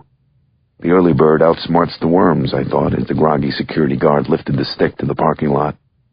In the empty squad room, I found a stack of messages left on my desk by the night shift. I was hoping for a tip from posting the security footage and sketch on the news, but it was just 15 more crackpot confessions and 2 psychics offering their help. I moved them to my circular spam file in the corner of my cubicle where they belonged, then made a few quick calls to the cops we'd posted at all the previous crime scenes. There was no traction there either. The killer hadn't come back. When I clicked open my email, I learned that forensics was unable to detect any latents off the stroller poor little Angela was found in. Despite our progress, it seemed we were still far out in the weeds on this one. As I looked around the empty office, I decided to do something smart. I sat and tried to think what Emily Parker would do. I decided that she'd take a deep breath and look at the whole thing patiently, clinically, and without frustration. Though it seemed pretty impossible, I decided to give it a shot. I put on a fresh pot of coffee, came back, and cleared my desk. First thing I did was slip on my reading glasses and go through the files Emily had compiled for me on copycat killers. One of them stood out prominently, a copycat serial killer in New York City during the early 90s. His name was Heriberto Seda, and he was a deranged young man from East New York, Brooklyn, who had killed 3 and wounded 4 others with homemade zip guns. Notes to the police found near the victims claimed that he was the famous San Francisco Zodiac killer from the 60s, transplanted to New York. When he was finally caught, he told police that he identified with the Zodiac because he'd terrorized the city and never been caught. "I needed attention," Seda said. "For once in my life, I felt important. I was lonely, in pain. I have no friends." With that premise in mind, I got a fresh cup of coffee and laid out the case files for the 6 incidents. 3 of them had been in the mode of George Metesky, the Mad Bomber. 2 of them had been approximations of the Son of Sam, and the latest had copied the Brooklyn vampire, Albert Fish. Could our guy actually identify himself with all 3? I wondered. I sipped coffee and sat back in my office chair, staring up at the dropped ceiling, thinking about it. It didn't seem likely. It seemed to me that although all 3 were violent weirdos, each was deranged in his own special way. The Mad Bomber had been a disgruntled employee of Con Edison, mostly seeming to seek revenge, while the Son of Sam was more like Seda, a low-status publicity seeker who killed out of a twisted sense of empowerment, craving fame and attention. Yet Albert Fish was more along the lines of a classic sadistic psychopath, with no real interest in fame, who got off sexually on inflicting pain, like Ted Bundy. I lifted a pencil and twirled it between my fingers. How could a person be seeking not just revenge and twisted, freaky, peekaboo thrills, but relish in pain all at the same time? They couldn't, I thought as I tried to stick the pencil into the ceiling and missed. It didn't make any goddamn sense. Chapter 56. That's when I pulled the second smartest move of my morning. Instead of just thinking like Emily Parker, I took out my cell and called the real McCoy. "Hey, Em, sorry to call you so early," I said when she picked up. "I've been looking at your notes on that copycat, Seda. He ID'd himself with the Zodiac, right?" "Uh-huh," Emily said, still groggy. "Well, if our guy is doing the same thing, how can he feel empathy with all 3 New York nuts? I mean, one's an organized technician, and one's a disorganized catch-me-if-you-can loon. And the third one is a classic violent sadist? How can that be?" "That is weird," she said. After a yawn, she said, "Maybe 2 of the modes are just a smokescreen for the real one." "But which one is real and which are the smoke?" I said. "The only communication he made with you was about the bombings, right?" "You're forgetting the Son of Sam letter he sent me." "True, but that was almost a photocopy of Berkowitz's letter." "You're right," I said. "Also, since we haven't even seen any publicity-seeking taunts or manifestos sent to the media, I don't think his heart is in copying Berkowitz." "I'd lean toward Metesky, too," Emily said.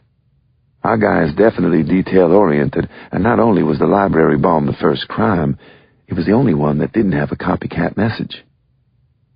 "It's revenge, then?" I said. "This guy's trying to get back at the world for Lawrence? What about the social skills that Cavuto attributed to him during their meetings? Berkowitz and Metesky were loner, loser types, while Fish was a married guy who was sly, manipulative, and charming. If someone's capable of channeling Cary Grant, how do they become a wound-up, light-em-and-run sneak creep like Metesky?" "But he has to be somewhat of a loner," Emily argued. "How does Mr. Life of the Party prepare his bombs and clean his collection of vintage weapons without friends or family getting suspicious?" I slumped in my chair. Trying to figure this guy out was like trying to build a castle with quicksand. Yet we were almost on to something. I could feel it. My office chair made a snapping sound as I suddenly sat straight up. Wait a second. He is detail-oriented, isn't he? This guy is all about the details. That's about the only thing we know about him. Yeah, and? I pulled out the sheets that showed the addresses of the historical crimes and compared them to the locations of the present spree. Emily, you know what I think? I think our guy is meticulous enough to have copied these crimes even better than he has. If he wanted to just reenact the crimes, he could have done the exact same thing at the exact same locations, but he didn't. Why not? Emily said. Maybe it's not about the copying at all, I offered. Maybe the copycatting concept itself is the smokescreen. We need to take another look at the victims. Maybe the connection is with them. Chapter 57. The rest of my day was nasty, brutish, and long. Running with our new theory to find some connection between the victims, Emily and I split up and proceeded to try to interview as many of the victims' families as we could. Every session had been grueling. All the family members I sat down with were still confused and angry, raw with loss and grief. Laura Habersham, the mother of the girl who'd been killed in the Queen's Lover's Lane double murder, actually cursed me out before collapsing onto her knees in tears at her front door. I didn't blame her in the slightest. I just helped her up and asked my questions and went on to the next poor soul on my list. When I was done, I'd spent 12 hours driving hither and yon through NYC's gridlocked outer boroughs and only managed to track down the families of 4 of the 8 victims. Even so, it was a ton of data to crunch, a ton of potential connections. That was police work in a nutshell. Too little info or too much. Around 10 p.m. that night, sweating, bone-tired, and yet unbowed, I cornered 91st Street onto steamy West End Avenue. Stumbling over the opposite curb in the dark, I just managed to catch the sliding Chinese takeout and the 6 of Dos Equis I was balancing on top of the file box I was lugging. When my phone went off in my pocket, instead of stopping to answer it, I continued to soldier on toward the awning of my apartment house a block and a half away. Beat-ass, tired cops in motion tend to stay in motion. Since there was no way I could make it out to Breezy tonight alive, I'd have to make the best of it, crashing in my apartment alone. My building's front door was locked when I arrived, which was sort of aggravating, considering how much my pricey pre-war building charged for 24-hour doorman service. Instead of putting down the heavy box, I turned and knocked on the thick glass with the back of my thick skull. I almost fell down when the door flung open suddenly 2 long minutes later. "Mr. Bennett, I'm so sorry," Bert, the whiny evening shift doorman, said, hastily tightening his loose tie. "Everyone else in the building is marked in, or I would have been standing right here at my post as usual. I thought you and the kids were away. We weren't expecting you back until next week." I watched the short old doorman yawn as he continued to make no attempt to help me. "Yeah, well, you're looking at what they call a working vacation, Bert," I said as I walked around him. Bert actually stopped me again halfway to the elevator to load me down even more with piled-up mail and packages. "Don't worry, Mr. B. Your secret is safe with me," the old codger whispered, winking at my 6-pack of suds. "I've been reading about your case in the Post. Who could blame you for hitting the sauce a little?" I rolled my eyes as the elevator door finally rolled shut and began to take me upstairs. Just what I didn't need in my life. Another elderly wise guy. And I was looking forward to a Seamus-free night, too. Chapter 58.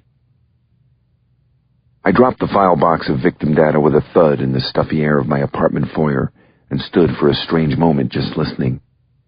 After the usually thunderous chaos going in a rambling 3-bedroom apartment, Silence was an almost unique experience. Sorting through the mail, I smiled at the return address of a cardboard tube that had arrived. I went into the big boy's room and put up the action shot Mariano Rivera fathead that I'd gotten for my son Brian's birthday. Brian was going to go nuts when he saw it. "Just me and you tonight, Mo," I said to the life-size wall cling as I left. "Welcome to Old Guy's Night In." I proceeded to turn on all the apartment window air conditioners to high. Coming back through the living room, I lifted what looked like a plaid horseshoe off the floor. It was one of the girls' Catholic school headbands, I realized. I twirled it in my hand before placing it down on a coffee table littered with Jenga pieces and Diary of a Wimpy Kid books. Taking a load off of my beat-up couch, I reflected on all the craziness of the last 15 years of family life. It was a blur of big wheels and videos and kitchen tables covered in Cheerios, a lot of tears, more laughter. We'd actually converted the 3 bedrooms into 5 by using the high-end apartment's formal dining room and half the large formal living room. Formal anything pretty much sailed out the window onto Tony West End Avenue for Maeve and me once our incredible expanding family moved in. Funny thing was that I wouldn't have had it any other way. How I'd gotten my guys this far while putting away bad guys, keeping my job and a sliver of my sanity, I'd never know. Actually, I did know. Their names were Maeve, Mary Catherine, and, as much as I hated to admit it, Seamus. Back inside my bedroom, I listened to the string of messages on the answering machine. The most recent one was by far the most intriguing. "Yes, hello? Mary Catherine?" some fellow with a charming English stutter said. "It's Jeremy Griffith. I spoke at your class. I do hope you don't mind that I hunted down your number from the instructor. I don't normally do things like this, but I'm here at this atrocious party, and I couldn't stop thinking about those insightful links you made between German Baroque and Nordic classicism. To be honest, I can't remember the last time I actually met someone who knew who Ivar Tengborn was, let alone would admit to be his #1 fan. Anyway, are you doing anything this week? I have another dinner with some MoMA people coming up on Friday and thought maybe you'd like to tag along. There, I've said it. Here's my number. If you can make it, it's wonderful. If you can't, well, my and Ivar's loss." "Sorry, old chap," I said, immediately deleting Mary Catherine's Hugh Grant-like suitor with extreme prejudice. "Looks like you're going stag." Was that wrong? I wondered, staring at myself in the mirror. I turned away. It most certainly was, and I most certainly didn't care. Chapter 59. I showered, tossed on some shorts, and brought a beer and my phone back into the living room. "Hey, Mike," Mary Catherine said when I called Breezy. "I was just about to call you. You're not going to believe this. No Flaherty incidents, no stitches, no one even got sunburned. Even Socky the cat seems ready to twist by the pool tonight. How you holding up? Are you on your way? I'll save you some pizza." "Don't bother, Mary," I said, toweling off my wet hair. "I'm actually at the apartment. This case is looking like an all-nighter. Hey, I forgot to ask you, how was your art course this week?" "It was terrific," she said.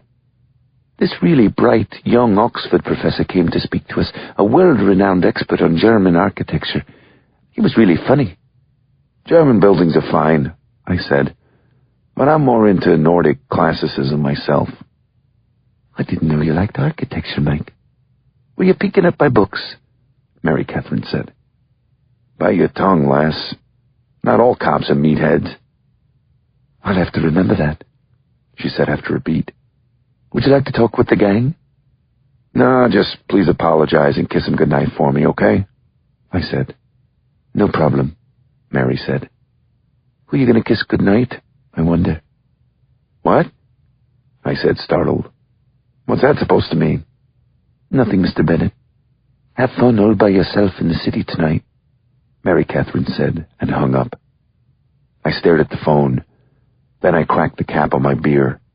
Sauce-hitting time had officially arrived. "Nothing, Mr. Bennett," I mimicked in a pretty good Irish accent as I tossed my phone at the opposite couch. Chapter 60. I put on the Yankee game with the sound off as I sorted through my notes and the case files. It was a lot of paper. There was still so much to get through, so much to absorb. I wasn't even sure if we were wasting our time with our latest theory. The very real threat of yet another insane, pointless copycat killing wasn't exactly helping my concentration. I was getting up to exchange my beer bottle for a coffee cup when my phone rang. Lo and behold, would you look at that? I thought, glaring at the screen. It was my boss, Miriam. Did the woman not sleep? Bad news, Mike, she said when I made the mistake of accepting the call. I just got off the phone with the commissioner. It looks like he wants to go in a different direction with the task force lead. Major case is out. Manhattan North homicide is in. We're both still on the task force, but he wants to, quote, refresh the supervising investigative angle. Refresh what? With the Manhattan North scrubs? He's going to pull the plug on us now? Just when the ice is starting to break? I know, Mike. This is just a bunch of backroom bullshit. The chief of detectives is just screwing with us because he can. We'll still run the task force meeting tomorrow, but then that's it. I just thought you should know. I'm sorry. I feel like I let you down, Miriam, I said. How do you think I feel? I pulled you off your vacay only to get you jammed up. Don't take this to heart. You're still my go-to. Sometimes you just can't catch a break fast enough. I hung up, trying to absorb what I'd just heard. I was letting out a breath as my text jingle rang. It was Emily. Hey, you still awake? I'd almost forgotten that Emily was still out pounding the pavement. The original plan was to meet back up for dinner to brainstorm and crunch everything we'd learned, but she'd been tied up in an interview when I'd called an hour before. Just barely, I started texting back, but then remembered I was over the age of 12 and actually called her instead. Hey yourself, I said when she answered. I decided not to tell her the devastating news about my impending public demotion. She'd find out tomorrow along with the rest of New York. I thought we were supposed to meet and compare notes, I said. The best laid plans of mice and feds, Mike, Emily said. I could hear traffic in the background. Turn left in 200 yards, Emily's GPS system said in its annoyingly calm computer voice. I actually got lost after visiting one of Grand Central bombing victims' families. Newark is tricky with all those parkways and turnpikes. You're in Newark? I said in shock. What are you, nuts? I gave you all the Manhattan victims so you wouldn't have to go too far, country mouse. I couldn't believe how far and fast Emily was going on this. This wasn't even her case, and she was putting in superhuman effort. It was because it was my case, I realized. Not only had she volunteered, she was going above and beyond to make me look good. What's wrong with Newark? She said. Nothing, if you happen to like drug gangs and gun violence. You should have called me. Please, I actually just got off the George Washington Bridge, Emily said over the GPS, blathering something about the right lane. That's somewhere near you, right? Are you too beat for a powwow? I perked up a little. The case was still mine until tomorrow. Maybe I might pull this off after all. Suddenly, Mary Catherine's comment about whom I'd be kissing goodnight crossed my mind for some reason. I'm wide awake, Emily, I said. Ask that damn thing if it knows where West End Avenue is. Chapter 61. In the glittering light of a cut crystal chandelier, Berger lifted a warm muscle to his eyes like a jeweler with a rare gem.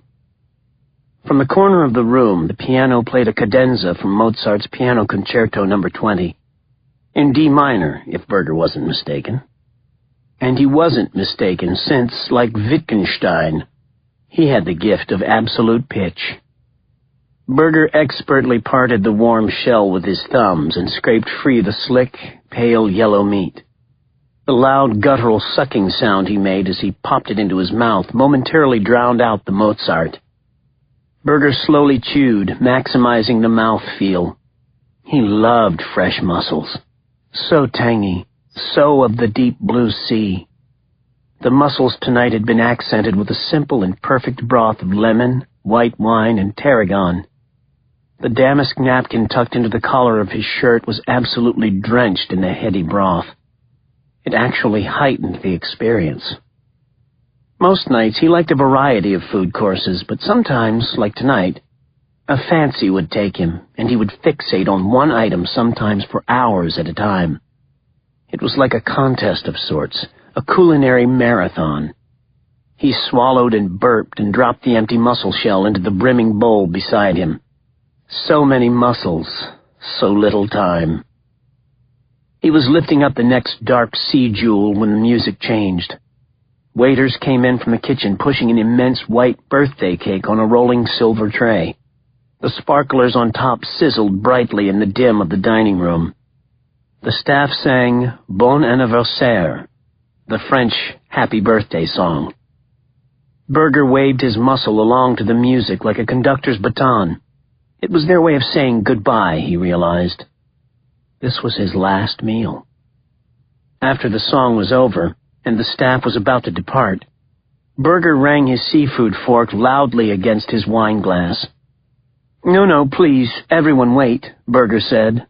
Sommelier, please. Glasses for everyone, including yourself. Fetch the champagne.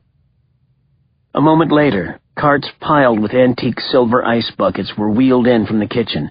Inside the buckets were bottles of 97 Le Mani Salon champagne, the best of the very best. Behind the champagne came the entire staff. All the servers, the table captain, sommelier, maitre d', the chef and prep cooks, even the dishwasher. Berger nodded. Corks were popped, glasses filled.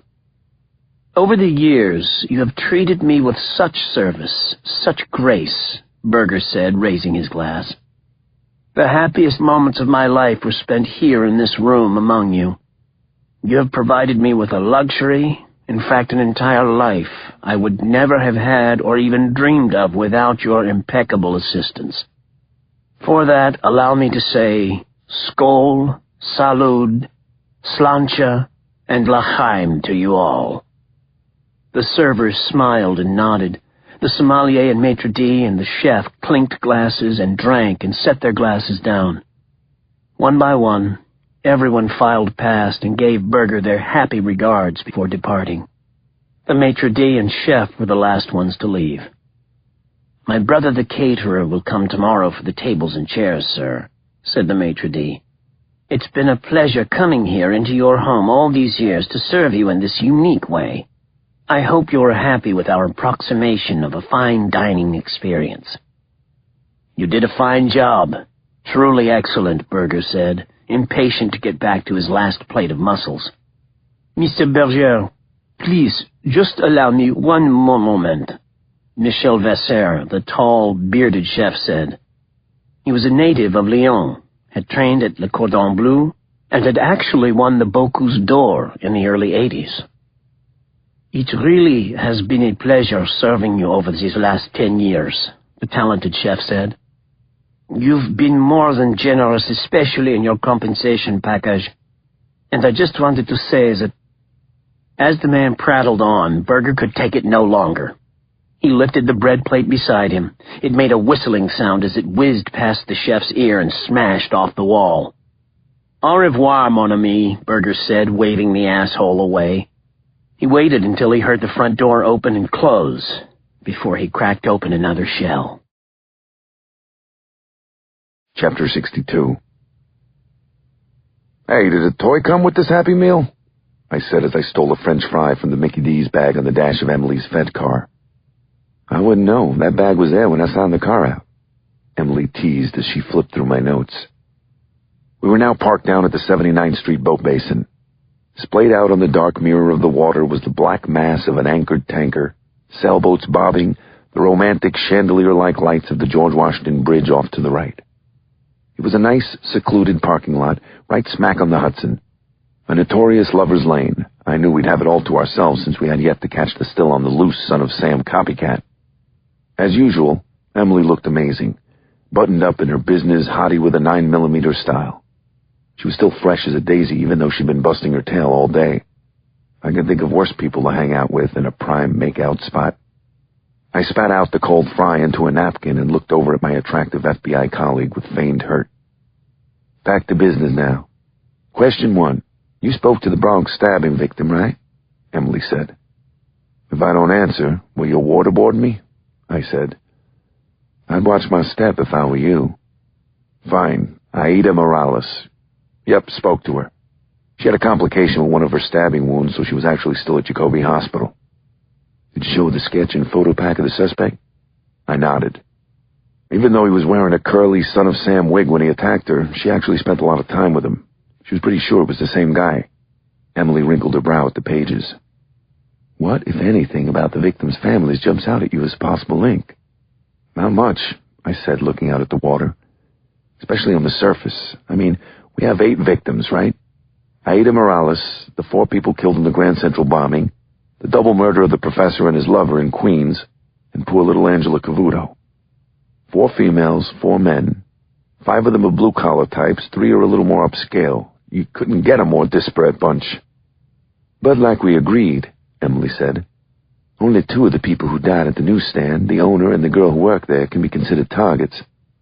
The officer who was killed wasn't on his regular post, and the homeless man wasn't known to frequent the area. Okay, fine, I said. 6 victims then. But there's still no obvious connection. Maybe we're digging a dry hole. Family dynamics are the last thing we haven't fully looked into, Mike. We have to keep looking. Emily stared at me and then started flipping through my notes again. To make myself useful, I started looking through hers.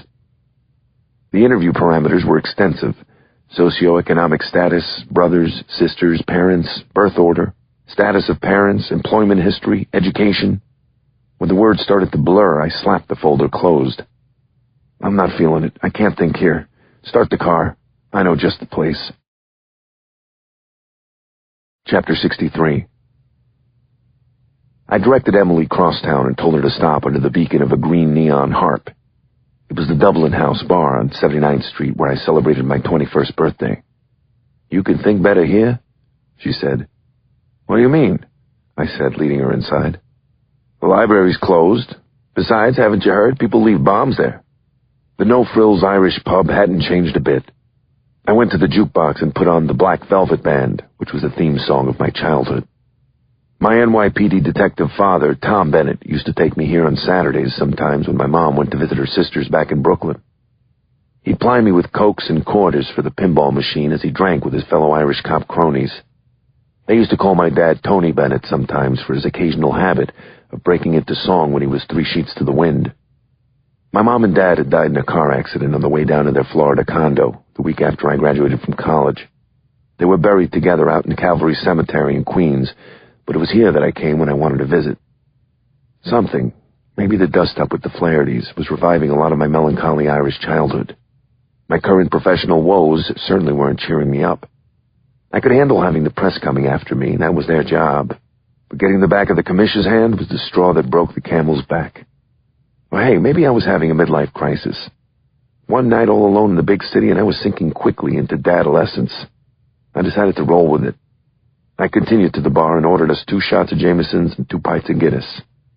Let me guess. This is St. Patrick's Day in July, Emily said.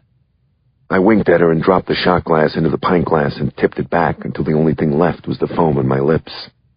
Just trying to wake up, I said, swiping the back of my hand over my thirsty mouth. What are you waiting for? She rolled her eyes before she dropped her depth charge as well and sucked it back with impressive speed. Hey, you got a little something on your lip, I said right before I kissed her. I don't know who was more shocked at my forwardness, her or me. To top things off, when she started kissing me back, I suddenly broke it off. Okay then, she said, looking at me funny. You feeling all right, Mike? I shrugged. It was a good question.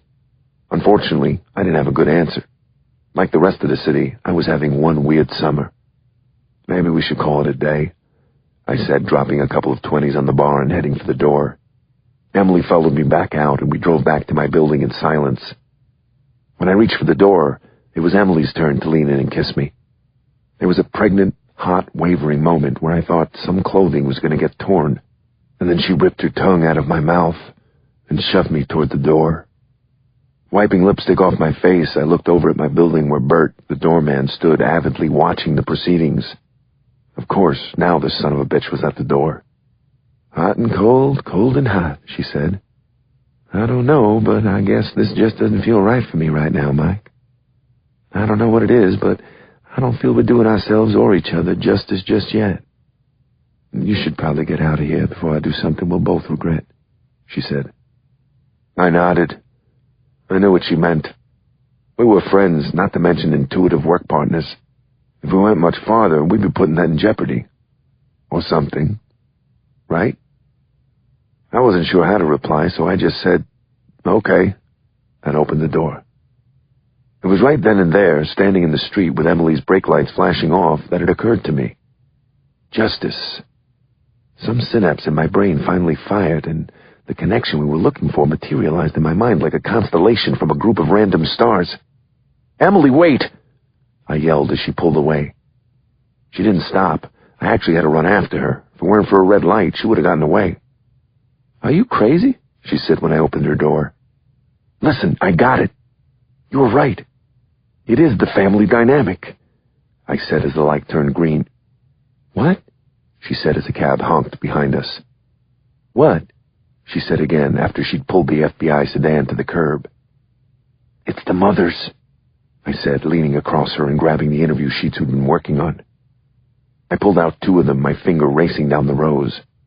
"Look here, the mothers. Mrs. Morales and Angela Cavuto's mother, Alicia, both went to the same school. They both went to John Jay College of Criminal Justice." "Holy shit," Emily said. "Wait." She shuffled some more sheets. "Here it is.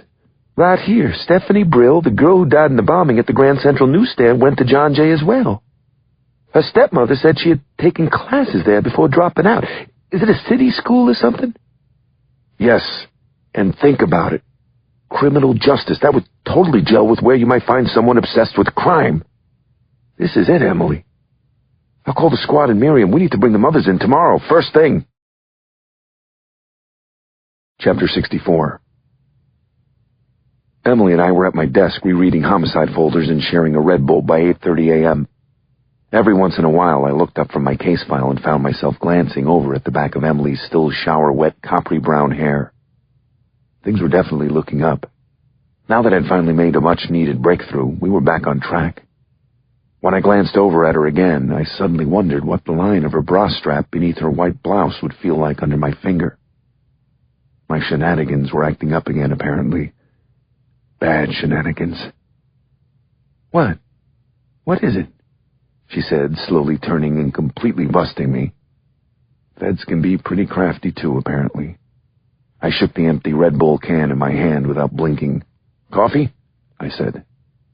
I had just grabbed a couple of mugs when my boss, Miriam, came in through the major case unit's battered bullpen door. "You need to make some calls, install the morning meeting," I said before she made it to her cramped office. "Did you get my texts?"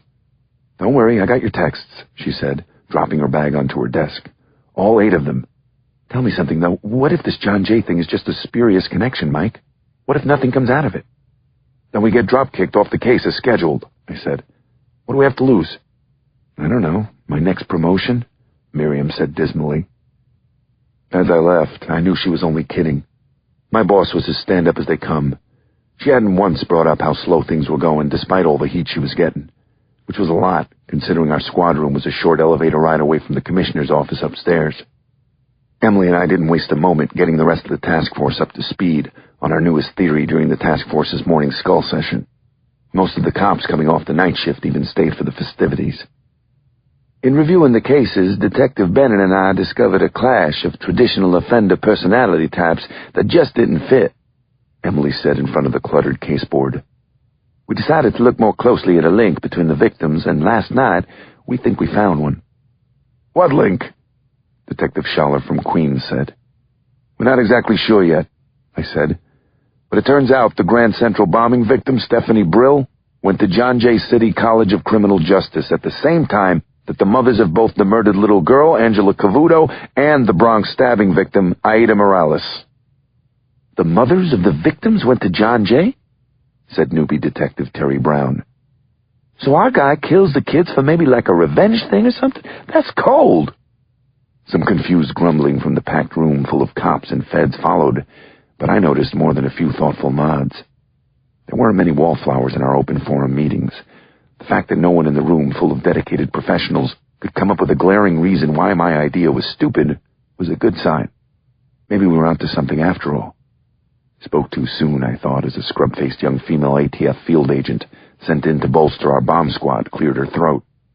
"New York City actually has a college for criminal justice?" she said. "Gee, Pa, those skyscrapers look just like corn silos, don't they?" Some NYPD veteran detective from the back of the room chimed in response. "That's enough, people," I said over the chuckles. "I know you're all about as punch-drunk on this as I am, but things are finally coming into focus." I pointed at the caseboard to the picture of the cop killed in the Grand Central bombing. "We all know why we're here. It's time to bring this thing home." Chapter 65. 2 teams of major case detectives were immediately dispatched to the bursar's office at John Jay to go over student records. Emily and I had to stay back for the 9:30 meeting we had set up with the 2 victims' mothers, Alicia Cavuto and Elaine Morales. We'd just been notified by security downstairs that the women had arrived when a tall, gawky woman with a striking resemblance to Carolyn Kennedy came into the squad and headed directly to my desk. Her name was Jessica Cook, and instead of American royalty, she was the cyber geek cop assigned to the task force from the Computer Crimes Unit.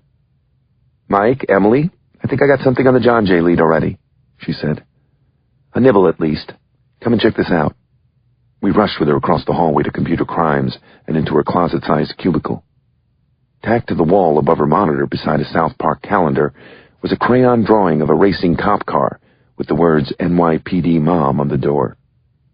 I've been busy hitting deeper and deeper serial killer fan sites ever since I started impersonating some of the names from the David Berkowitz correspondence, Jessica said as we stood in front of her screen. "The worst by far is this feed called Dank Dungeon NYC.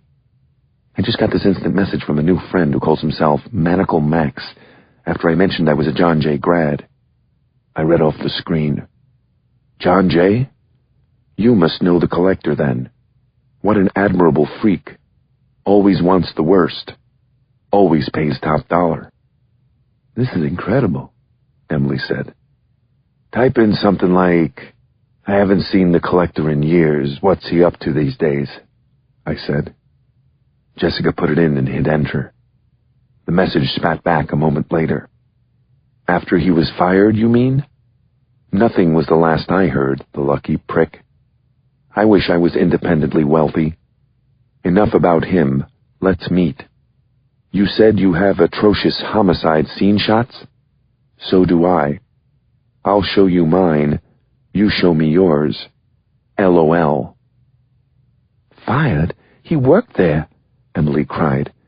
"He was an employee or a professor at John Jay. Has to be." "NYPD Mom to the rescue," I said, giving Jessica a high five. Chapter 66. Beyond enthused for the first time since the case began, I sped with Emily back to the squad room. When we turned the corner, the elevator door at the end of the hallway opened. A wiry male uniform from the HQ security detail downstairs exited with a tall white woman and a squat Hispanic woman in tow. Both women looked tired and lost, completely grim-faced. I didn't have to read their visitor badges to realize it was Mrs. Cavuto and Mrs. Morales. Emily ushered them into one of the interview rooms as I ran and poked my head into my boss's office. "Computer Crimes just pulled the lead off a serial killer site that's making John Jay look even better," I called to her. "Some freak just let it be known that some other rich freak who liked to collect sick, bloody, crime-related shit was working there at some point but got fired. No name yet, but we're about to sit down with the mothers of the 2 victims to see if they can fill us in."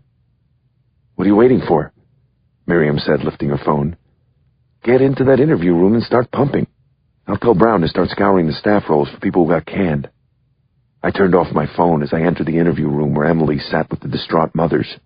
Attractive, stylish, blonde Mrs. Cavuto looked like she was taking the loss of her 4-year-old daughter fairly well, until you picked up on her extremely glassy eyes and sloppily applied makeup. Stocky in a striped MTA uniform shirt, Mrs. Morales just looked like she wanted to hit someone. As I sat, I could see from Emily's face that something very good was up. "Ms. Morales, please tell my partner what you just told me," Emily said. "Alicia and I actually know each other," Mrs. Morales said, patting Mrs. Cavuto on the elbow. "Back in the early 90s, we took a night class together at John Jay." I shot Emily a look, squashing the urge to give her a high five. They'd been in the same class. This really was the connection we'd been gunning for. We'd struck absolute gold. "Not only that, but our teacher was a sick, slimy weirdo. His name was Berger. Professor Berger." "Berger," I said. Are you sure? Positive. Mrs. Morales nodded. It's true, Mrs. Cavuto said, quietly looking up at me with her empty blue eyes. I thought of something then. His name wasn't Lawrence, was it? Lawrence Berger? I asked. Yes, Mrs. Morales said, nodding vehemently. That was it. Lawrence Berger. Excuse me 1 second, I said, popping out the door and poking my head back into Miriam's office. The lid just ripped off this thing. We got our Lawrence. Tell Brown to look for Berger. Lawrence Berger. He was a professor. I can't tell you how important the info you just gave to us is, I said, rushing back into the interview room. Do you have any idea why Berger would do something like this? Hurt your families? That's what I've been trying to tell everyone. It's because we got the twisted son of a bitch fired. He got canned for our objection to his getting his rocks off, Mrs. Morales yelled, coming out of her chair. Come again? Emily said. He set up a secret video camera in the ladies' room next to the class, Mrs. Cavuto said. She took a Kleenex out of the box on the table and began shredding it. Exactly, Mrs. Morales said. There were strange noises from time to time in the ladies' room, and finally one day in the cafeteria between classes, Alicia and I and a girl named Stephanie put our heads together and realized we had all heard it. We took it to the administration. A week later, Berger was investigated, found out, and ultimately fired. Wait, what about Stephanie? Where is she? Mrs. Cavuto said. Did he go after Stephanie's family? She signed the complaint as well. Stephanie Brill died in the recent bombing at Grand Central, Emily said. He comes up to my neighborhood and stabs my daughter? Mrs. Morales said, staring at us in disgust. He didn't even have the cojones to come after me. What was the name of this class? I said. Abnormal Psychology, Mrs. Cavuto said, meticulously tearing her tissue. My boss knocked and threw open the door, gesturing for me to come with her. This is it, Mike, Miriam said, handing me a printout. We've got an address on Lawrence Berger. You're heading uptown, the Upper East Side. The son of a bitch lives on Fifth Avenue. Chapter 67. Ladies, thank you so much for coming, said a linebacker-sized emergency service unit sergeant as he folded open the rear of a shiny black Ford Econoline SWAT van in Central Park an hour later. 2 more vans just like it were parked in a wagon circle in our staging area behind the Metropolitan Museum of Art. Over 24 emergency service cops, members of the FBI New York office hostage rescue team, and NYPD bomb squad were now ready to close this case with extreme prejudice. With 1 cop already dead and a perp with sophisticated bomb-making skills, all stops had been thoroughly pulled to take Lawrence Berger down. Emily and I climbed into heavy Kevlar vests as a short, grizzled, wiry black man with huge forearms and a big-shaved jarhead shook our hands painfully. Agent Hobart, the hostage rescue team leader introduced himself in a drill sergeant's near scream. He tilted the tough book computer on his lap in our direction. On it were photographs of Berger's elaborate pre-war building a couple of 100 feet to the east. Close-up shots showed its even more impressive stone penthouse. It was amazing, like a monumental Baroque palace in the sky, replete with columns and setbacks and gardens. Feast your eyes on Berger's quote-unquote apartment, Hobart called out. It's a 7,000-square-foot penthouse triplex. I couldn't believe it. 7,000 square feet. In the silk stocking district? How was that even possible, I thought. That's right, Hobart said, eyeing me. I said 7,000 square feet. Shit, boss, I gotta get me a gig at John Jay, called back an odd-job-looking, stocky Asian cop sitting in the van's passenger seat. Shut up, Wong, Hobart said savagely. These shots was just taken from our scout snappers on the roof of the building across 77th Street. As you can see, all the drapes are drawn, so no help for us there. The building super told us there's at least 7 bedrooms, 360 degrees outside terraces, 2 separate staircases, and even an interior elevator. It's basically a maze, a nightmare for a breach and search. But great for cocktail parties, I bet, Wong said. Hobart gave him a dirty look before continuing. The super also said Berger's a recluse, and he hadn't seen him in years. Said he hires his own contractors and staff who must have signed confidentiality agreements because they don't even talk to the doorman about what goes on up there. Berger basically does whatever he wants because he's by far the largest shareholder in the co-op. We've also been up on his phone for the last hour. No incoming or outgoing calls. Quiet as a mausoleum. Kinda looks like one too, doesn't it? I said. Hobart nodded. If we're up to me, I go in at 2 a.m. with night vision. As it is, we're going to cut the electrical power to the apartment right before we breach, in case Mr. Mad Bomber ass got something rigged. Hobart turned and addressed the crowd of black-clad men around us. Remember, once the door is down, people, he called out, 3 teams will split up, 1 per apartment floor. Burgermeister could be anywhere, hiding God knows what, so I want room-to-room sweeps that the fucking upstairs maid would be proud of.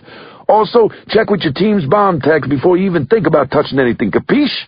Good. Now it's hurry up and wait time. All we need is a green light from the pencil pushers. For the next 15 minutes, we listened to the SWAT guys lock and load and exchange terms like tactical action parameters, secure comms, and mission capabilities. Sitting on a greasy steel bench along the wall of the stifling van, Emily and I tested our earpiece radios and quick-checked our own weapons. I glanced out the van's one-way tinted window 100 feet to the west, where the ancient Egyptian stone obelisk known as Cleopatra's Needles stood against Central Park's bright blue sky. On the path beside it, a pudgy female jogger went by, followed by a dog walker pulling a 10-dog pack. I don't know which was higher, the temperature, my adrenaline, or the tension. I was pumped that we were finally onto Berger, but also wary. I'd seen Berger's meticulous handiwork firsthand. Not only was he smart, efficient, and completely cold-blooded, we had zero intel about the place where he was holed up. We weren't pulling a crackhead out of a closet, I thought, staring at the photo of the creepy penthouse. More like reaching into a black hole in the ground to pull out a viper. Alpha 1, we have a go, crackled in my earpiece a long, hot 5 minutes later. The van roared to life and hard swung to the right with a squeal of tires. Woohoo! This is it, y'all! Officer Wong called out with an enormous grin as he adjusted his tactical helmet's chin strap. Chapter 68. What seemed like a rapid heartbeat later, Emily slid into me as the van fishtailed with a shriek of brakes. My head almost hit the ceiling as the van crossed Fifth Avenue and actually hopped the curb in front of Berger's building. The back doors popped, and Emily and I quickly followed the tactical team across the sidewalk and under the hunter green awning. When my eyes adjusted to the dim lobby, I spotted the doorman pressed against the wall beside an immense oil painting, his hat on the floor between his feet, his white-gloved hands in the air. A sign beside him said, "All visitors must be announced." "Not today, friend," Hobart said, handing the guy back his hat. Everybody froze in place as the wood-paneled elevator door at the far end of the lobby dinged open. 6 laser sights trained on a tall, gorgeous young couple in business attire. Before they could open their mouths, they were taken face down onto the oriental carpet. "They're clean, Chief," Wong said, tossing Hobart the young business guy's wallet. A broad, black-haired man wearing blue work clothes and wire-rimmed glasses appeared from a door beside the elevator. "The back elevator's here, officers. This way," he said in a thick Eastern European accent as he waved at us frantically. A contingent of men was left to secure the lobby while we went through a dusty back hall and packed into a noir film-era freight elevator. "This is so crazy, the super kept repeating as he operated the manual elevator. Damn straight, I thought. There was absolutely no joking now or even talking as we watched the floor slide away with an off-putting sound of rattling chains. At the top floor, we came out into a dingy, narrow, windowless hallway lit by a single hanging bulb. This was definitely the service entrance. A hand signal from Hobart halted us at the corridor's bend beside some garbage cans. 2 men rushed forward and knelt beside the lock on Berger's apartment's back entrance, placing the breaching explosive. When they ran back, Hobart radioed down to some of his men now in the building's basement. "In position," Hobart said. "Roger, pulling the switch, the juice is off. You're a go," a cop radioed back. Hobart nodded. Then one of the commandos tapped the stapler-like detonator, and Berger's back door was blown to smithereens with an enormous crunch-like blast. The next few moments were a chaos of running men and shouts. "FBI!" Hobart screamed in a voice that sounded like it could have knocked the door down on its own. Down! Down! FBI! Everyone on the floor!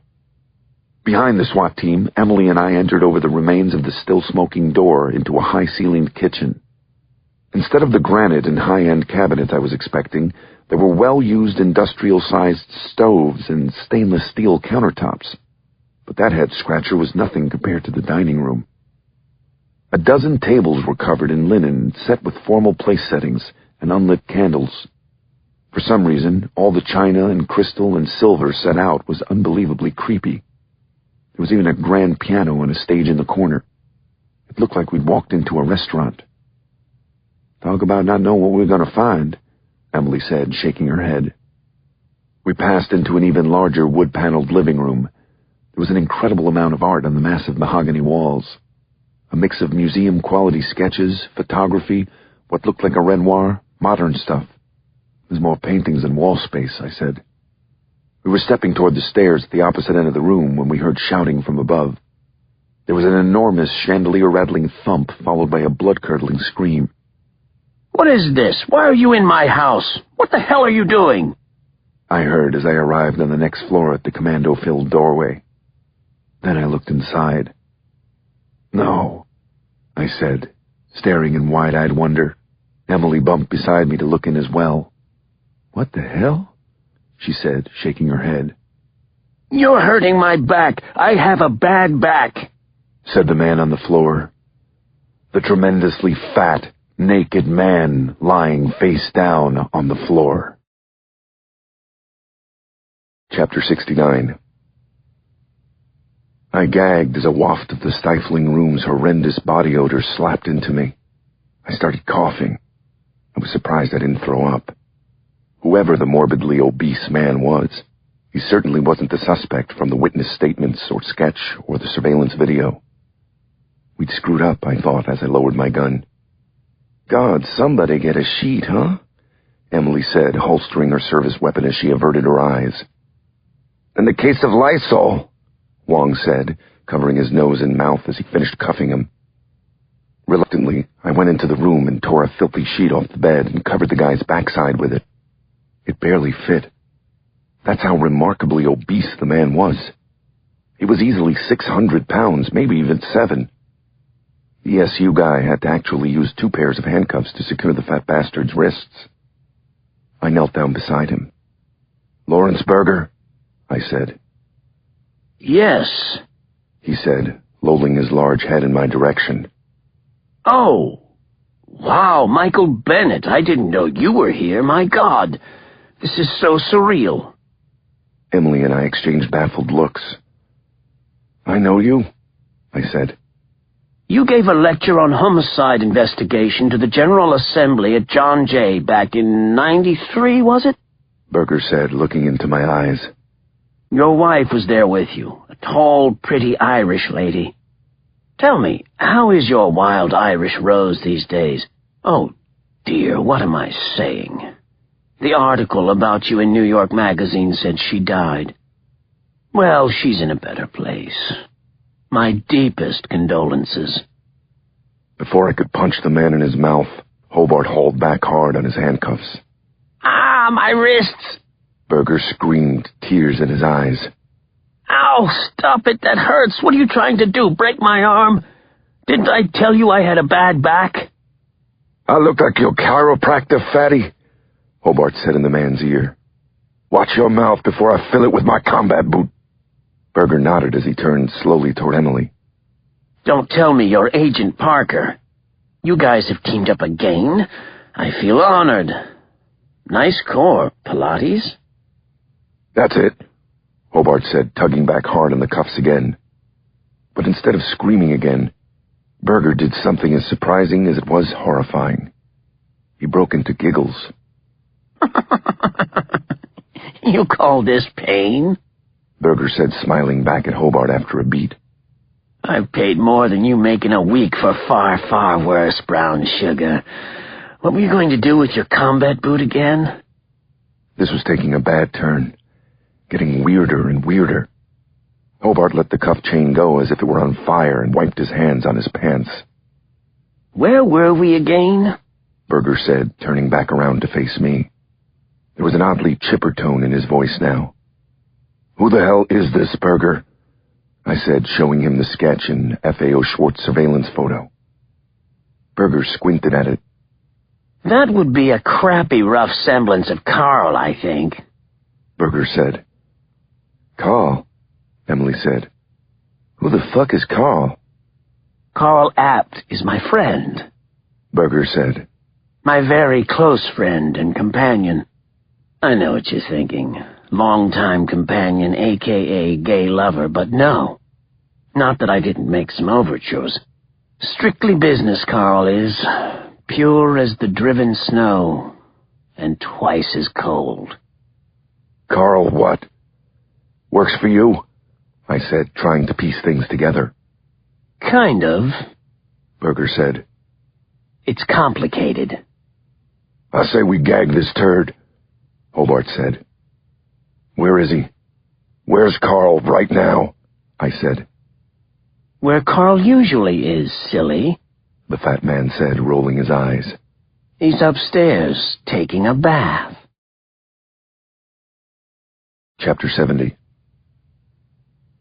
Outside Berger's bedroom, Emily and I raced behind Hobart and a few SWAT and bomb guys to a circular staircase at the end of the hallway. "If this sick-ass individual really is up there, he knows IEDs, so keep your eyes peeled for tripwires," Hobart called back to us as we quickly began to ascend in single file. IEDs? Tripwires? I thought, wiping sweat out of my eyes. I couldn't believe this insanity. We'd found Berger, taken him down, and yet this thing still wasn't over. Of course not, I thought, as we corkscrewed upward toward the penthouse's third floor. It wasn't over until the fat lady sang. It was noticeably hotter in the upstairs hallway. Dim, with the curtains drawn, it reminded me of an attic. A bizarre, maze-like one with ornate crown moldings and paneled wood walls and more art. Strange art, too, I thought, scanning the walls filled with photographs of hellish landscapes, oil portraits of melting people. We passed a large room nearly entirely filled with hideous primitive sculptures. Sweat dripped from my nose and from the grip of my Glock as we slowly went down the hallway. Emily was pressed close behind me, her Sig Sauer pointed toward the ceiling, her palm flat on the back of my Kevlar vest. Everyone jumped in unison as we heard a loud electric clack and a deep humming from behind the wall we were walking beside. "Excuse my French, but what the fuck?" Emily said. "Must be the building's elevator machinery," Hobart whispered over the comlink.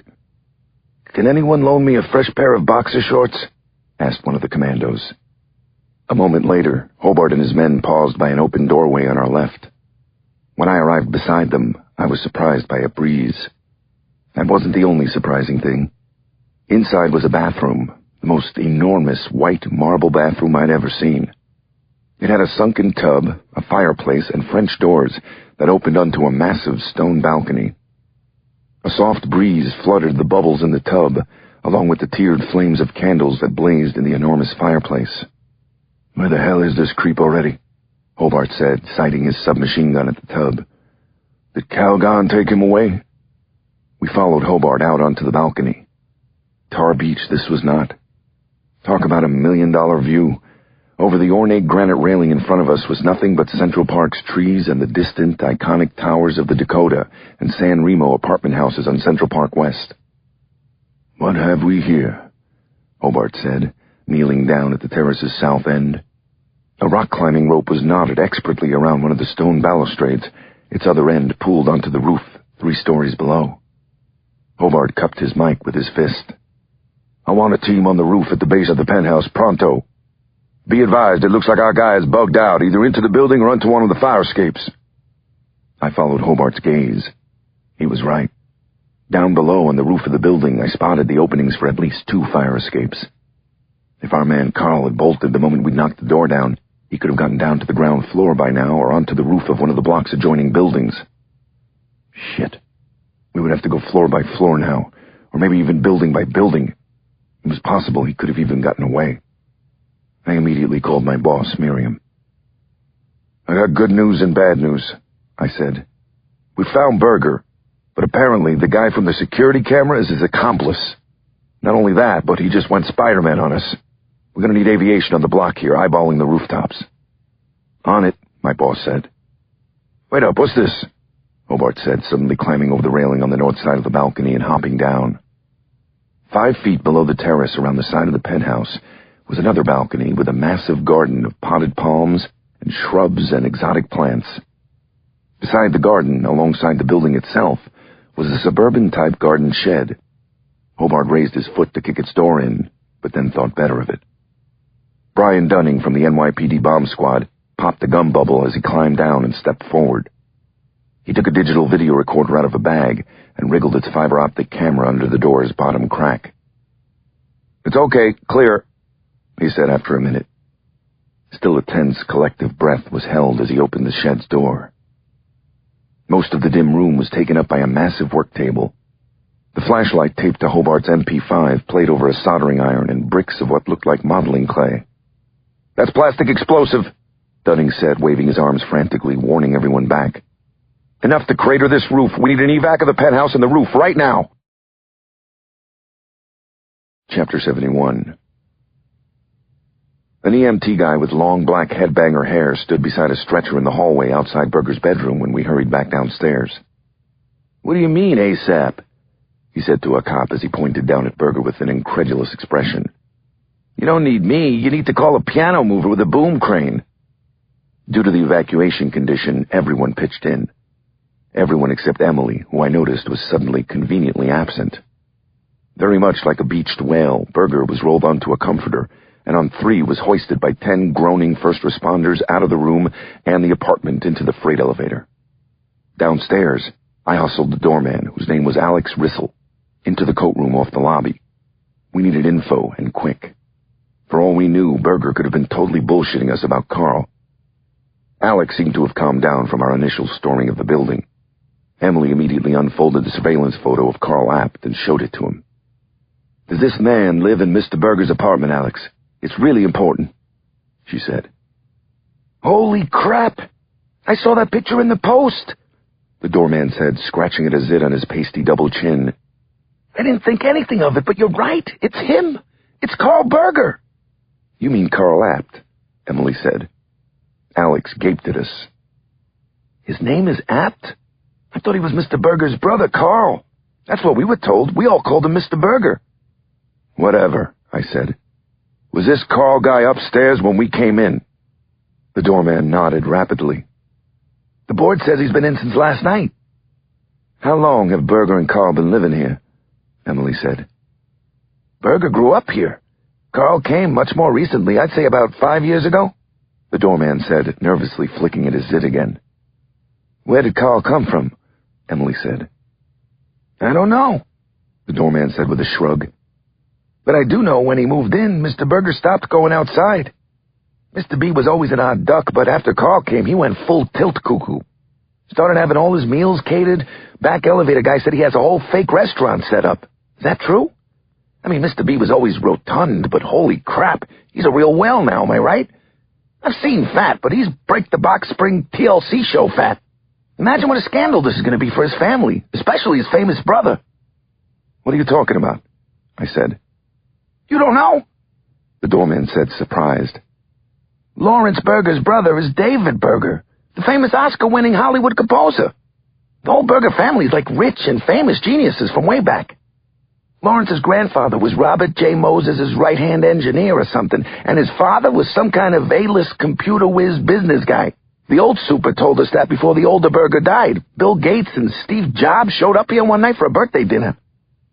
I blinked at Emily. Bill Gates. Could this case get any weirder? "Does Berger have any vehicles, other residences?" Emily said. "Let's see. They have an estate in Connecticut. The address is around here somewhere. Mr. B never went, but Carl went every other weekend in that slick Merc convertible of his. Keeps it at the garage around the corner on 77th. Mr. Carl was on the cold, silent side, but I'll tell you one thing. He always slipped me a crisp, warm 20 just for packing the trunk. He really kill all those people? Planted bombs?" "Who knows? Thanks, Alex," I said, going back out into the lobby. Outside, I spotted Hobart. "EMT says Fatty 2x4 is healthy enough for questioning. They're taking him over to the 1-9 precinct." "Good," I said. "Any sign of Carl?"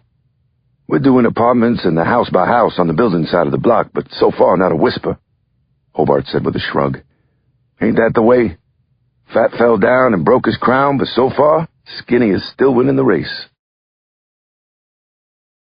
Chapter 72. Still dripping water from his wet hair, Carl Apt hung in the shaft of the building's front elevator. He had been hanging on for the last 40 minutes on a vertical beam using a rock-climbing method known as laybacking. Fingers of both hands and the soles of both bare feet gripping the cold metal, he hung sideways with the side of his butt and lower back pressed to the brick of the elevator's shaft. Despite grabbing the kit bag the moment after the authorities blew the door down, he was completely nude. Inside the duffel bag was everything he needed: a pistol, his ATM cards, 500 Percocet, and a change of clothes. The bag dangled in the breeze along with the rest of him, 18 stories above the hot, pitch-black pit of the elevator shaft. Every once in a while he had to shift his grip and foothold to avoid cramping, but he wasn't worried yet. One thing he knew was pain, and he wasn't even in the ballpark of his threshold yet. What he needed now was a hole, a place to get inside of and stay until things died down enough for him to move again. Until dark, at least. He knew just the place, too. He'd get to it in a few minutes. Despite the sudden turn of events, he was completely calm. He'd been planning everything in his mind, every contingency, for the last year. A silver-blue electric spark flashed down from above as the elevator motor clacked on and the cables in front of him began to whir. After a minute, the top of the elevator began to approach. It stopped 10 feet below him, police radios squawking as the cops inside got off, probably in order to scour the roof. Now was his chance. He shimmied down the girder and onto the top of the elevator as silently as a cat. His toes squished in the cable grease. The now empty elevator started heading down toward the lobby. Now for the tricky part, he thought, as the floors fell away. As the elevator car got to 3, he stood and stepped off the top of the elevator onto the lip of the second floor's elevator door. He waited for the door of the elevator to open onto the lobby before he popped the release lever at the top of the second floor's door and stepped onto the landing. As he let the door slide back, he wrapped his bag's handle on the shaft side door release. He waited on the furniture-filled landing of the second floor, staring at the 2 doors of the A and B line apartments. Now was the bugger, he knew. He would have to wait until the elevator went back upstairs in order to open the door and actually get underneath it. It was the only way of getting into the basement undetected. That's where his hole was. His life now depended on getting down into the building's basement. He glanced at the apartment doors, his hand on the silenced 9mm Smith & Wesson semi-auto in his bag. If someone came out, he would kill them. On that note, if the police came to the second floor, he would also be forced to have it out right here, right now. He'd go for face shots at this close a range, grab one of the automatic rifles, go down to the lobby, and go balls to the walls, shoot his way out or die trying. He smiled. It wasn't such a bad plan. Definitely not a bad way to go. If he was anything, he was a warrior, and like all warriors, what he ultimately only wanted was a good death. One way or the other. It was up to the fates now. It was completely out of his hands. Chapter 73. Carl waited, watching, listening. After a minute, he heard more police radios and then footsteps into the elevator 1 floor below. He heard the elevator door whir to a close, and the car began to ascend with a mechanical hum. He tightened his grip on the pistol as the car seemed to slow. But then it was past the second floor and going up. Excellent, he thought. So far, so good. When he heard the elevator stop somewhere far above a long minute later, he yanked on the bag strap and opened the door again onto the elevator shaft. He leapt onto the vertical girder he'd been hanging on and began laybacking down as silently and quickly as he could. Past the lobby door, he jumped the last 10 feet into the well of the elevator. There was a small mechanical access door in its corner that led into the basement. He pushed it open and climbed out and closed it quickly behind him. He pulled out the gun and ran quickly down a corridor alongside dusty storage bins. He made a turn past the boiler room and came to a thick steel door at the end. He banged on the door with his fist once, and then again. Carl stuck his gun in the face of the ugly girl who opened the door. Her stained bathrobe was loose enough at the collar to reveal a tattoo of a butterfly beneath her dirty collarbone. "What is this? Who are you? You have no right to be here," she said in broken Slavic-accented English as she flinched away from the gun. "I'm an American citizen, bitch, unlike yourself. Now shut your mouth and move," Carl said, pushing inside the rancid, illegal basement apartment. It had taken Carl 6 months of living in the building to realize the super had turned one of the basement rooms into an apartment for Eastern European illegal aliens. It was the smell. He'd caught a whiff of it when he came down to put away luggage in Mr. Berger's storage bin. He had smelt the same rank stench of bad sausage when he was in Delta Force and had bodyguarded state officials in the Bosnian War. He'd known the building super was a Serb from the moment he'd first met him, probably fleeing some war crime from the way the beady-eyed guy operated. You wanted work done? Garbage taken away? He always got paid first. In fact, Carl wouldn't be surprised if the girl in front of him was a whore, paying off her smuggling fee on her back. All this in the basement of a Fifth Avenue luxury high-rise, Carl thought with a grin. Economies within economies. Capitalism at its finest. USA, land of the free, where the streets were paved with gold. All that aside, here was his hole. He had arrived. He would be safe for the next 12 hours at least. The police wouldn't search here. Since his job and his green card depended on it, the crafty mobster Serb super would never allow it. Carl waved the girl inside with the gun, grabbed the back of her rank housecoat, and pushed her forward toward the sound of a TV. Inside the small room, he pushed the girl into a pale, bald old man with a regal gray mustache who was cutting a swarthy teenager's hair with an electric buzzer.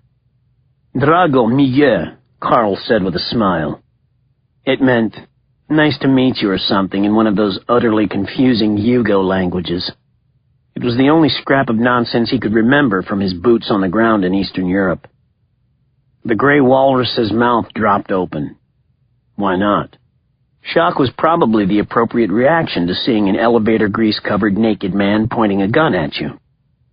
Carl noticed that a rerun of Full House was on the corner TV.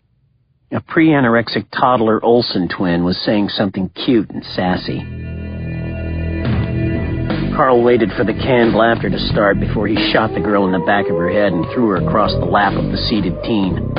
It turned out the old man had some fight. He managed to throw the buzzing razor at Carl's face. It only missed by an inch, making a sound like frying grease as it sailed by. Carl smiled again as he shot the feisty old codger right in his proud gray mustache. Carl watched the man go down in a heap. When he turned, he saw that the kid was still seated, making a two-handed begging gesture as the dead girl spasmed and bled out in his lap. There was something artistic and powerful about the whole thing. A sense of the tragic here in this single hanging bulb-lit shithole basement room. A low-rent La Piata underway. "Drago mia," Carl said again, and put a bullet into each of the kid's closed eyes.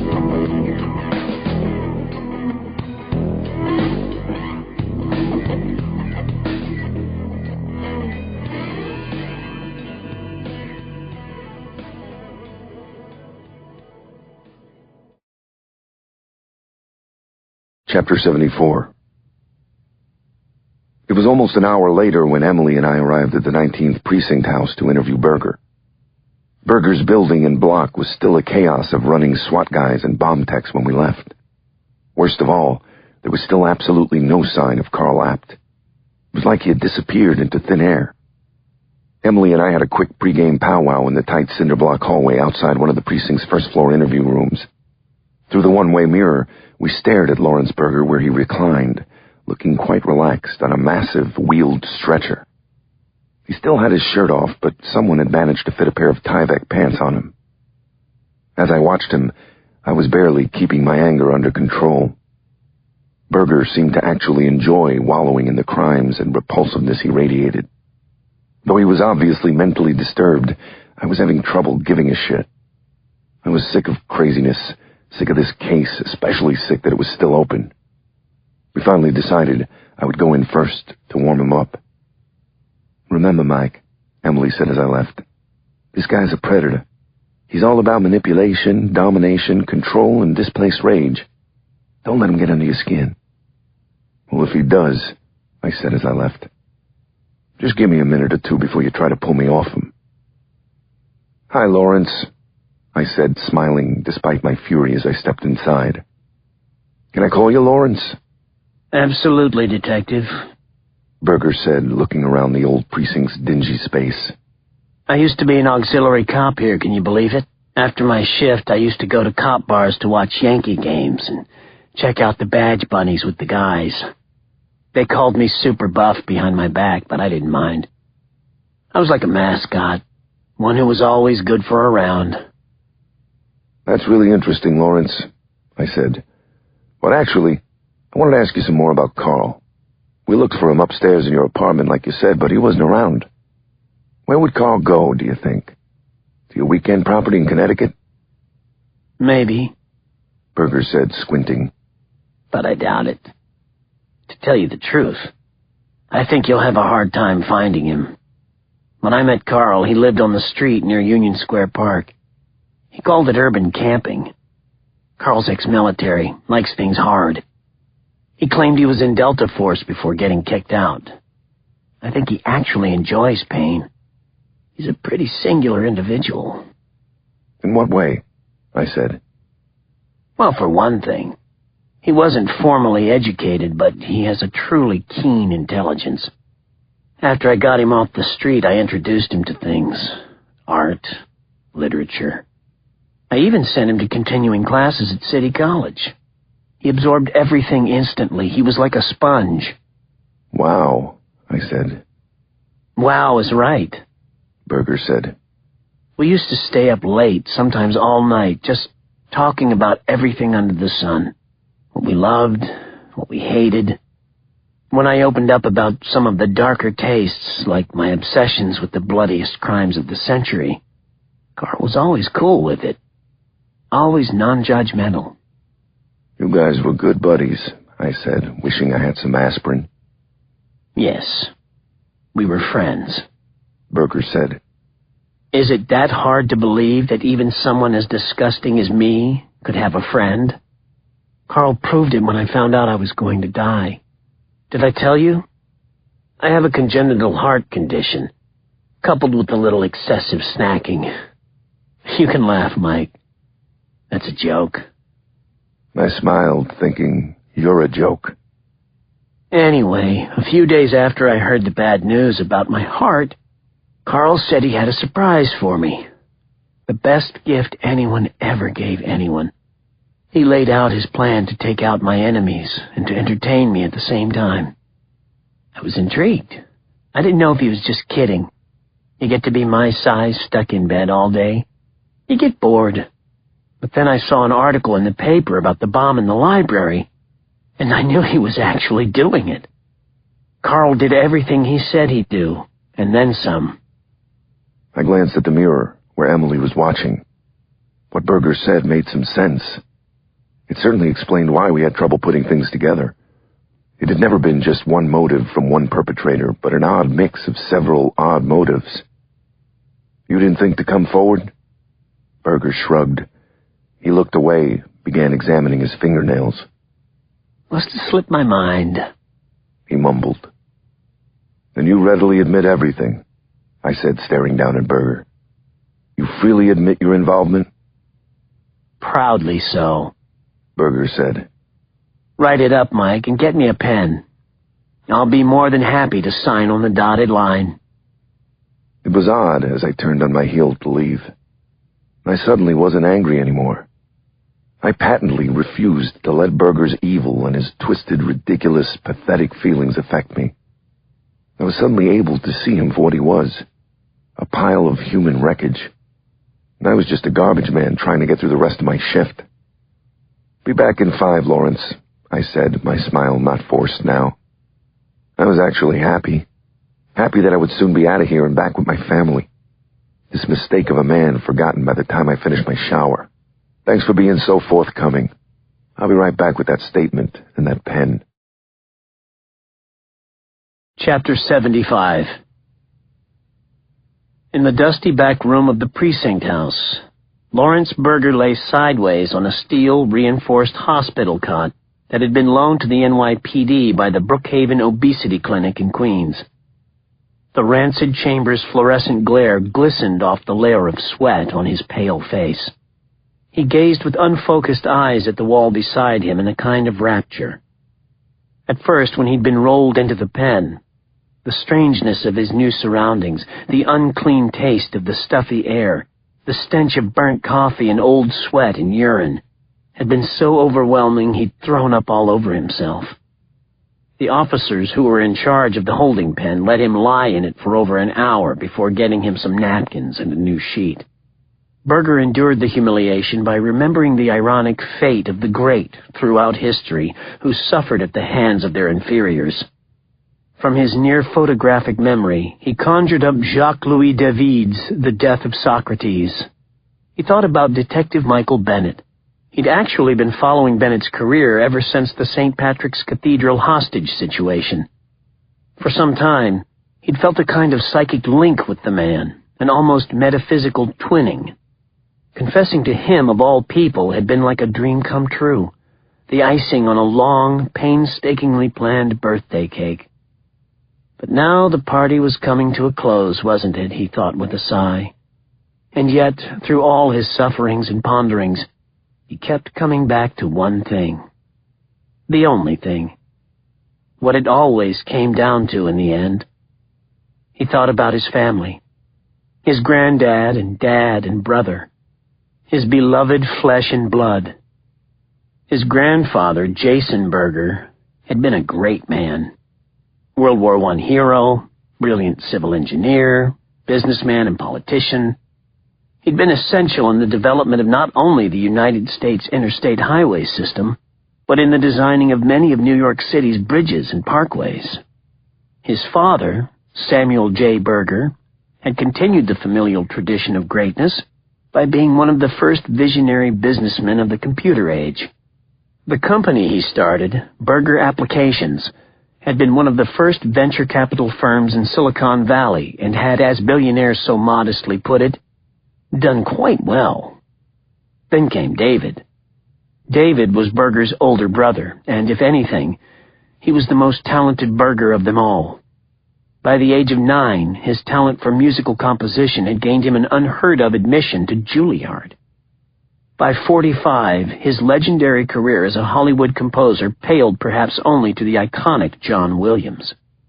David easily would have earned more than the one Oscar he had, but for his vocal disdain for the movie industry. All he wanted to do, and all he did, was make beautiful music.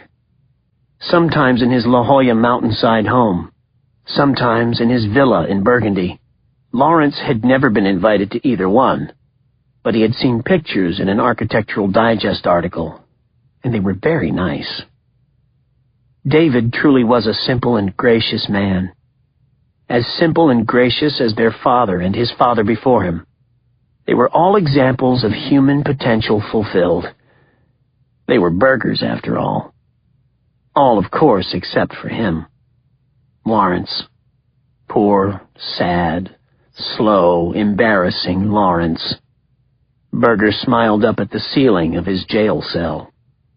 It had taken a century for all of the Berger family's amazing societal and global accomplishments.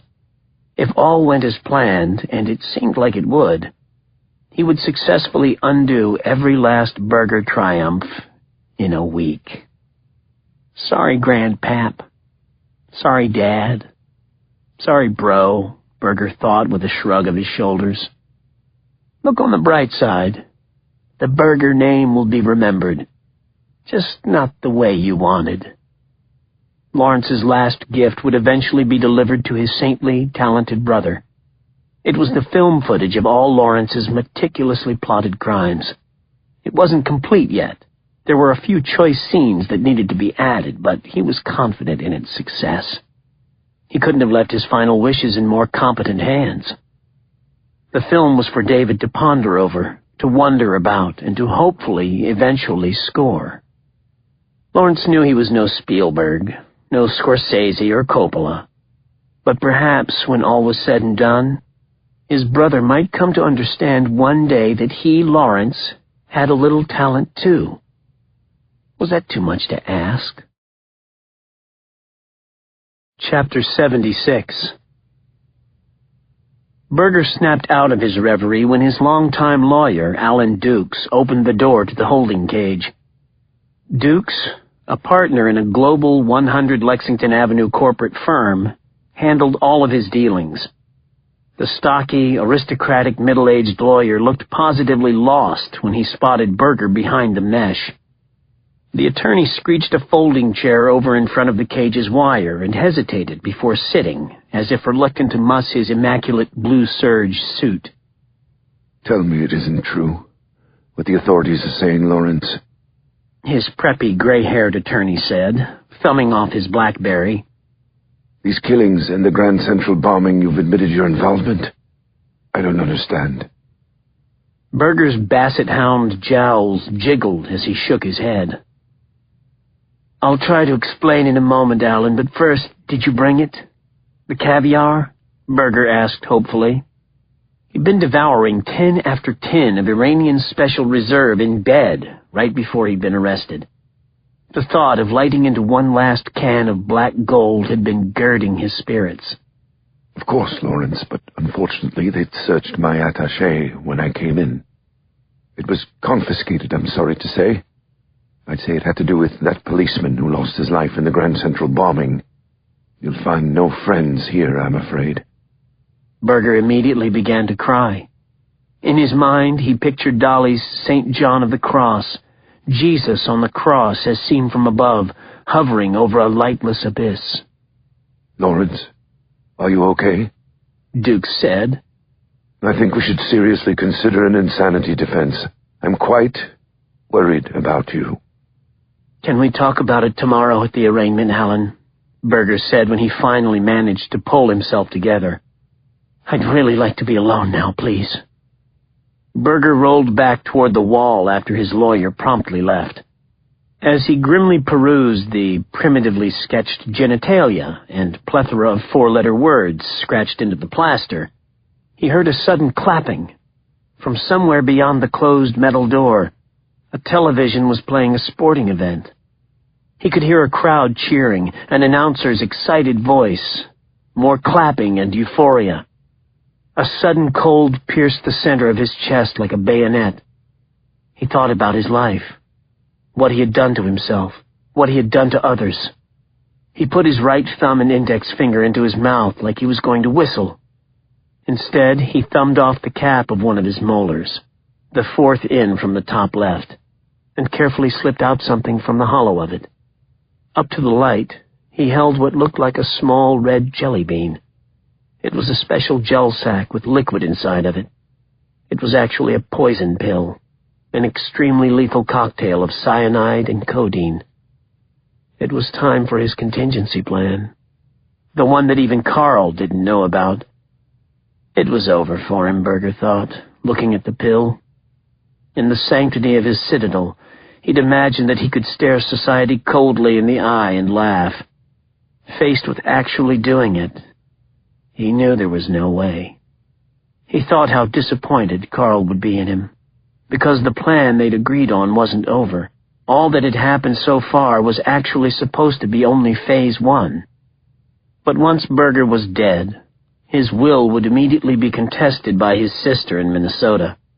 All of his assets, including the murder slush fund he'd given Carl access to, would immediately be frozen. Carl, perhaps the only real friend he'd ever had, would be hung out to dry. Couldn't be helped, Berger thought, quickly putting the pill in his mouth. Berger surprised himself. Instead of his usual wallowing, he bit down and swallowed almost immediately. He thought he might throw up again at the sudden bitterness, but he breathed slowly and carefully until he felt better and the room began to dim. Chapter 77. Everyone was asleep when I came home after midnight, and they were still snoozing when I came out of my bedroom dressed for work at the ungodly hour of 5 a.m. Well, almost everyone, I thought, spotting a light coming from the living room. I went in and saw the lamp on by the empty reading chair in the corner. I was about to click it off when I heard some giggling from behind the chair. I leaned over. It was Bridget. She was sitting Indian style on her pillow, with the latest 39 Clues book open in the lap of her Phineas and Ferb pajamas. "Hey," I whispered. "Hey, Dad," she said without looking up. What are you doing out of bed so early?" "Reading," my daughter said, a tacit duh hanging in the air. "Don't you want to sit in the chair?" "I can't," Bridget said, turning the page. "I have to read in secret because of Fiona. MC is sponsoring a contest to see who can read the most books by the end of the summer, and I think I'm one ahead of Fifi. If she sees me reading, she'll try to catch up. I want to lull her into a sense of complacency."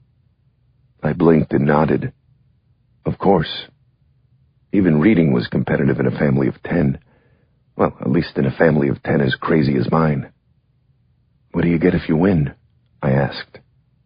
"Dinner and a movie with Mary Catherine. Just the two of us." Sounded good, I thought. I made a mental note to swing by the library on the way home. "Well, carry on with your lulling," I said as I smooched the top of her head and headed for the front door. "Good luck, I think." Somewhere around the Brooklyn-Queens border, I pulled off the expressway and got some takeout from a diner. Back outside, surrounded by rumbling semis in the darkened parking lot, I checked into the squad from my car. There was no news, which in my high-profile case was actually bad news, since it meant Berger's buddy, Carl Apt, was still missing. There still wasn't sign one of Apt or the Mercedes convertible Berger kept in a garage around the corner from his apartment. Worst of all, there were no records of a Carl Apt in any of the city and state databases, no last known address, no social security number, no driver's license. Nada. Maybe I should start reading the 39 Clues, I thought as I turned on the Chevy, because no matter what we did, this ugly, baffling case just didn't want to die. I was back up on the elevated expressway with the sun finally coming up over the decrepit Queens skyline on my right when I got a call. It was from Steve Macomb, the desk sergeant at the 19th Precinct. "What's up, Sarge?" "You're the primary on Berger, right? Well, heads up. They just went in to take him to his arraignment and found him in the holding tank, unresponsive." I was having trouble absorbing what I was being told. Remembering my recent near-death phoning while driving experience, I lowered my cell as I pulled over into the right-hand shoulder. "Hit me again there, Steve?" I said. "EMTs are inbound, but I saw him, Mike. Humpty had a great fall out of his stretcher. His face is a bright strawberry red I've never seen before. I don't know what, but something happened. Something bad." Chapter 78. Something bad had happened indeed, I thought, 20 siren-blaring minutes later as I burst into Berger's holding cell in the back of the precinct. Berger had fallen out of the bed. Also, his butt had fallen out of his sheet again, I couldn't help but notice to my horror. The EMTs were long gone, replaced by the thin, bird-like, Hispanic female medical examiner I'd worked with before, named Alejandra Robles. As Alejandra went through her routine, I stared down at the massive dead man. He'd had everything. Education, wealth, the coolest apartment in Manhattan, and decided on this? Setting off plastic explosives, killing children, committing suicide? He was the most inadequate person I'd ever come across, and that was saying a lot. The worst part of all was that it all felt almost scripted. People who'd been killed seemed like they'd been bought for Berger's 15 minutes of slimy fame. I tried not to think about what it meant, about what kind of future the human race was heading toward, but I couldn't help it. Alejandra knelt in front of Berger, pointing a flashlight into his mouth. "I take it he's having trouble saying ah?" I said. "You take it correctly," she said, beckoning me over. "I think it was poison, cyanide, I guess by the bright red rash, but we won't know until the toxicology." She held the light over his upper back teeth. "Check this out," she said, directing me to peer into Berger's pie hole. "See that molar? That's not a cavity, Mike. It's a fake tooth. That's where he must have hidden the poison. Can you believe it?" After Berger was rolled out, I called Emily Parker at her hotel from in the hallway outside the precinct detective squad room upstairs. "If you thought the panty bomber was crazy, have a seat," I said when she answered. "You found Carl?" she guessed. "Nope," I said. "It's Berger. He's gone. Killed himself. He had poison in a hollowed-out tooth, a cyanide pill like a Nazi spy. How's this for an epitaph? Lawrence Berger, weird in life, weird in death, weird in the hearts of his countrymen." Wait, did you say cyanide? Hold on, let me get my notes. Crapola, he's done it again. It's happened before. Maggie O'Malley, a nurse dubbed the Dark Angel of Bellevue, swallowed a cyanide pill after she was accused of some baby murders in the early 1920s. "I need to watch more History Channel," I said, squeezing my temples. Book 3. That's What Friends Are For. Chapter 79. A noontime 3-car pileup halted the traffic on the Sunrise Highway 2 miles west of Hampton Bays, Long Island.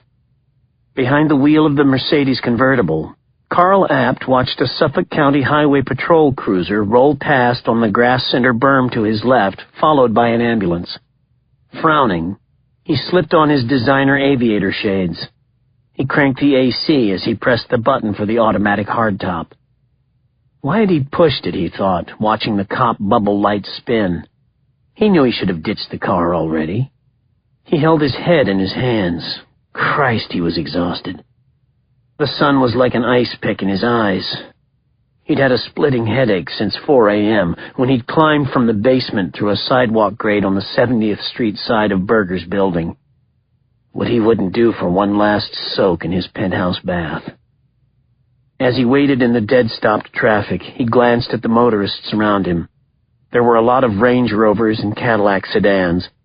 What had Berger called loudmouthed, showy people from Long Island? Lids, short for Long Island dimwits. After a few minutes, from 3 cars behind him, a group of lugnut teens with gelled hair, no shirts, and bottle tans started making some noise. A painful thump of rap music bass began to emanate from their tricked-out convertible Mustang. "Anywhere, anywhere, woo, woo, woo, woo," they sang along to the show's instant summer classic. A fat girl wearing a bikini top and short shorts stood in the passenger seat, threw her hands above her head and started grinding her hips. Real slow, woo, woo, woo, woo," her mutt friends intoned.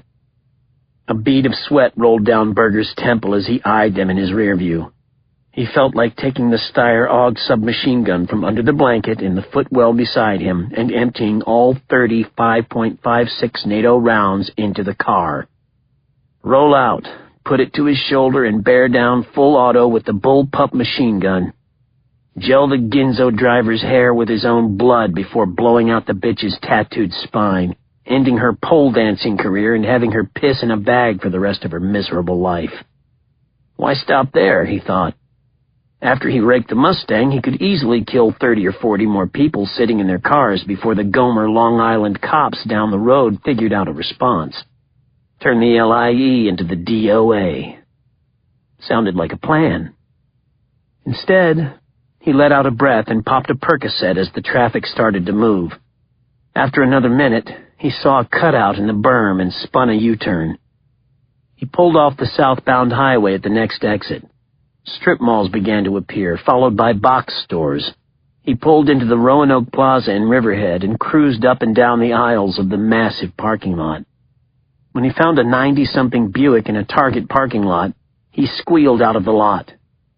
Half a mile east, he pulled back off the road into a small, dumpy-looking strip mall that had a pizza place, an optometrist, and something called an Edible Arrangements. He drove around the rear of the low, decrepit building and parked the Merc beside a dumpster. He got out and locked up and began walking back toward the Target parking lot. Halfway there, he stopped into an Ace Hardware store and bought a pair of jumper cables, a can of lighter fluid, and the largest flat-headed screwdriver he could find. "That'll be $19.99 plus shipping and handling," the red-vested fool behind the counter said. Apt stared at the lid without speaking. "Just kidding. the clerk said sheepishly as he handed him back his change. When he got back to the Buick along the side of the target, he jammed the screwdriver into the slot of the window and broke it as quietly as he could. He unlatched the door and popped the hood. With the wire jumper cable he'd bought, he ran a line from the positive battery node to the red coil at the back of the engine. With the engine now powering the dash, he knelt in the open driver's side door and cracked the plastic steering column with the flat blade of the screwdriver. Then, using the metal blade, he crossed the now exposed terminals for the solenoid in the battery. The engine chugged for a moment and then grumbled to life. Carl flicked glass off the seat before slipping behind the wheel and pulling out. He soaked the Merc's interior with the lighter fluid after he transferred his bag and the assault rifle to the Buick. He lit a book of matches. He winced as he tossed them into the beautiful six-figure car's front seat. He looked around at the piece of crap Buick for the first time as he pulled out back toward the highway. McDonald's soda cups everywhere. A jet Snuggie covering the rear pleather seat. He popped another vitamin P. Then he thought about it and popped another. His cheeks bulged as he inhaled and let out a long, aggravated breath. Chapter 80. Carl pulled off the LIE into East Meadow, Long Island an hour later. He cruised the Hempstead Turnpike. Narrow streets of capes and split levels, fast food, a driving range. His new LeSabre fit right in. It took him 20 minutes to find the address and parked across the street. There it was. 24 Orchard Street. It looked like just another LI dump, but he knew it was actually more. He knew that many women had been killed behind its walls, that their bodies had been cut up in its garage. He'd been thinking about doing another Brooklyn vampire murder, or maybe the Mad Bomber, but then he'd remembered Berger's library and decided on a new string of killings. Lawrence was going to be so happy when he got the news. Carl smiled as he thought about his friend. He'd killed for his country in the Special Forces, called in airstrikes in Bosnia, shot stinking goat herders in Afghanistan from as far as 800 yards. But actually killing for something he cared about was another thing entirely. Lawrence was his soulmate, his liberator, his master entire. They'd taken into account that he would probably be captured, but instead of abandoning their efforts, Carl was going to redouble them. Their joint homage to the great murders and murderers of New York would keep occurring in bloodier and more horrifying ways during Berger's incarceration and trial. It would be the topper of the longest, most audacious crime spree of all time. All the killing so far had been just for Berger. It had been Carl's pleasure. The least he could do, after all. 12 years earlier, Berger had found him panhandling on Park Avenue. He cleaned him up and put him through City College, where he studied English Lit, especially the classics. He knew all about law enforcement profiling, how he was supposed to be inadequate, looking for power, for meaning in his pathetic life. What a joke. He wasn't doing this for himself. He was a warrior, a real catalyst for history. Besides, people like Lee Harvey really had changed the world with one pull of a trigger. But he shouldn't get ahead of himself. First things first, he thought as he pulled out. It was time to put a smile on his good buddy's face.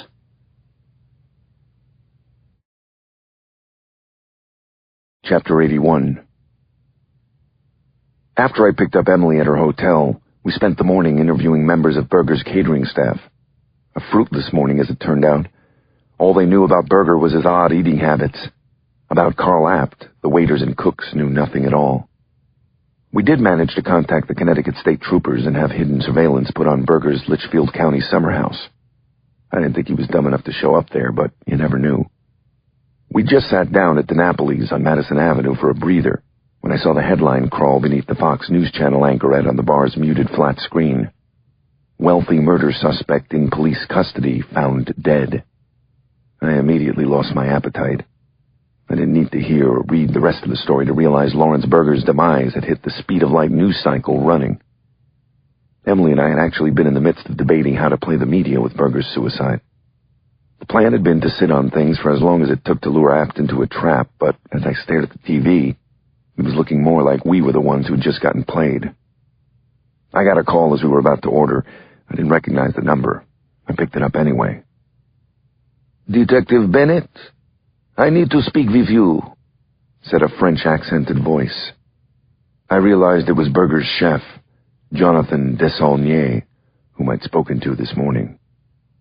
"What's up, Jonathan?" "There's a girl, Paulina Dulcine," he said in a panicked voice.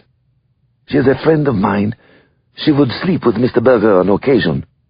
I apologize for not being completely upfront with you during our interview. This happened on and off for about 3 years. You mentioned Mr. Berger perhaps killing people who had crossed him, and after I spoke with you, I thought of her." "She crossed him," I said. "How? What happened?" "Well, for a long time they had a tender relationship. He would purchase fine jewelry for her. But one day he asked her to do something odd to him, and she started laughing.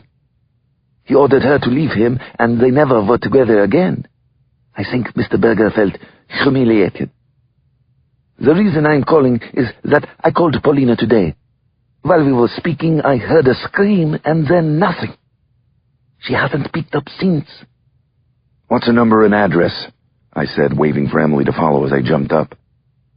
20 minutes later, we screeched up in front of a 30-story high-rise building in Battery Park City with another team of major case detectives and 2 more uniforms. "Paulina Dulcine, is she home?" I yelled at the concierge as we ran inside. The slight, effeminate black man's jaw dropped to the collar of his black Nehru jacket. "Paulina? No. I thought I saw her leaving her apartment when I was delivering dry cleaning." "She didn't leave through the lobby," said the female concierge beside him. "She must have gotten her car in the basement garage," the thin black guy said, opening a door. We ran down a flight of steps into the dim cave of the concrete garage. The concierge pointed to the crowded corner on the left. "It doesn't make sense," he said, pointing across the lot. "That blue car, that smart car, that's hers." We went over to the tiny Mini. Half a snapped key stuck in the lock. Emily knelt down and pulled a purse from underneath the driver's door. She opened it and a Gucci wallet. "It's hers, Mike. Paulina Dulcine. He got her. We're too late." Chapter 82. "You know, there was a case of tag team killers we learned about at Quantico," Emily said when we got back to the squad. "It was a textbook case of these guys, Odin and Lawson. One was a psycho rapist, the other schizophrenic. Odin raped the girl and then handed her off to Lawson, who killed and mutilated her. Each had his own thing." "And your point is?" I said, still stinging from our near miss of Carl. "In this case, Apt is just killing off Berger's enemies in the way that Berger wanted. He was like the caterers we spoke to, following specific orders. I see all Berger here, no Apt." "You're right," I said. "Even though the murders seem sadistic, they're really not. They're really set pieces, like elaborate assassinations." "That's it, Mike. Apt seems like an assassin, cold, calculating, competent. I still can't figure out what's in it for him. Money? Maybe he's just crazy, who knows?" "No," I said. "You're onto something. There's something in it for Apt. There has to be." "You sound so sure. How do you know?" "The fourfold roots of sufficient reason," I said. "Anything perceived has a cause. All conclusions have premises. All effects have causes. All actions have motives." "Aren't we going all Aristotle suddenly?" Emily said, smiling for the first time that afternoon. "Or the fourfold from Thomas Aquinas, you Irish church boy." "Arthur Schopenhauer, actually," I said, faking a wide yawn. "You read Schopenhauer?" Emily said, raising an eyebrow. "Just at the beach," I said. I was ducking a tossed empty Gatorade bottle when my boss, Miriam, came out of her office. "They found her. Paulina Dulcine. Get up to the 59th Street Bridge." It was actually under the 59th Street Bridge beside a York Avenue mobile station. We bore right onto a little service road and down a ramp toward the East River. At the end of a parking lot beside an abandoned heliport, crime scene tape was wrapped around a chain-link fence. Beyond the fence, half a dozen cops were spread out on the rock-piled shore. On the jogging path that ran under the bridge, a crowd had formed. I spotted a 12-speed biker in a full-body Speedo beside a gaggle of Jamaican nannies leaning on their McLaren strollers. They looked bored, like they were waiting for the good part to start. "How did the call come in?" I said to a tall, elfish-looking young uniform working the crime scene log. "By payphone," the kid said. "Amazing," I said. "That someone called it in?" the young cop said. "That someone actually found a working payphone in Manhattan." The jokes were long gone by the time Emily and I stumbled over to a yellow crime scene marker down by the water's edge. It was next to a paint can. Beside the can, a burly uniformed cop was squatting on the rocks, smoking a cigarette. His dazed, despondent expression couldn't have been more disturbing. This wasn't going to be pretty, I thought as I finally walked up to the can. I didn't want to look down. I didn't want to add another nightmare to my list. I'd seen too many already. But it was my job. I looked down.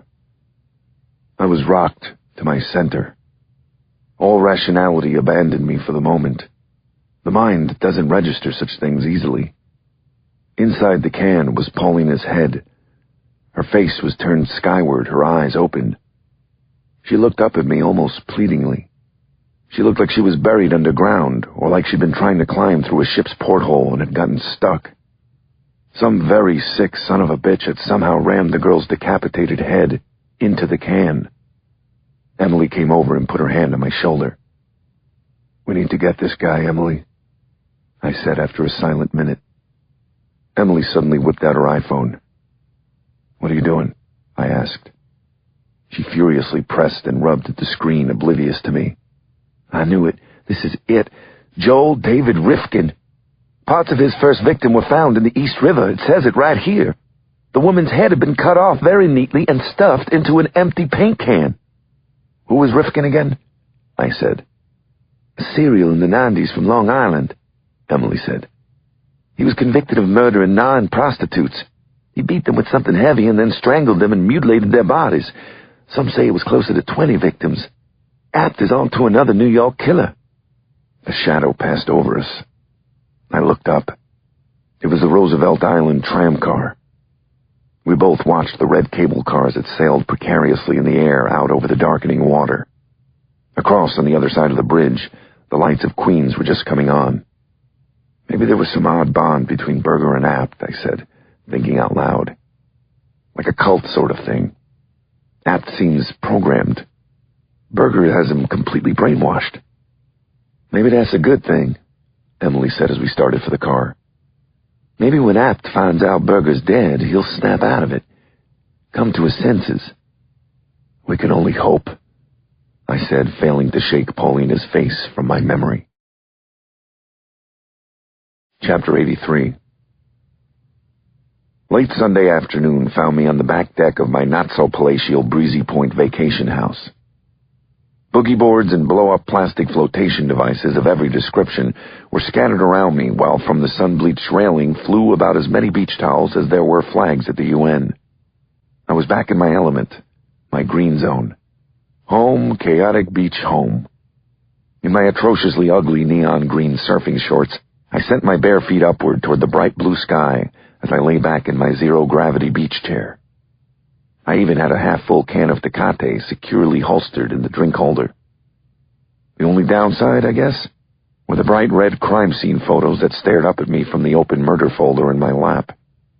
I stared back, forcing myself to examine again the remains of Paulina Dulcine. The medical examiner office had said that the poor woman's teeth had been pulled out with a pair of pliers. From my notes from Emily, I knew Joel David Rifkin had committed the same savagery on his first victim in the early 90s. I tossed the file onto the picnic table beside me and let out a breath. Carl Apt was nothing if not a meticulous stickler for details. As if I weren't depressed enough, one of my major case task force buddies had just texted me the latest rumor that Detective Chief McGirth wanted a personal who, what, when, where, how, and why session with me and Emily about our near miss in saving Paulina. Another carpet call. Sounded fun, not to mention productive. I couldn't wait. I'd just finished my beer and was having a staring contest with a shady-looking seagull perched on my rusty rain gutter when my phone rang. I smiled as I looked at the number. It was from me, apparently. Someone inside the house behind me was playing a joke at my expense. "Detective Bennett, NYPD, who is this? Who's wasting my time?" I barked in my best tough cop voice. "Yes, hello, detective?" said Eddie in a low, badly disguised voice. "I'd like to report a crime." I'd specifically told them I had to work and to leave Daddy alone, but the natives were getting restless. As well they should. This was, after all, the family's first vacation in years, since before Maeve got sick. I was about to hang up when I spotted something on the picnic table beside me, and I suddenly had a better idea. "Well, you've called the right place, sir," I said as I quietly stood, lifting the Super Soaker water gun from the table before I trotted down the deck steps. "Name the felony, please." "Well, it's a kidnapping," Eddie said as I quickly came around the side of the house. I stopped at the hose bib and loaded the gun with water before I hopped over the railing for the front porch. "Kidnapping? Well," I said as I peeked through the screen door at the backs of Eddie and a cracking up Trent at the phone in the kitchen. "That's a serious crime. What's the victim's name?" "Pants," Eddie said, not missing a beat. "John Pants?" Trent guffawed as he punched Eddie's leg. I had to stifle my own laugh as well. Eddie was a funny kid. Maeve and I always said we should have made Eddie's middle name Murphy. They definitely seemed to be in much higher spirits since that Flaherty kid had been put back on his leash. "Mr. Pants, I see," I said as I silently opened the front screen door. "Now, what relation is he to you?" "Well, he's my father, actually," Eddie said. "We haven't seen him in a few days. It's really not like him. Well, actually, it kinda is. We seriously think he might be a workaholic." "You're in luck, sir." "I think I know the location of Mr. Pants," I whispered as I took aim from the kitchen doorway. "Where's that?" Eddie said. At the last second, Trent, who had been bent over laughing, stood up straight, his head tilted slightly like a deer at a cracked twig. "Right behind you!" I yelled as loudly as I could. Eddie dropped the phone as Trent screamed. Before they could breathe again, I let him have it. "Oh, I'm sorry. Am I getting you jokers wet?" I said, dousing them with the Super Soaker's twin barrels. Trent, by far, got the worst of it. It looked like I'd poured a bucket of water over his head by the time he squirmed, screaming away. "What in the name of Jesus, Mary, and Joseph?" Mary Catherine said as she came running from upstairs. "They started it this time, I swear," I said, as I hid the water gun behind my back. Chapter 84. After I swamped out the kitchen, I decided to put death on hold and give Mary a break and take the kids down to the beach. There must have been a storm coming or one out at sea because the surf was particularly choppy. Some of the blue-gray Atlantic waves were as high as 5 feet, tall enough for some pale surfers to be out there among the shore fishermen's lines. There were at least a dozen cops and firemen and foam guys hanging 10, Queen style. New York City was the last place you'd think of as a place to surf, but you could pull it off once you figured out how to fit the board on the A train. I sat on the shore watching the little guys goof in the shallows, shoveling for sand crabs with their heels the way I'd shown them. I remembered being a kid doing the same thing with all my cousins. One time I remember a couch, a bright, unnatural 70s orange couch washed up with a breaker, like a floor model from an underwater Ethan Allen. I also remembered pausing to watch the Concorde head out of Kennedy for Europe. You didn't watch it so much as stand in awe of it, trying not to wet yourself once you caught the high, terrifying, bone-rumbling scream of its supersonic engine. When I turned to watch the swimming bad teens, as Chrissy and I called the older kids, I saw that Seamus was out with them. At one point, the septuagenarian actually stood on a boogie board. For about a millisecond. He somersaulted once and almost again in the air as a wave swatted his skinny butt into Davy Jones's locker. The lifeguard went batty, blowing his whistle. A moment later, Seamus broke the surface with his hands in the air like a victorious prizefighter. I couldn't stop laughing. You can't hurt a fool. I signaled Seamus ashore to do the babysitting in order to show him how it was done, which was odd since I had absolutely no idea. I goofed on the boogie board for a while until the ocean stole it. Instead of fretting, I decided to surf the way God intended, with just my awesome bod NYC freestyle. That is, until an evil wave tried to make off with my Hawaiian jams. I managed to retrieve them with a last-ditch hook of my right foot. "Mr. Pants, indeed," I mumbled, tightly retying the string. "Trouble?" someone said. When I looked up, my jaw dropped almost as hard as my pants just had. Mary Catherine had decided to join us after all. In a bikini. A new red bikini, I noticed. I knew all of Mary's swimwear, and the article she was almost not wearing was definitely new. As a detective, I was trained to pay attention to details. I tried to be nonchalant, as if my nanny showing up dressed like a Maxim pinup girl was about as exciting as waiting for the crosstown bus. "Trouble," she repeated as she brushed past me, all blonde and tan and thin scallops of red. She disappeared into a wave a moment later, heading back for Ireland with my luck. She very well might have been a mermaid returning to sea. "Just breathing," I finally said. Chapter 85. A couple of hours of saltwater frolic later, I was back at the grindstone in my outdoor office. I was still barefoot, of course, and my hair was still wet, but I was wearing jeans and a t-shirt now and had replaced my beer with a massive mug of French vanilla coffee.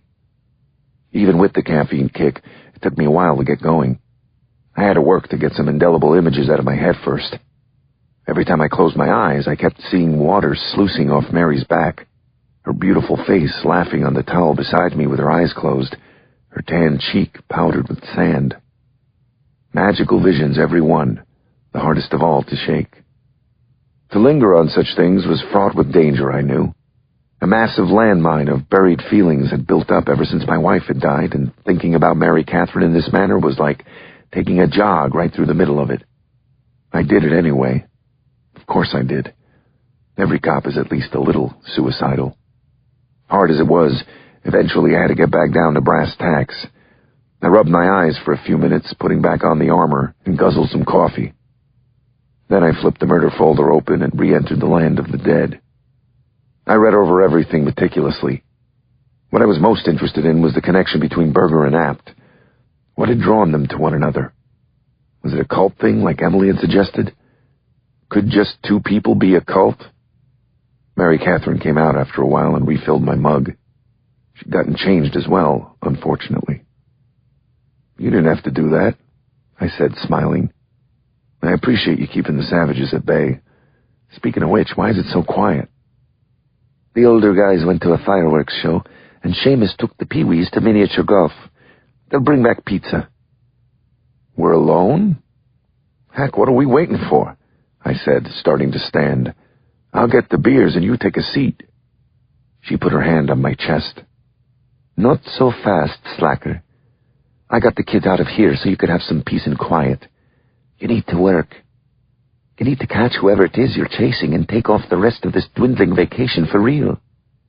At this point, I want to catch him just so you can have a break. It feels like I'm at work just looking at you." "Why are you so nice to me?" I said. Mary Catherine's smile lit up the back porch. "You know, that's funny. I keep asking myself the same question," she said. I reluctantly went back to my wretched reading. As I pored over the case files, I was again struck with regret over not being able to keep Berger's death out of the press. If Apt really was brainwashed, we could have used it to somehow lure him in. Or had we lost it, I suddenly thought. What if we were to set up some sort of memorial service? Something maybe in Central Park, across the street from his building. A chance for all his friends and family, if he had any, to pay their respects. I heard the phone in the kitchen a few minutes later. I didn't want to know who it was. The commissioner, probably. Someone in authority, without a doubt, ready to dole out more responsibility or more punishment. I wanted neither. It turned out I was wrong. It was actually worse. "It's that woman from the FBI," Mary Catherine called out coldly from the back door. I sat up as if I'd just been busted doing something. I said. "Take the call, Mike," Mary Catherine said. "She's practically drooling on the other end. Is Michael there? Can I speak to him, please? Is this Mary Catherine?" "Hello," I said back in the kitchen. "I hope I'm not bothering you, Mike." "Pity the thought," I said. "What's up, Emily?" "You know how we're having trouble placing apt in the databases? Well, I think I found out. I just got a call from a JTTF agent friend. A cousin of his might have some information on apt. She wants to set up a meeting for Monday." "Why can't this cousin tell us over the phone?" "She works in intelligence, Mike. As if this case needs some more intrigue. Apparently, the CIA has something to do with this now." Chapter 86. Gershwin played from a piano as Apt shook another peanut into his mouth. A $19 cocktail called a Whiskey Smash sat untouched on the black granite bar in front of him. The place was the Bemelman's Bar in the luxury Carlisle Hotel on Madison Avenue, only a few blocks away from Lawrence's apartment. He knew it was risky to come here, but he didn't care. The white-jacketed waiters, the Art Deco furniture, the dreamy lighting. Besides the tea garden at the Plaza Hotel and the 21 Club, it was one of his favorite places in the city. He looked at himself in the bar mirror. Form-fitting Dior Homme black polo, Raf Simons skinny black jeans, chunky gold Rolex Presidente. Confident, stylish, a sense of moneyed swagger. He fit right in, didn't he? Which was quite odd when you considered where he'd come from.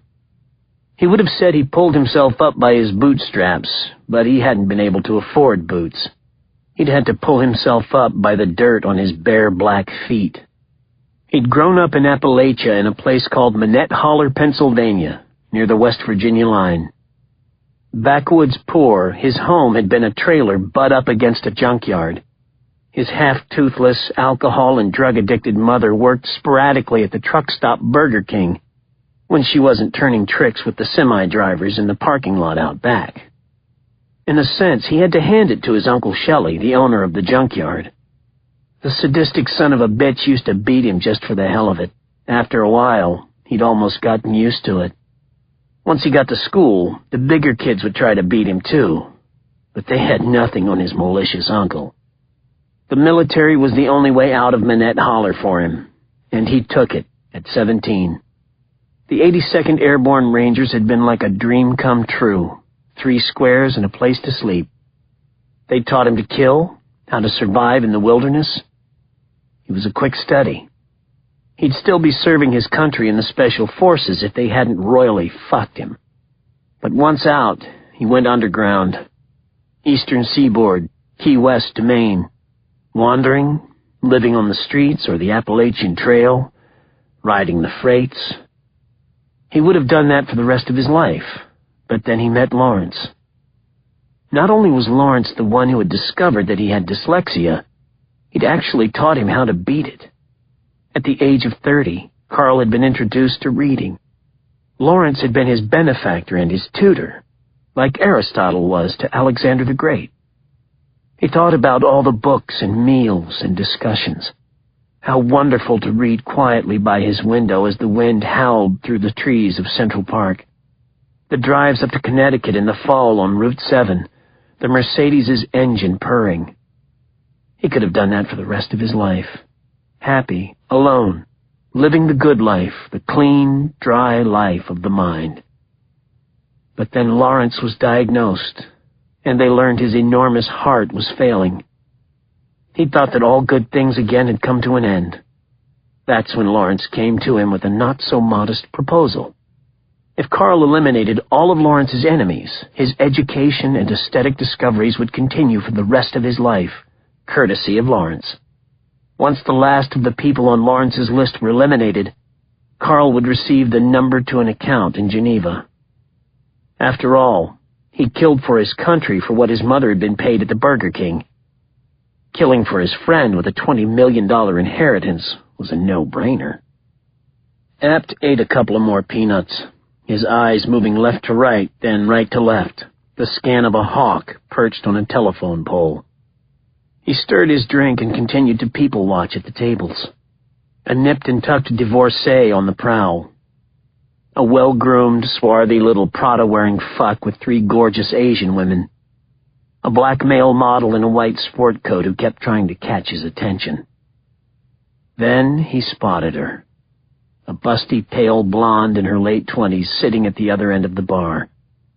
There was a sexy, slutty, old-world Hollywood glamour about her. Marilyn Monroe.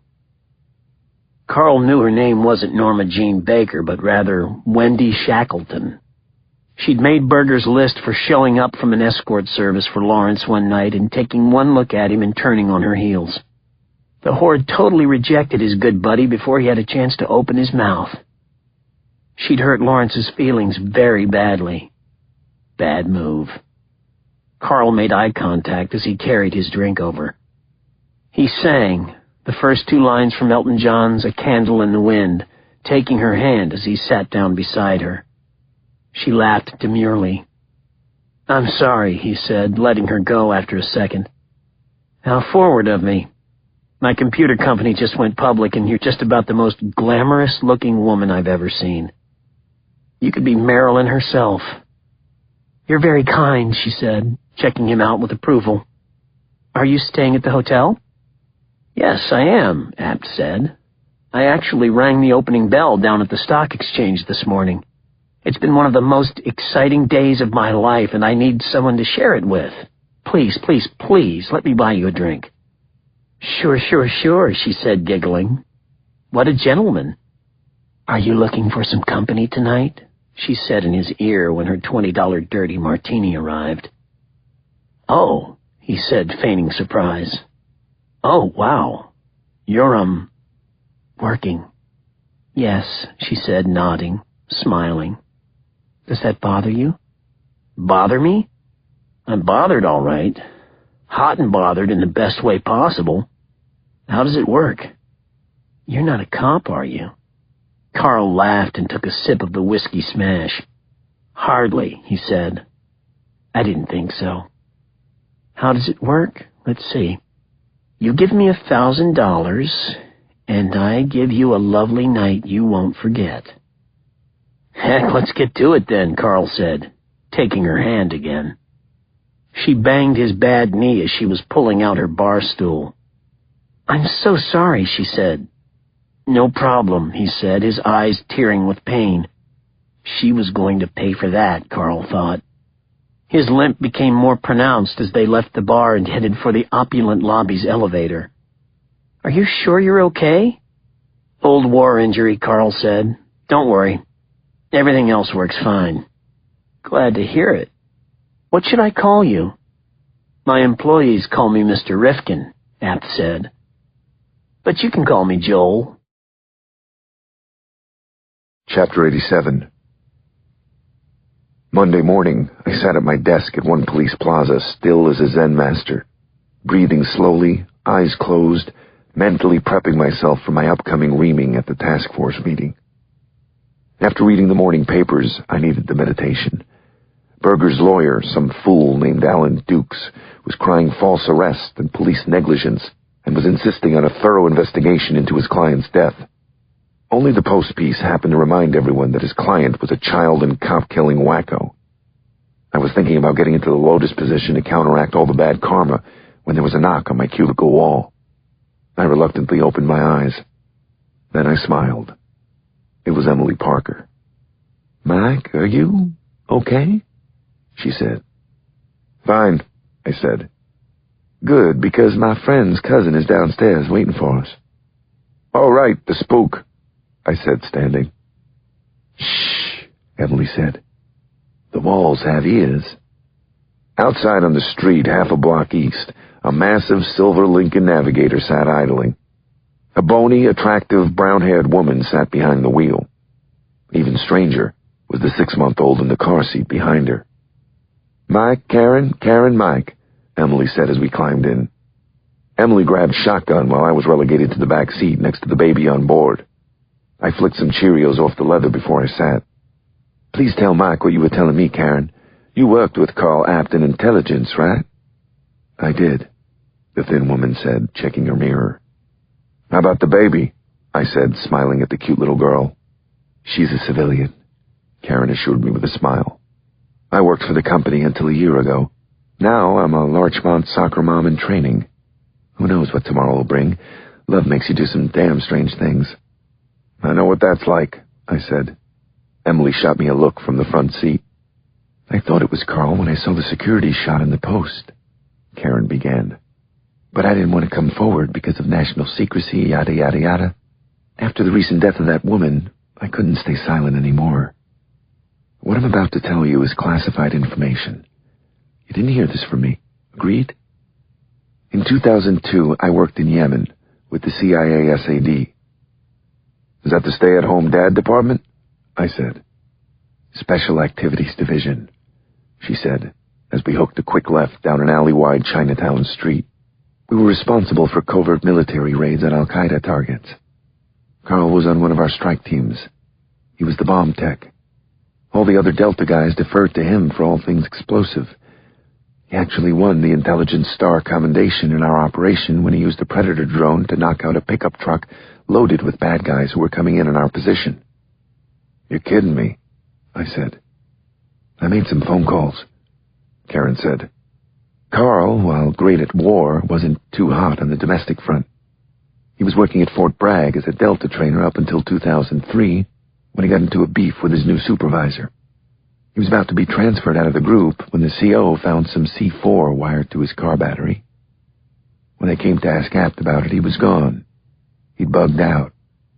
He went AWOL, Emily said. Not just that, Karen said.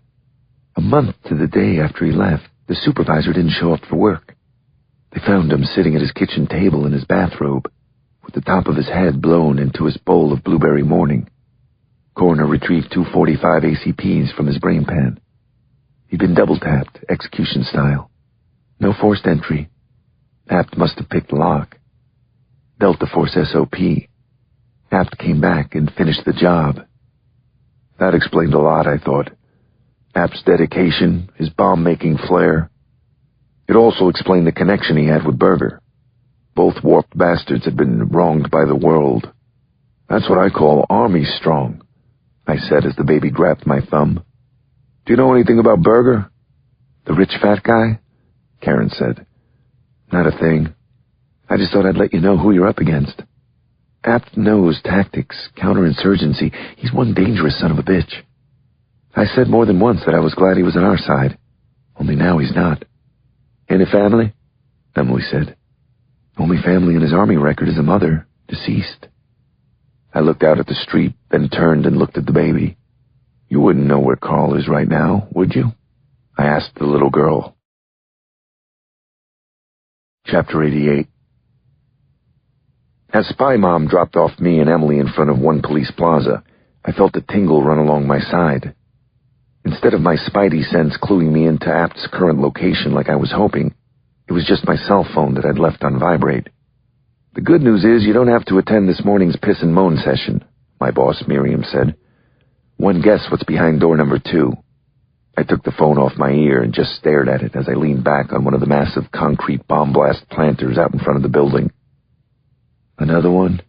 Emily groaned. How? Where? I finally said into the phone. The Carlisle Hotel. Madison and 70-something. Looks like another hooker, Mike. You need to get up there before the news vans. This guy just won't quit. Emily and I got my car and went crosstown to 6th Avenue and made a right. It was another sidewalk scorcher of a day. The overtaxed AC started spitting water by the time we made it to Midtown. As we approached 42nd, the traffic actually halted, and we did the stop-and-go thing in the white-hot glare. I thought there was an accident, or maybe the president was in town, but it turned out to be just a traffic agent blocking off 2 right-hand lanes for no discernible reason. Are you freaking kidding me? Get the hell out of the way! Emily screamed, practically climbing out of the passenger window to get a piece of the stringy white traffic lady as we roared past. And an abusive morning to you too, Agent Parker. I teased as I gunned it, hoping the city worker didn't catch our plates. You want to stop for a nice coffee? Or I could pull over and throw open a fire hydrant for you to cool down if you want. I don't know how you do it, Mike, Emily said, taking her pulse. This city, this heat, no wonder everyone here is nuts. Present company most definitely included, I said, pointing at her. We rolled east over to Madison and picked up the pace. Fancy boutiques with even fancier foreign names started sailing past. Ungaro Emmanuel, Sonia Riquiel, Bang & Olufsen, Christian Louboutin. Were they luggage shops, jewelry stores, law firms? If you had to ask, you couldn't afford it. And I most definitely had to ask. The Carlisle was between East 76th and 77th on the east side of Madison Avenue. It was also right around the corner from Berger's Fifth Avenue co-op apartment building. Was Apt getting sloppier now, I wondered? Was he homesick? Or was he taunting us? If he was, it was working. I most definitely felt taunted.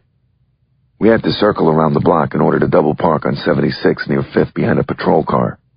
As we walked up, I saw that a section of the hotel was actually under renovation. There was a sidewalk shed and an exterior construction elevator adhered to the pale limestone of its north face. Outside the construction entrance, about 20 hard hats, half of them shirtless, were enjoying coffee and cigarettes and passing women. They immediately shifted their attentions to my partner as we passed. The Carlisle had one of those lobbies that immediately makes you check the shine on your shoes and if there are any spots on your tie. A piano played from somewhere as chandeliers the size of minivans glittered between palace walls of pristine white marble. The black stone floor was so highly buffed, I had to look around for a slippery when wet sign. An almost as buffed short black man in a tailored blue suit immediately buttonholed us by the check-in desk. The man looked incapable of perspiring, like he'd long ago had the offensive glands removed. "I'm Adrian Tottinger, the manager," he said. "The, unfortunate person is actually downstairs where they're working." It was hot again once we entered the hotel's drab concrete back stairwell. At the bottom of it, a uniform snapped his cell phone shut and led us along a stifling corridor, past the hotel's kitchen and a rumbling laundry room. Through some hanging plastic and another door, the section of the hotel under construction smelled faintly of an open sewer. The sound of nail guns and shouts rang from above as we went over gravel to a corner where 3 more uniforms were standing. The unfortunate person was lying in a large tub-like pan used for mixing concrete. The woman had actually been cemented into the tub, with just her head and arms and lower legs exposed, as if perhaps she'd mistaken the pan of ready mix for a jacuzzi and had fallen asleep. She was pale and had white blonde hair and a pseudo-Marilyn Monroe or Madonna look. Even with most of her face beaten black and her neck swollen and purple, you could tell she'd been quite attractive. Now she was naked and dead, and tossed like so much trash among the construction site's drywall screws and spackle-flecked compound buckets. "Let me guess. This fits with the Joel Rifkin profile somehow," I said. Emily was already on one knee, going through her bag, flipping through her stacks of photocopied research. She tore out a sheet. Rifkin's second victim was beaten and strangled. "Check," I said. "The dismembered body parts hidden in buckets of concrete. This isn't technically a bucket, but pretty reasonable facsimile." "Reasonable?" Emily said, as the sound of hammers rained down from above.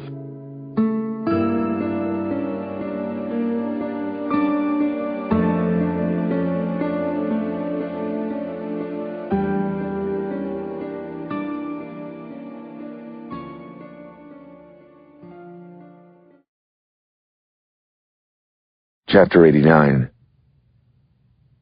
The hotel security cameras turned out to be a goldmine. Standing in a cramped, broiling basement security room, Emily and I watched a computer screen where Apt, in living color, casually walked with the dead girl through the Carlisle's lobby. "You grinning son of a bitch," I said, clinking the screen with my finger. Apt was wearing an expensive-looking polo shirt and jeans, elegant casual, summer suave. He had on a chunky gold wristwatch. We'd already spoken to the clerk who said Apt had paid for his $2,000 a night suite in cash. Watching him head for the check-in desk, I thought Apt's overall demeanor seemed calm, self-confident, not out of place in the slightest in the insanely expensive hotel. The fucker. The best video footage of all came from the camera in the corridor outside his room. At 3 a.m., a difficult-to-make-out man carrying something large, wrapped in a sheet, walked toward the rear service elevator. "So he did her in the room, then?" Emily said, nodding. I nodded back. "It still boggles my mind that he would take the time to prepare a batch of concrete in the basement and lay her in it. Imagine, you're down in that pit in the middle of the night. He even took the time to trowel it smooth and seamless with a craftsman's pride. I can see why this guy was a commando. He must have antifreeze for blood." After we obtained copies of the tapes, we went up to the 11th floor room Apt had rented out. There was lavish furniture everywhere, an antique roll-top desk, a cream-colored sectional, gilt-framed mirrors. The window of the sitting room had an incredible view to the south, the MetLife building on Park, the Chrysler building. We found the hooker's bag behind the chic sectional. Among a plethora of her interesting trade equipment, there was a wallet with a New Jersey state driver's license. Wendy Shackleton. "You think Jersey girl Wendy here crossed Berger somehow, too?" I said. "Or is Apt maybe starting his own dead people club now? Branching out?" "My money's on Berger," Emily said. The CSU team was already in the bedroom. They'd found a bloody chair leg and blood splatter on the sheets and headboard of the bed. One of the techs told us they'd also found textbook-quality fingerprints on the chair leg. "He's getting sloppy?" I said. "No," Emily said, staring at the blood on the graphic canvas over the California King's sleigh bed. "I'd say it's more that he just doesn't care about leaving evidence. His main concern and number one priority was staging the body, turning it into a copy of Rifkin's second victim. The girl was just his project material, modeling clay, oak tag." We stared out the window as the techs clicked their cases shut, getting ready to leave. As we watched, the sun came out from behind a passing cloud and turned the Chrysler building's iconic spire to molten silver. "Not bad digs for a boy from coal mine country," Emily said. "Berger transformed the lad," I said. "It's your classic rags to riches to mass murder story." "What now?" Emily said as we kept standing there. "How about we both resign and I call room service for a bottle of champagne?" "Don't tempt me," Emily said as she headed for the door. Chapter 90. After a hot, frustrating ride back downtown, we headed directly up to my boss's office on the 11th floor of headquarters to show her the hotel's security tapes. "The stones on this guy," I said as we watched. "This place makes the plaza look like a Days Inn, Miriam. And look at him. He's walking around like he owns it. He even paid for his room with a sheaf of $100 bills. What's the progress on getting Berger's assets frozen?" Emily said. "The wheels of justice move slowly. Actually, in the summer in this city, they come to a grinding halt," Miriam said, frowning. "Last I heard, we'll have the warrants by the end of the day, but that's what they said yesterday. Berger's lawyer, Dukes, is the executor of the estate. Why don't you swing by and appeal to his civic responsibility? It's a long shot, but maybe it'll get him to shut his damn mouth to the press for 5 minutes." We took another leisurely roll in the baking midday gridlock back up to Midtown. Alan Dukes' office was in a glass, pagoda-shaped building on Lexington Avenue, across from Grand Central Terminal. I parked my unmarked in the middle of a bus stop across the insanely congested street and threw down the NYPD placard on the visor so it would still be there when we returned. Dukes' firm was on 33. The outfit had the entire floor. Right out of the elevator, the name of his firm, Hunt, Block & Bally, stood in yard-high stainless steel letters on the Brazilian cherry wall. "Mr. Dukes," said the brunette waif of a receptionist behind the glass door after we asked to see him. Her fine-boned model's face was amazed, as if we just asked her to tell us the meaning of life. "I'm sorry, but Mr. Dukes is booked all day," she informed us. "Yeah, well, this is important," I said, showing her my shield. "Really, really important," Emily said, flipping her fed creds for good measure. Even with all our magic badge power, we had to wait another 10 minutes before another good-looking flunky, who also looked like she ate maybe every other day, showed up. I trailed a finger along one of the exotic wood-paneled hallways she led us down. "So this is what the corridors of power look like," I said, nodding thoughtfully. Around a corner, Dukes stood in his office doorway, smiling pleasantly. The preppy, bespectacled gent shook our hands before getting us seated in his plush office. He reminded me of the fancy hotel manager, polished and perfect. Not a damn wrinkle in his downy white shirt, even when he sat down. I, on the other hand, was still sweating like a pig in a hot tub, despite the AC. How did these rich guys do it? "Now, what can I do for the NYPD and the FBI?" he said. The trim, middle-aged lawyer seemed affable and down-to-earth. It probably wasn't easy for him, considering his socks had probably cost more than my shoes. "We were wondering if you could help us," I said. "I can try," he said, eyeing us carefully. "What's the problem?" "We have reason to believe that Carl Apt still has access to Lawrence Berger's money," Emily said. "To be frank, we're working on a warrant to have Berger's assets frozen, but it won't happen until tomorrow at the earliest. We know you're the executive of Mr. Berger's estate, and we're here to ask you to freeze action on all accounts before anyone else is killed." "That's a tall order," the lawyer said, leaning slowly back in his chair. "You're assuming a lot. I'm not even sure I should admit that my client even had a relationship with Mr. Apt." "Crazy assumption, I know," I said, considering a client admitted to it and to his guilt in his signed confession before he killed himself. Dukes took off his glasses and chewed on the stem. "A signed confession that I'm going to fight to have expunged," he said. "We're not here to bicker, Mr. Dukes," Emily said. She placed a sheet of paper on the lawyer's desk. It was a printout of Apt and the hooker at the Carlisle from the security tape. "This morning, we found this woman dead at the Carlisle Hotel," Emily said, tapping the paper. "Apt paid $2,000 in cash for the room that he killed her in. We know Apt isn't independently wealthy. Berger took him in off the street." "Allegedly," Dukes said, raising an eyebrow. "Right," I said, going into our folder and showing him a crime scene close-up of Wendy Shackleton's beat-in face. "And see, this is where Apt allegedly bashed in this young lady's alleged face with an alleged chair leg." That's when I stood. "I told you we're wasting our time," I said to Emily. "I told you we should have gotten the warrant first." Dukes stood himself as we were leaving. "Wait. I'm sorry," he said, rubbing his eyes. "Of course I'll help. We actually have a team working on the audit right now. I'll tell them to put blocks on all transactions. Also, if I find any discrepancies, I will let you know first thing. Though in all honesty, it might take a little while. Mr. Berger's estate is in excess of $800 million. "What's your cut?" I said, still in pissed-off bad cop mode. "Thank you, Mr. Dukes," Emily said, getting me out of there. "I knew you'd do the right thing." Chapter 91. Despite the charming Mr. Dukes' assertions to do everything humanly possible, for the rest of the day, we put full-court pressure on the city DA's office to speed things up on a warrant. Emily even put in a call to the FBI's New York office white-collar squad for any guidance they could give in cutting off Apt's money supply. By 7:30, we hadn't heard back from anyone, but at least it seemed we were barking up the right money tree now. Also, no one else had been ritualistically killed that we knew of. I love progress. I was going to give Emily a ride back to her hotel, but she begged off, saying she needed to get some shopping done for her daughter. "Get some sleep, partner," she said as we departed in the parking lot. "You're going to need it." I turned down the police radio as I began my drive home and slid in a Government Mule CD that I kept in the glove box.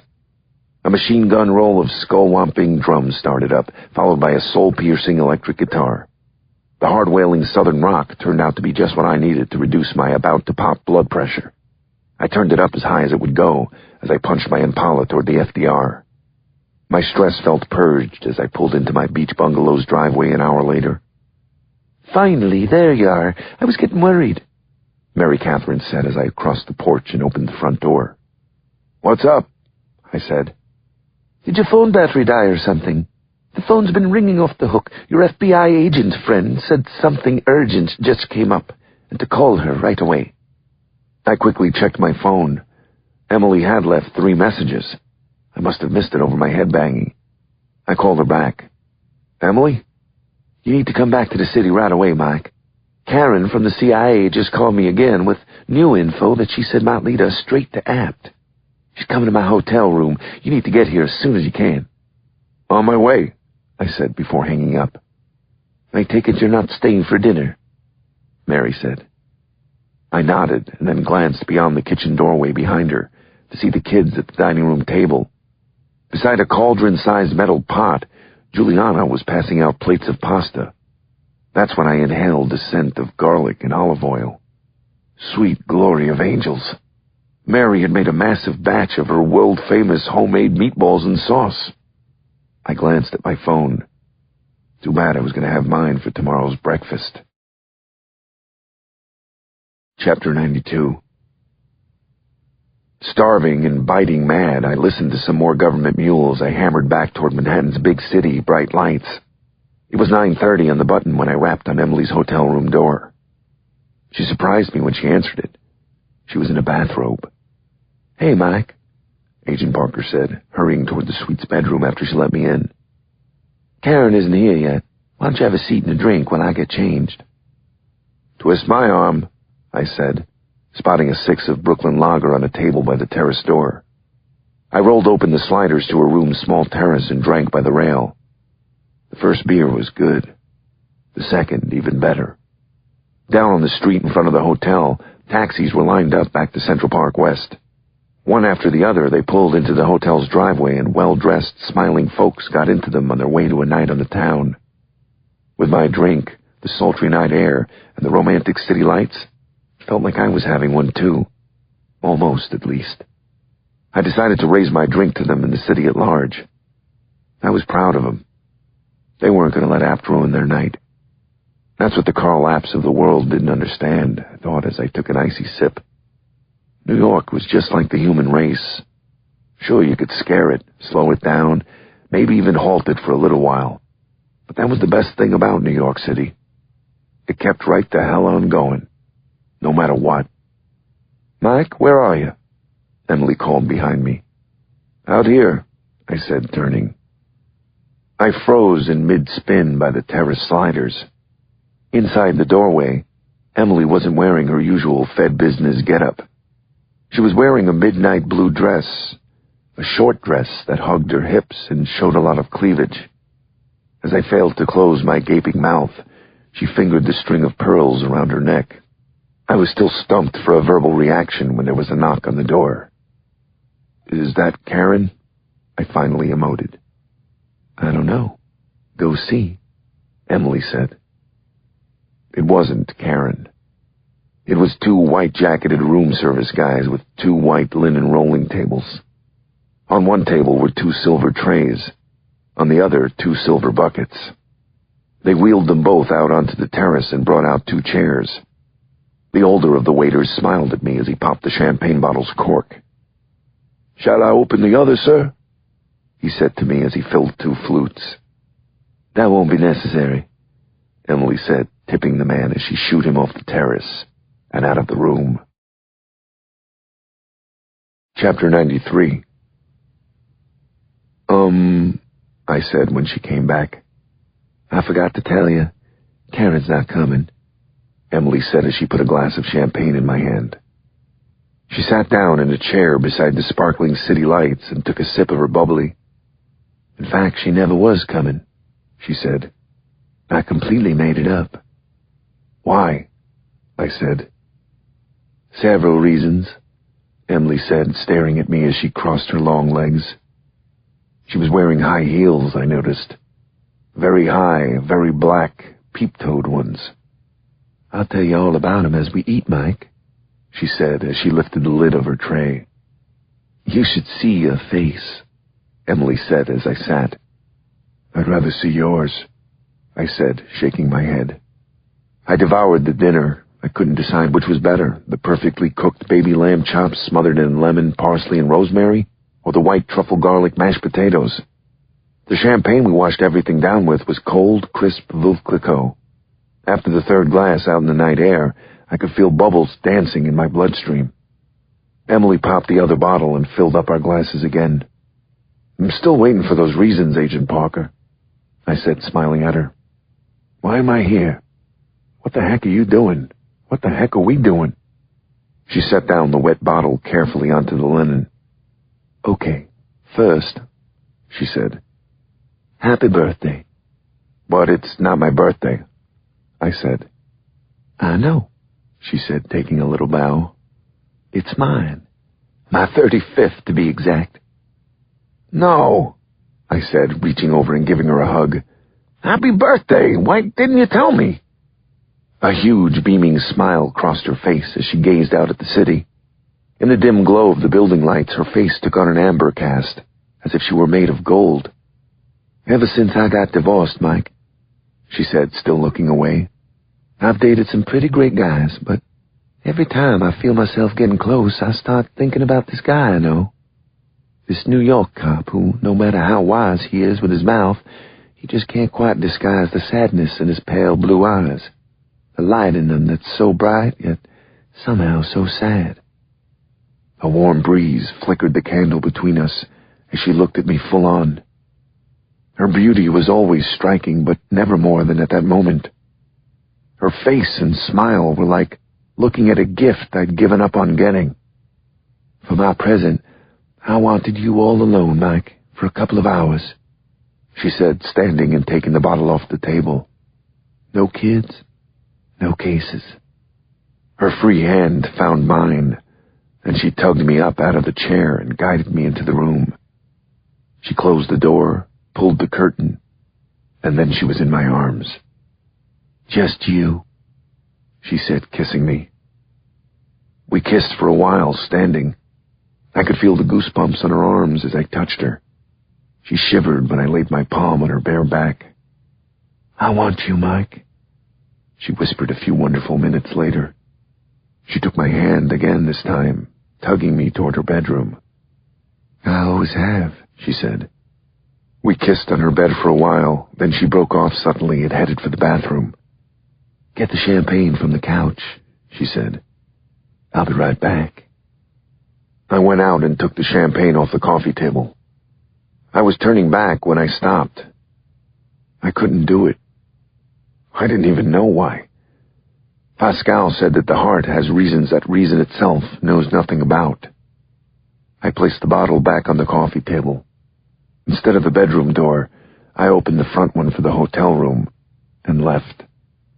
I looked back up at Emily's terrace once as I walked out onto the street. Then I just shook my head and headed uptown, searching for my car. Chapter 94. Savoring the last bite of his Magnolia Bakery cupcake, Carl Apt crumpled the wrapper and hook-shot it at the corner garbage can he was passing without breaking stride. It bounced off the light post a foot in front of the can before landing in the exact center. Bank shot, yes, sweet, he thought as he pumped his fist.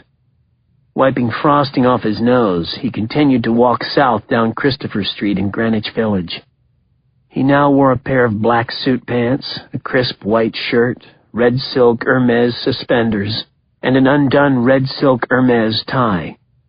The point of buying the outfit at Barney's after killing Wendy was for him to blend in on the street, and it was working like a charm. Except for his gun in the laptop bag strapped to his side, he could have been just another Wall Street hump trudging home from a busy day of destroying the world's economy. Despite the APBs and whatever video the NYPD had of him, he knew he was okay. He knew how hard it was to catch someone on the move with means who didn't want to get caught. With his ATM card and Mr. B's dough, he could walk around forever if he wanted. If he didn't do something stupid and get arrested, he would never get caught. And the last thing he was stupid. He was on his way to his last safe house, the one in Turtle Bay, where he was going to gear up for tonight's grand finale. He could hardly believe he was almost done. There was only one more name to go, one more target, one more hit. It was a doozy, too. He was actually looking forward to it because it was the biggest, ballsiest challenge of all. Spotting an HSBC bank on the opposite corner, he remembered he was running low on cash. How much would he need, he thought as he crossed the street. 200? Screw it, 3. After all, it was only money. "Hey, brother, how about $1, brother?" said someone at his elbow as he was carting into the alcove of the bank. He looked up and shook his head, smiling. He'd seen white street guys with Rasta dreads before, but never a pudgy Asian. The short, Chinese-looking guy even had a 6-string guitar with a Jamaican flag on the strap. New York was a trip. You never knew what was going to happen next. He was going to miss it. "Maybe, brother, we'll see," Apt said. "Welcome to HSBC," the screen of the ATM inside said. "Please insert your card." "The pleasure's all mine," he mumbled as he followed instructions. His account kicked out $1,000 a day for expenses. Since he didn't have to use the whole grand every day, there was over $9 grand in it. Tonight, when he was done, it would have a lot more. $8 million more, to be exact. It was his big payday, his retirement money, the real reason why he was going to such incredible lengths to take out everyone who had ever crossed his dearly departed and extremely wealthy friend, Lawrence. He wiped the smile off his face. He had to stop thinking about it. After all, he wasn't done yet. Couldn't start counting those chickens. Couldn't get cocky now. He typed in his card's PIN digits. 32604. It was the date he'd killed his Delta Force boss. The day he'd showed badass Colonel Henry Greer who really had the bigger set of balls. Greer had tried to get him transferred, but he'd ended up getting himself transferred, hadn't he? Into the great beyond. Apt was busy reliving the ode to joy of putting 2 ACPs in the back of the big, ball-busting bastard's head when a little screen popped up that he'd never seen before. Code 171. "Invalid account," it said. He cocked his head at the screen like a poked rooster. He thought, that was funny. Not funny fucking ha-ha either, not even a little. He hit the cancel button, trying to get back the card to try again, but nothing happened. He tried it again, hitting the cancel button harder this time. Same result. Nothing. Shit. Why wouldn't it return his card? He punched in his PIN number again. Nothing. He pounded the screen, clanging panic bells going off in his head. What the hell was this? What the bloody fuck was going on? After a moment, the screen changed, and the "please insert your card" crap came back up. No, he thought, cupping his head with his hands. How could this happen? Without the card and the money, he was wide open, on his own, completely and utterly screwed. Something was wrong. Very goddamn wrong. "How about that $1, brother?" said the Asian street musician, stepping in front of him as Apt exited the bank. There was a snick sound, as Apt whirled instantly. He embraced the man from behind, knife already in his hand, blade in, the way they'd taught him. The derelict's guitar gonged against the sidewalk as the kid dropped to the sidewalk holding his slit throat. Apt, already at the corner, calmly went down into the subway pit, metro-carded through a turnstile, and hustled down the crowded platform. A train came a second later, and he got on it without caring where it was going, his mind a blank screen of burning, pulsing, white-hot rage. Chapter 95.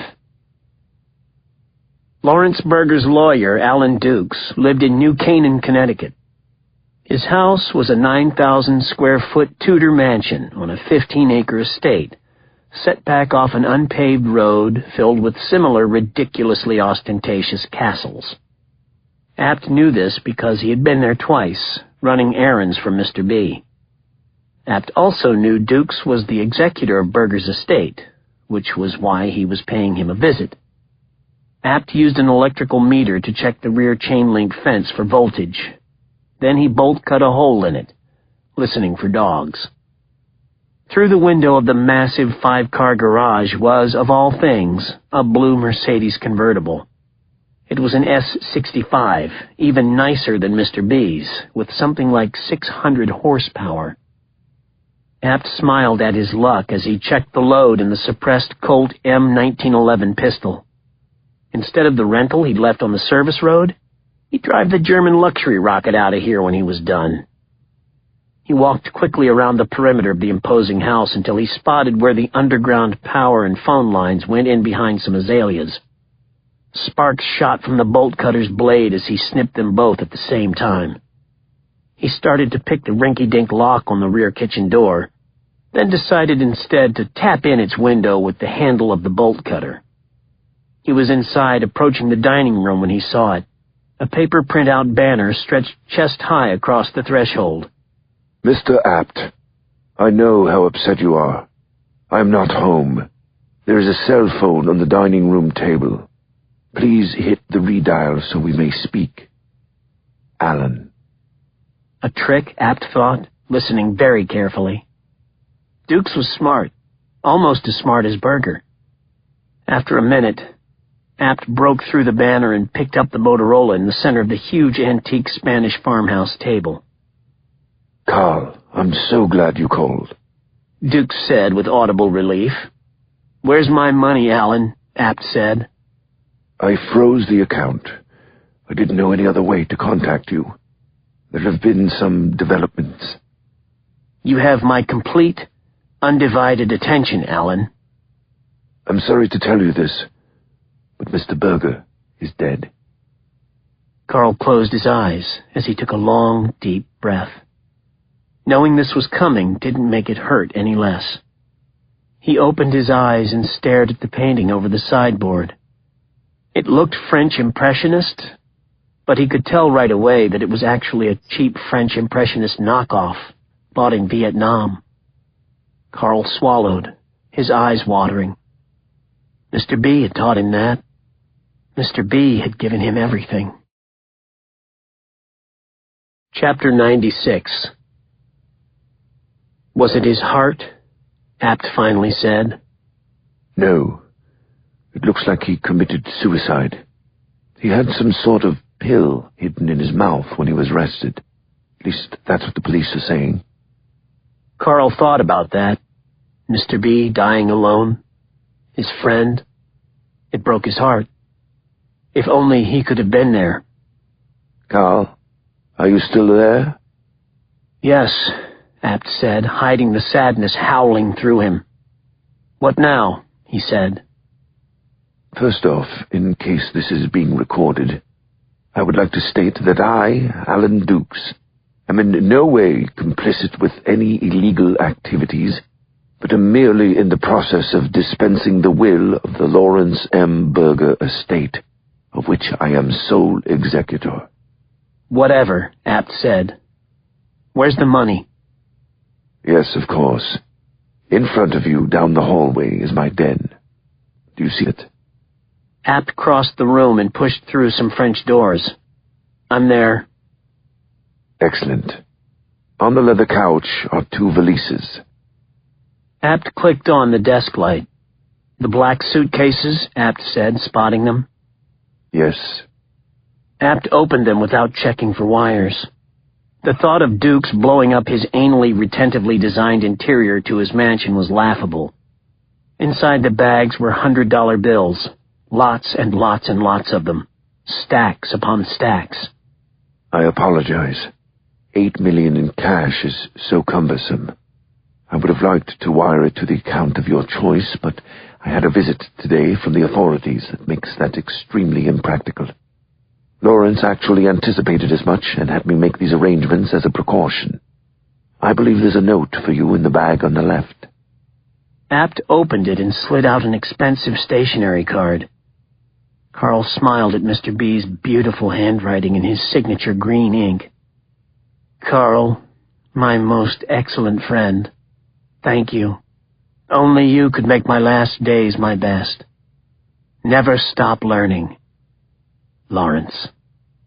Mr. Berger wanted you to be happy, Carl, Duke said in his ear. He always spoke of you so fondly. Apt lowered the phone to wipe a tear away with his thumb before tucking the note back in the money bag. He was beyond touched. The big guy had done the right thing after all. His good buddy had more than taken care of him. How could he have doubted it for even a second? Carl, before I forget, Lawrence left a message for you. He said, and I quote, "You needn't bother with the last name on the list." End quote. Whatever that means. He said you'd understand.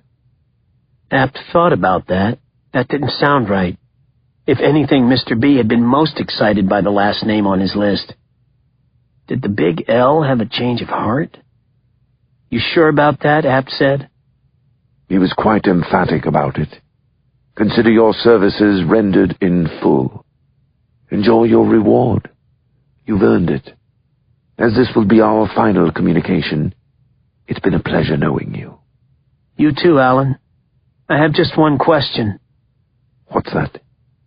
Where do you keep the keys to the S65? My new car. The lawyer sputtered. Why? That has nothing to do with these arrangements. I thought we'd make a new arrangement. I don't understand. How's this? Apt said. I get the S65, and you don't come home to a smoking crater where this palace used to be. There was a short silence. They're hanging on the back door to the butler's pantry, Duke said and hung up. Pleasure doing business with you, Apt said to the darkness as he backtracked toward the kitchen. Chapter 97. There was a large crowd waiting out in front of the Sugar Bowl bar when I rolled past around 10. A live band was playing outside. It was the last concert of the summer, I remembered from a flyer. An up-and-coming band out of Ireland called the Gilroy Stompers was being touted as the next U2. I thought Mary Catherine might like to go for a goof. I parked and went inside the Bennett compound. The tiny house was still and quiet. I found Seamus asleep in front of the Yankee game. Instead of waking him, I tossed one of the girls' pink Snuggies over him. Then I took out my phone and took a picture of him. I couldn't resist. I peeked inside the door of the girls' room and smiled. There was more bed in the room than floor space. I stood for a moment watching them sleep. The sight of them lying so peacefully warmed me in the way only being a parent can. While my day might have sucked, they managed to tack on another hopefully happy memory or two, grown another day older. Who knows? Maybe they'd even grown a little stronger, a little more capable of dealing with this chaotic world they would one day inherit. I hoped so. I had a feeling they were going to need all the help they could get the way things were going.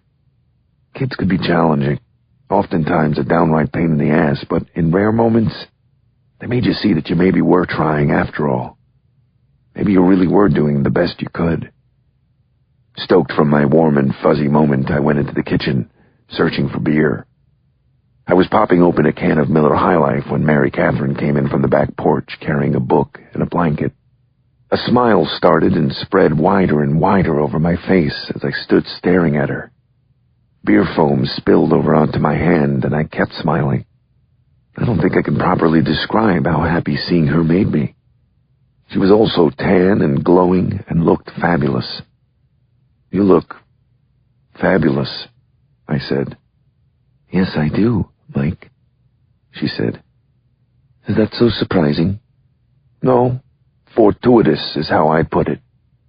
"For who?" I was speechless for the second time that night. I was really losing my touch.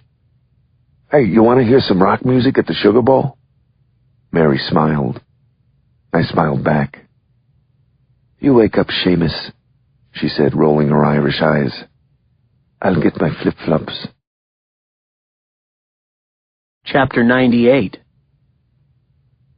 The safe house Apt had rented on 29th between Lexington and 3rd was a small brick townhouse that actually had a one-car garage. After he coded open the box on the sidewalk, he drove the S65 in and closed the gate behind him. He left the convertible running as he grabbed the money-filled suitcases piled on the front seat. This wouldn't take long. In the back of the loft-style Space's bedroom closet, he took out a North Face knapsack. Inside were several driver's licenses and passports with his picture on them. He'd paid $100,000 for them to a Canadian counterfeiter who'd just gotten out of jail. They were excellent forgeries, virtually indistinguishable from the real thing.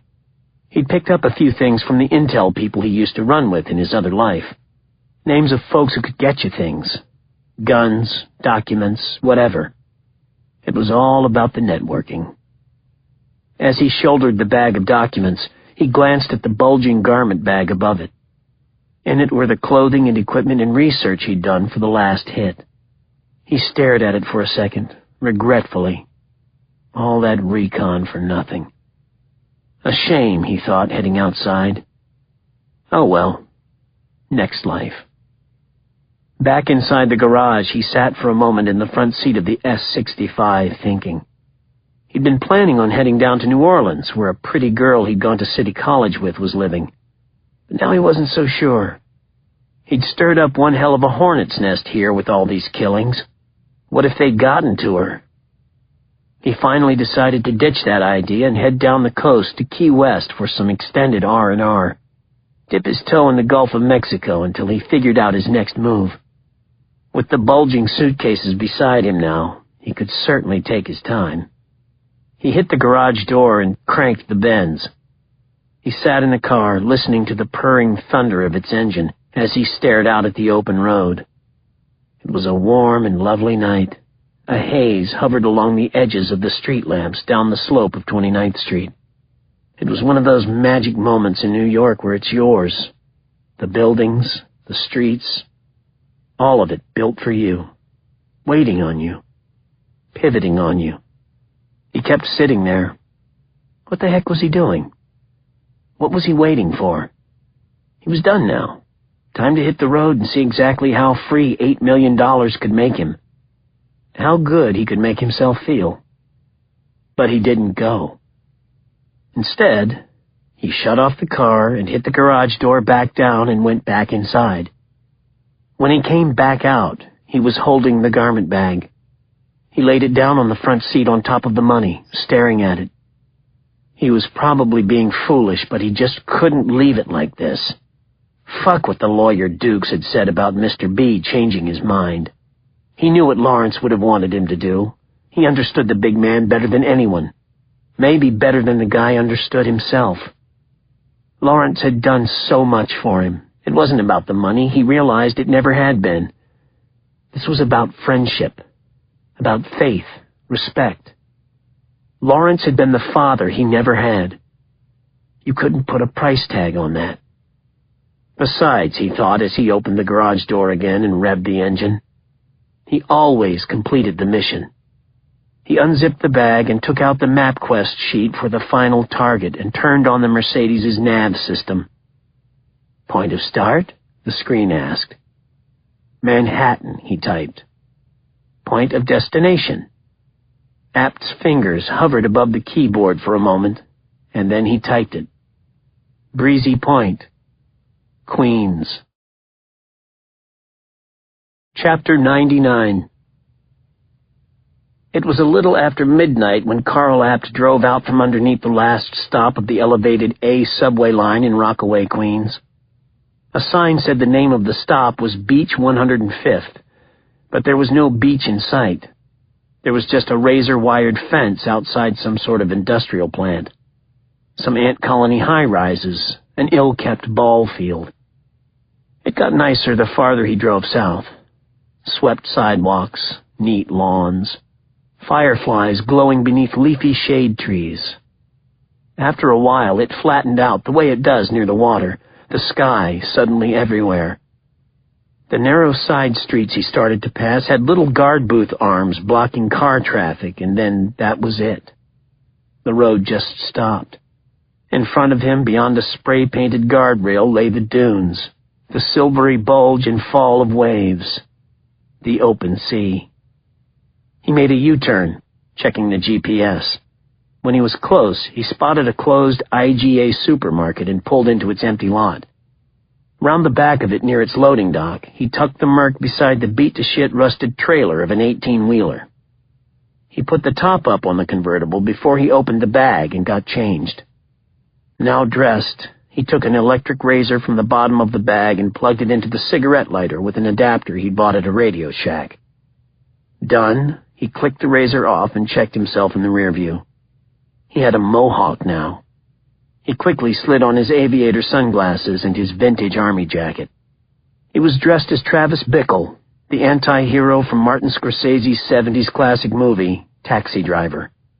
Played by Robert De Niro, Bickle, like Apt, was a soldier turned idealistic assassin. It was elaborate Fantasyland stuff, but that was just the kind of whimsy Mr. B really enjoyed. For Detective Michael Bennett's death, Mr. B had chosen his most beloved New York killer of all. The fiber-optic camera was now in the lining of his jacket. As usual, he was filming everything. The entire digital tape, including this last scene, the grand finale, would be going into a FedEx box as soon as he was done. David Berger, Lawrence's famous, saintly, genius musician brother out in California, would receive it sometime tomorrow. Apt got out of the car. Sticking to the shadows, he hurried down Rockaway Boulevard until he got to Spring Street, Bennett's block. He started counting addresses after he made the left. The tiny, quirky, not very stable-looking houses were almost on top of each other, but you could actually hear the nearby beach. He found himself actually liking the vibe of the place. Like all good beachside spots, there was something old about it, timeless. It seemed like a way station, an outpost at the end of things. When he came upon Bennett's place, he crossed the street and crouched in the shadow between two houses opposite and sat staring. All the lights were off. Was Bennett asleep, dreaming sweet dreams after a long day of failing to catch him? It was looking like it. He waited for almost half an hour. When he crossed the dark street, he saw that from its neatly painted porch rail an American flag was flying. Apt shook his head. Mike, he thought. Don't you know you're supposed to bring Old Glory in at night? The cluttered back deck was baffling, like a Toys R Us fire sale. Blow-up rafts, water guns, a rusty bicycle. Careful not to knock anything over, he crept up the steps and peeked in the back door window. Reagan-era fridge, a massive table with breakfast bowls all set out for the morning, spoons and folded napkins. He counted at least a dozen settings. What was up? He was bent, scrub-picking the door lock, when he heard something behind him. The raft behind him by the stairs was falling. Had the wind knocked it over? But there was no wind. Then something cold and hard slammed down on top of his head, and he felt his legs give out, and the deck was rushing toward his face. Chapter 100. His skull on fire and his vision blurring, Apt pulled himself up back to his knees. He wiped his eyes. There was a kid in front of him on the top step of the deck. He had an aluminum baseball bat on his shoulder. He was a Hispanic kid, maybe 10 or 11, wearing Yankee pajamas. "Who are you?" the kid said, brandishing the bat. "I saw you come past my window. You're a Flaherty, aren't you? Why the hell can't you people leave us alone?" Apt put up his hands as the kid fainted with the bat. He couldn't believe it. He'd come this far and some 10-year-old punk had taken him out? With a bat? What kind of crazy father was Bennett anyway? "Wait, I'm not Flaherty," Apt said. "Bull, you look crazy. What's that, a mohawk or something?" Apt stood up, holding his aching head, smiling. "I think there's been a mix-up. Are you Mike's kid?" "I work with your dad. I'm a cop, too." The kid paused. Confusion eclipsed the kid's face. Apt snapped his finger. "Sorry, I keep forgetting how crazy I look. I'm actually undercover." Apt watched as the kid's face softened, now filling with regret. "Oh, I'm so sorry, mister. I didn't mean to hurt you. I thought you were somebody else. Why didn't you use the front door?" "That was some swing," Apt said, stepping toward him. "Don't tell me you bagged cleanup." "Uh-huh. Your head is bleeding. I'm really sorry. I'll get my dad." "Actually, could you just hold up a second first?" Apt said, and then clocked him. The boy flew back and ricocheted off the deck railing before he fell flat on his face, out cold. Apt glanced at the kid, then at the house, thinking. Then he lifted the kid over his shoulder and went back down the deck steps for the alley and the street. Chapter 101. When my cell phone woke me in the dark, I rolled off the bed and stumbled around and finally fished it out of the pocket of my pants. It was a 212 number, which meant Manhattan. I didn't recognize it. I was still so dead to the world that when I tried to answer it, I actually hung it up instead. I wiped my eyes as I yawned. No wonder I was out of it. Mary Catherine and I had got back pretty late from the concert. If that wasn't bad enough, MC, Seamus, and I all stayed up watching a hilarious 80s Brat Pack-era comedy called Heaven Help Us, about a Catholic all-boys high school in 1960s Brooklyn. I shared many of the same friendships and screw-ups and absurdities at Regis, a Catholic all-boys school in Manhattan. I couldn't remember the last time I'd laughed that hard. The phone rang again as I was getting back into the bed. I managed to actually answer it this time. Bennett. It's 2:00. Do you know where your children are? A voice said. That set me straight the hell up. What? I said. Dad? Ricky said a moment later. Dad, I'm sorry. At the sound of Ricky's scared voice, I shot out of bed as if I'd been tasered. A bunch of books and a radio flew off a shelf as I crashed my shoulder into it, blundering around in the dark. Was this a dream? I thought, staring at the moonlit window in shock. No, it was a nightmare. I could hear the phone being taken from Ricky. Who the fuck is this? You know who this is, the voice said. And you know what you have to do. Berger taught me. Now I'm going to teach you. Apt. Carl, I said. Please, Carl, I'll do anything you want. Don't hurt my son. Come down to the beach due east of your house, Bennett. No cops, no gun. You have 3 minutes before I cut his throat. 3 minutes before you'll be down on your knees trying to get his blood out of the sand. I'm coming. I dropped the phone, trying to think. What could I do?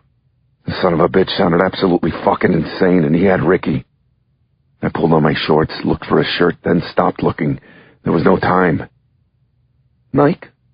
What is it? What's going on? Mary Catherine called after me as I banged open the front door. I decided I couldn't tell her. Apt had said just me. He sounded way too crazy to mess with. Nothing, Mary. Go back to bed. I hissed. What do you mean, nothing? She said, coming out after me. It's 2 in the God-loving morning. Where are you going? I didn't need this shit. Not now. She started following me. I didn't have time to explain. How could I stop her? Do I have to say it? I'm going to meet Emily, okay? Are you happy now? Mary stopped dead still on the porch steps. It killed me to hurt her like this, but I didn't have a choice. How could you? She said very quietly as I started to run. Just get back in the house, I yelled. Chapter 102. Please, God, I said as I sprinted. Please, please, please let my boy be okay. Calm. I can handle this, I thought, trying to relax myself as I huffed. I could talk to Apt, get him to release Ricky. God had given me that gift, the power to talk to folks, to calm them down, especially hurt people with sick minds. I'd negotiate for Ricky whatever it was he wanted. It was what I did. I had no choice. Tears in my eyes, my lungs on fire, I crossed over the concrete path of the boardwalk onto the dark sand. I spotted a quarter moon out over the water. On the horizon were red lights, tiny ship lights, so far away. I was panicking, thinking I'd come to the wrong place. Then I spotted some movement by the lifeguard chair where Mary and I had made out.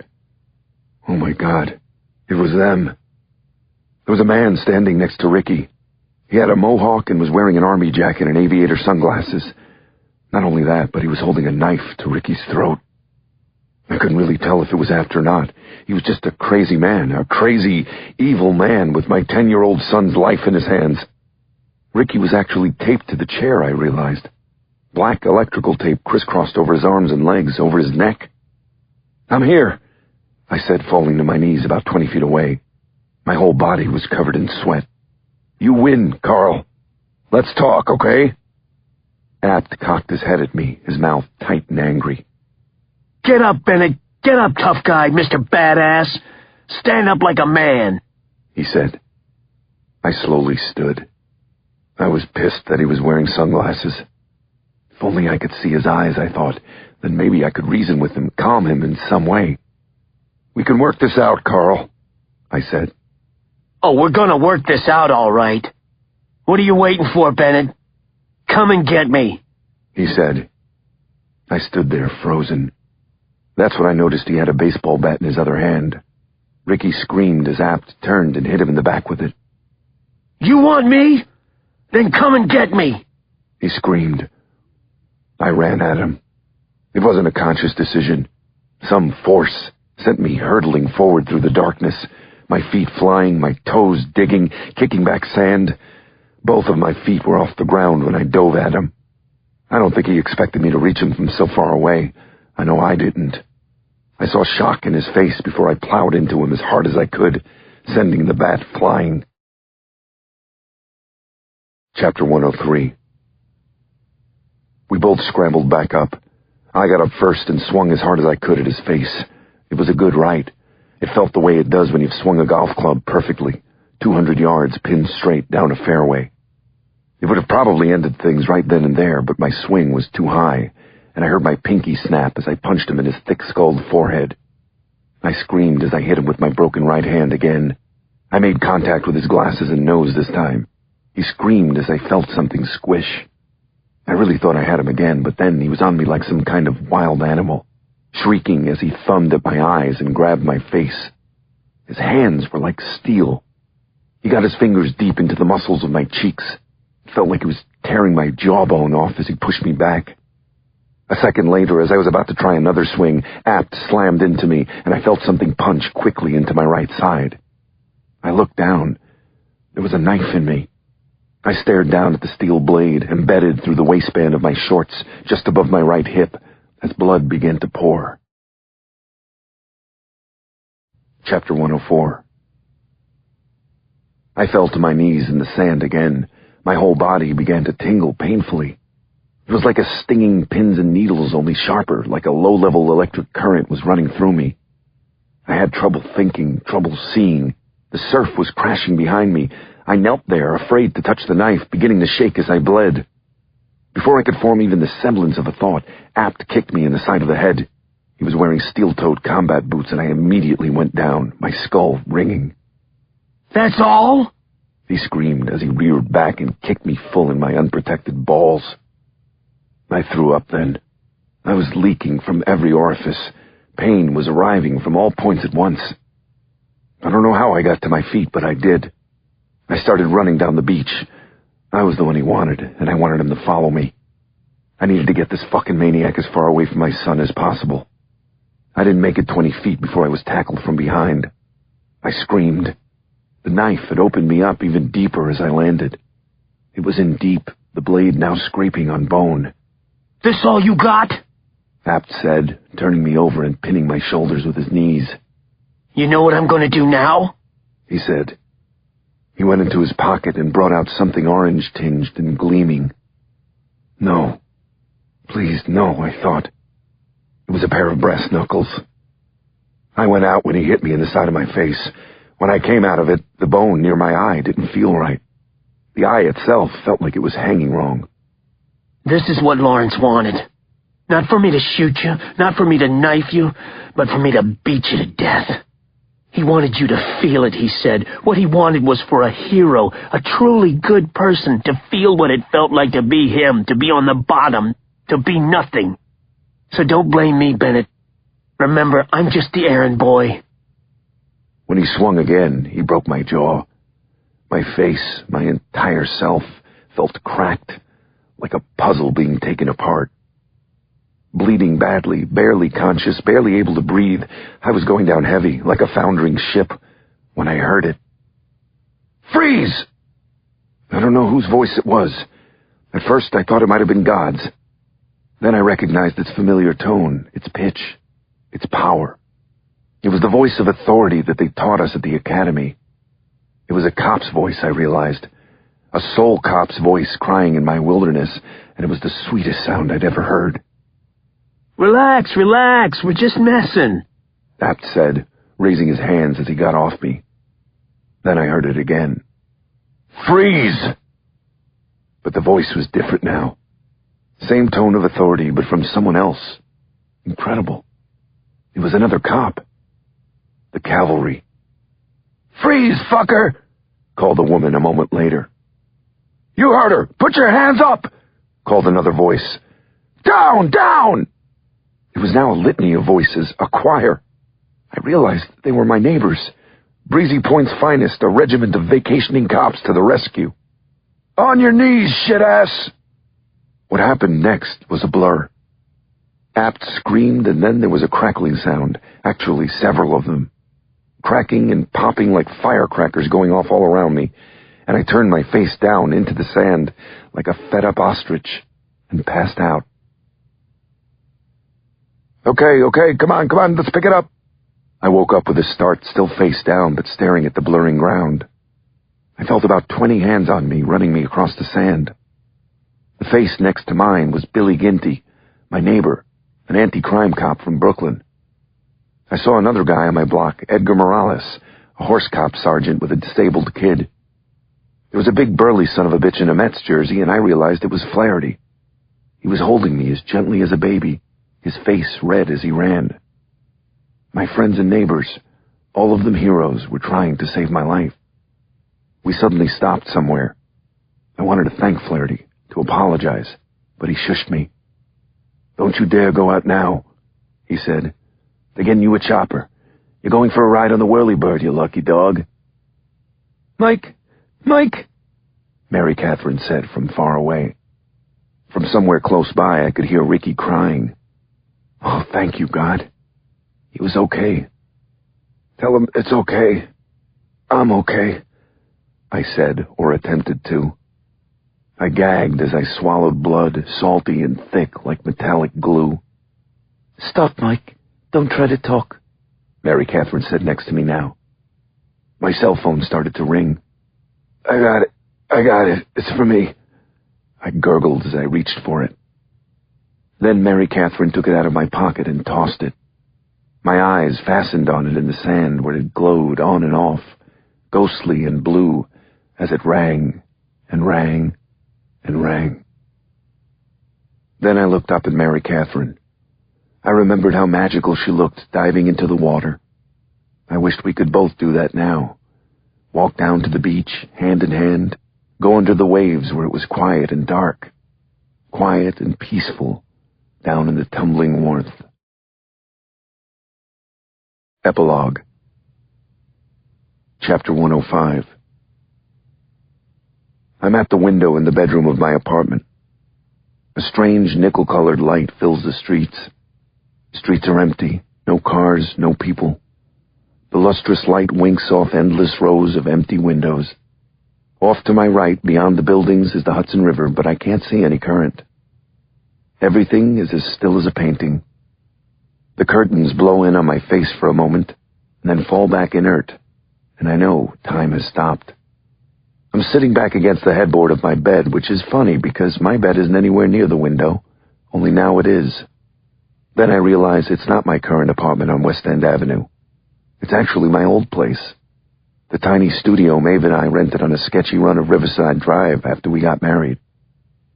Just as I realize this, arms suddenly embrace me from behind. I want to turn, but I can't.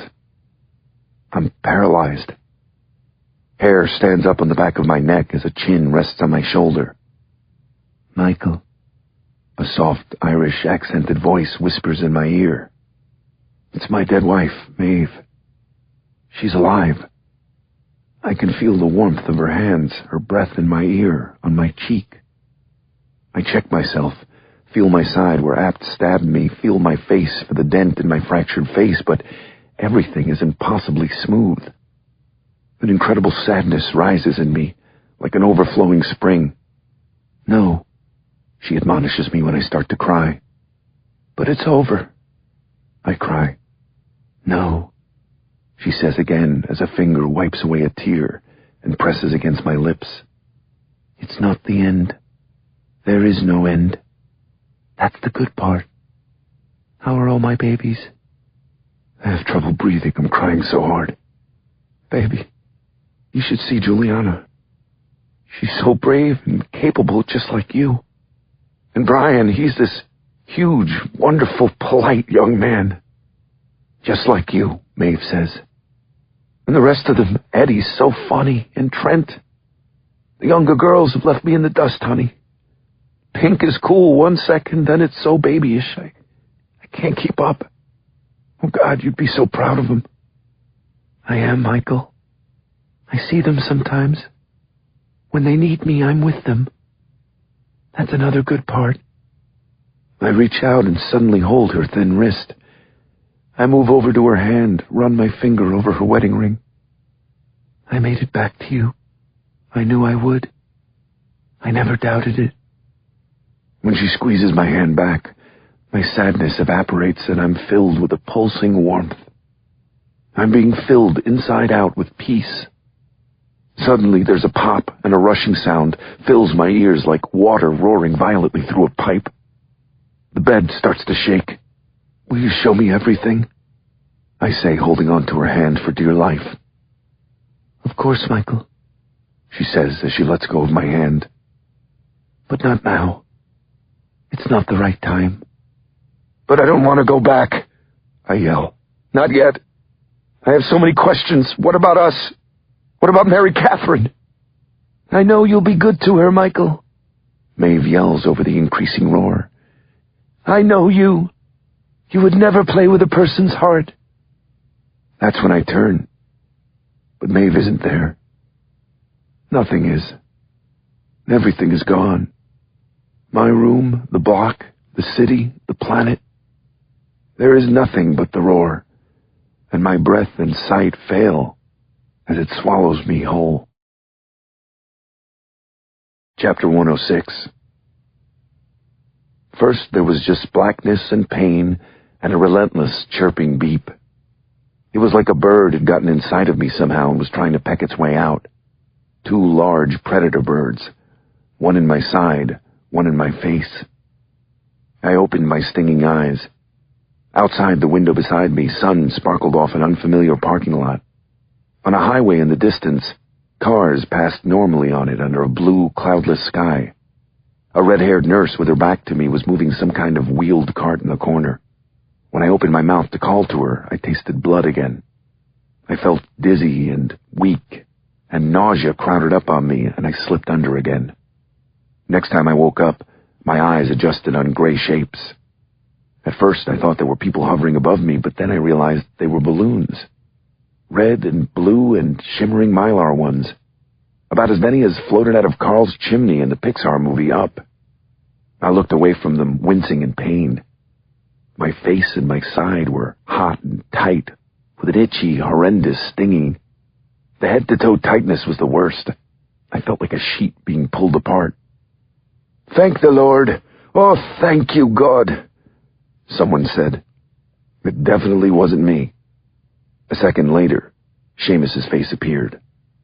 Please don't tell me it's last rites. No. You've got at least another 50 years to suffer in this vale of tears, you crazy SOB. You scared the HE double hockey sticks out of us all. How long have I been out? This would be day 3. How's... At? Deader than dog excrement, said another voice.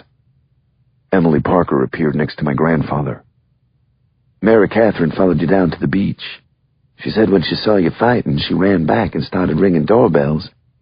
I guess it pays to have half the police and fire department for neighbors when you're on vacation. I nodded. How's your condition? Seamus said. I shook my head. Mary Catherine? She cried for 2 days, Seamus said. But now I believe she's fine, Mike. She's one remarkable girl, or should I say, woman. It's true, Emily agreed. She saved your life. Ricky's, all of your lives. Feel better, Mike. Call me when you can. I have to go now. There's about 1,000 people waiting to see you. I squeezed Emily's hand. I'm sorry, I said. For what? She said. For leaving the hotel. She smiled. You're where you're supposed to be, Mike. I know that now. The red-headed nurse came back then, looking pissed. Visiting time is over, said the nurse as she shoved Seamus toward the door. Get better, ordered Seamus. I will. Promise, he called back. I smiled. I swear to God, Father, I said. I slept for another stretch. When I opened my eyes, it was dark and all my kids were there. At first, I flinched away. I didn't want them to see me this way. Their mother had died in a hospital bed. They'd seen enough horror in their young lives, hadn't they? But after a minute, I found myself smiling as I looked from concerned face to concerned face. They were all trying to be brave to make me smile, I saw. Mary Catherine most of all. A wall of concern and love and support was bearing down on me whether I liked it or not. After a little bit, I smiled back through tears. I couldn't have helped it if I wanted to. Resistance was futile. Go give your dad a kiss, Seamus instructed my kids. And incredibly, somehow, all at the same time, that's exactly what they did.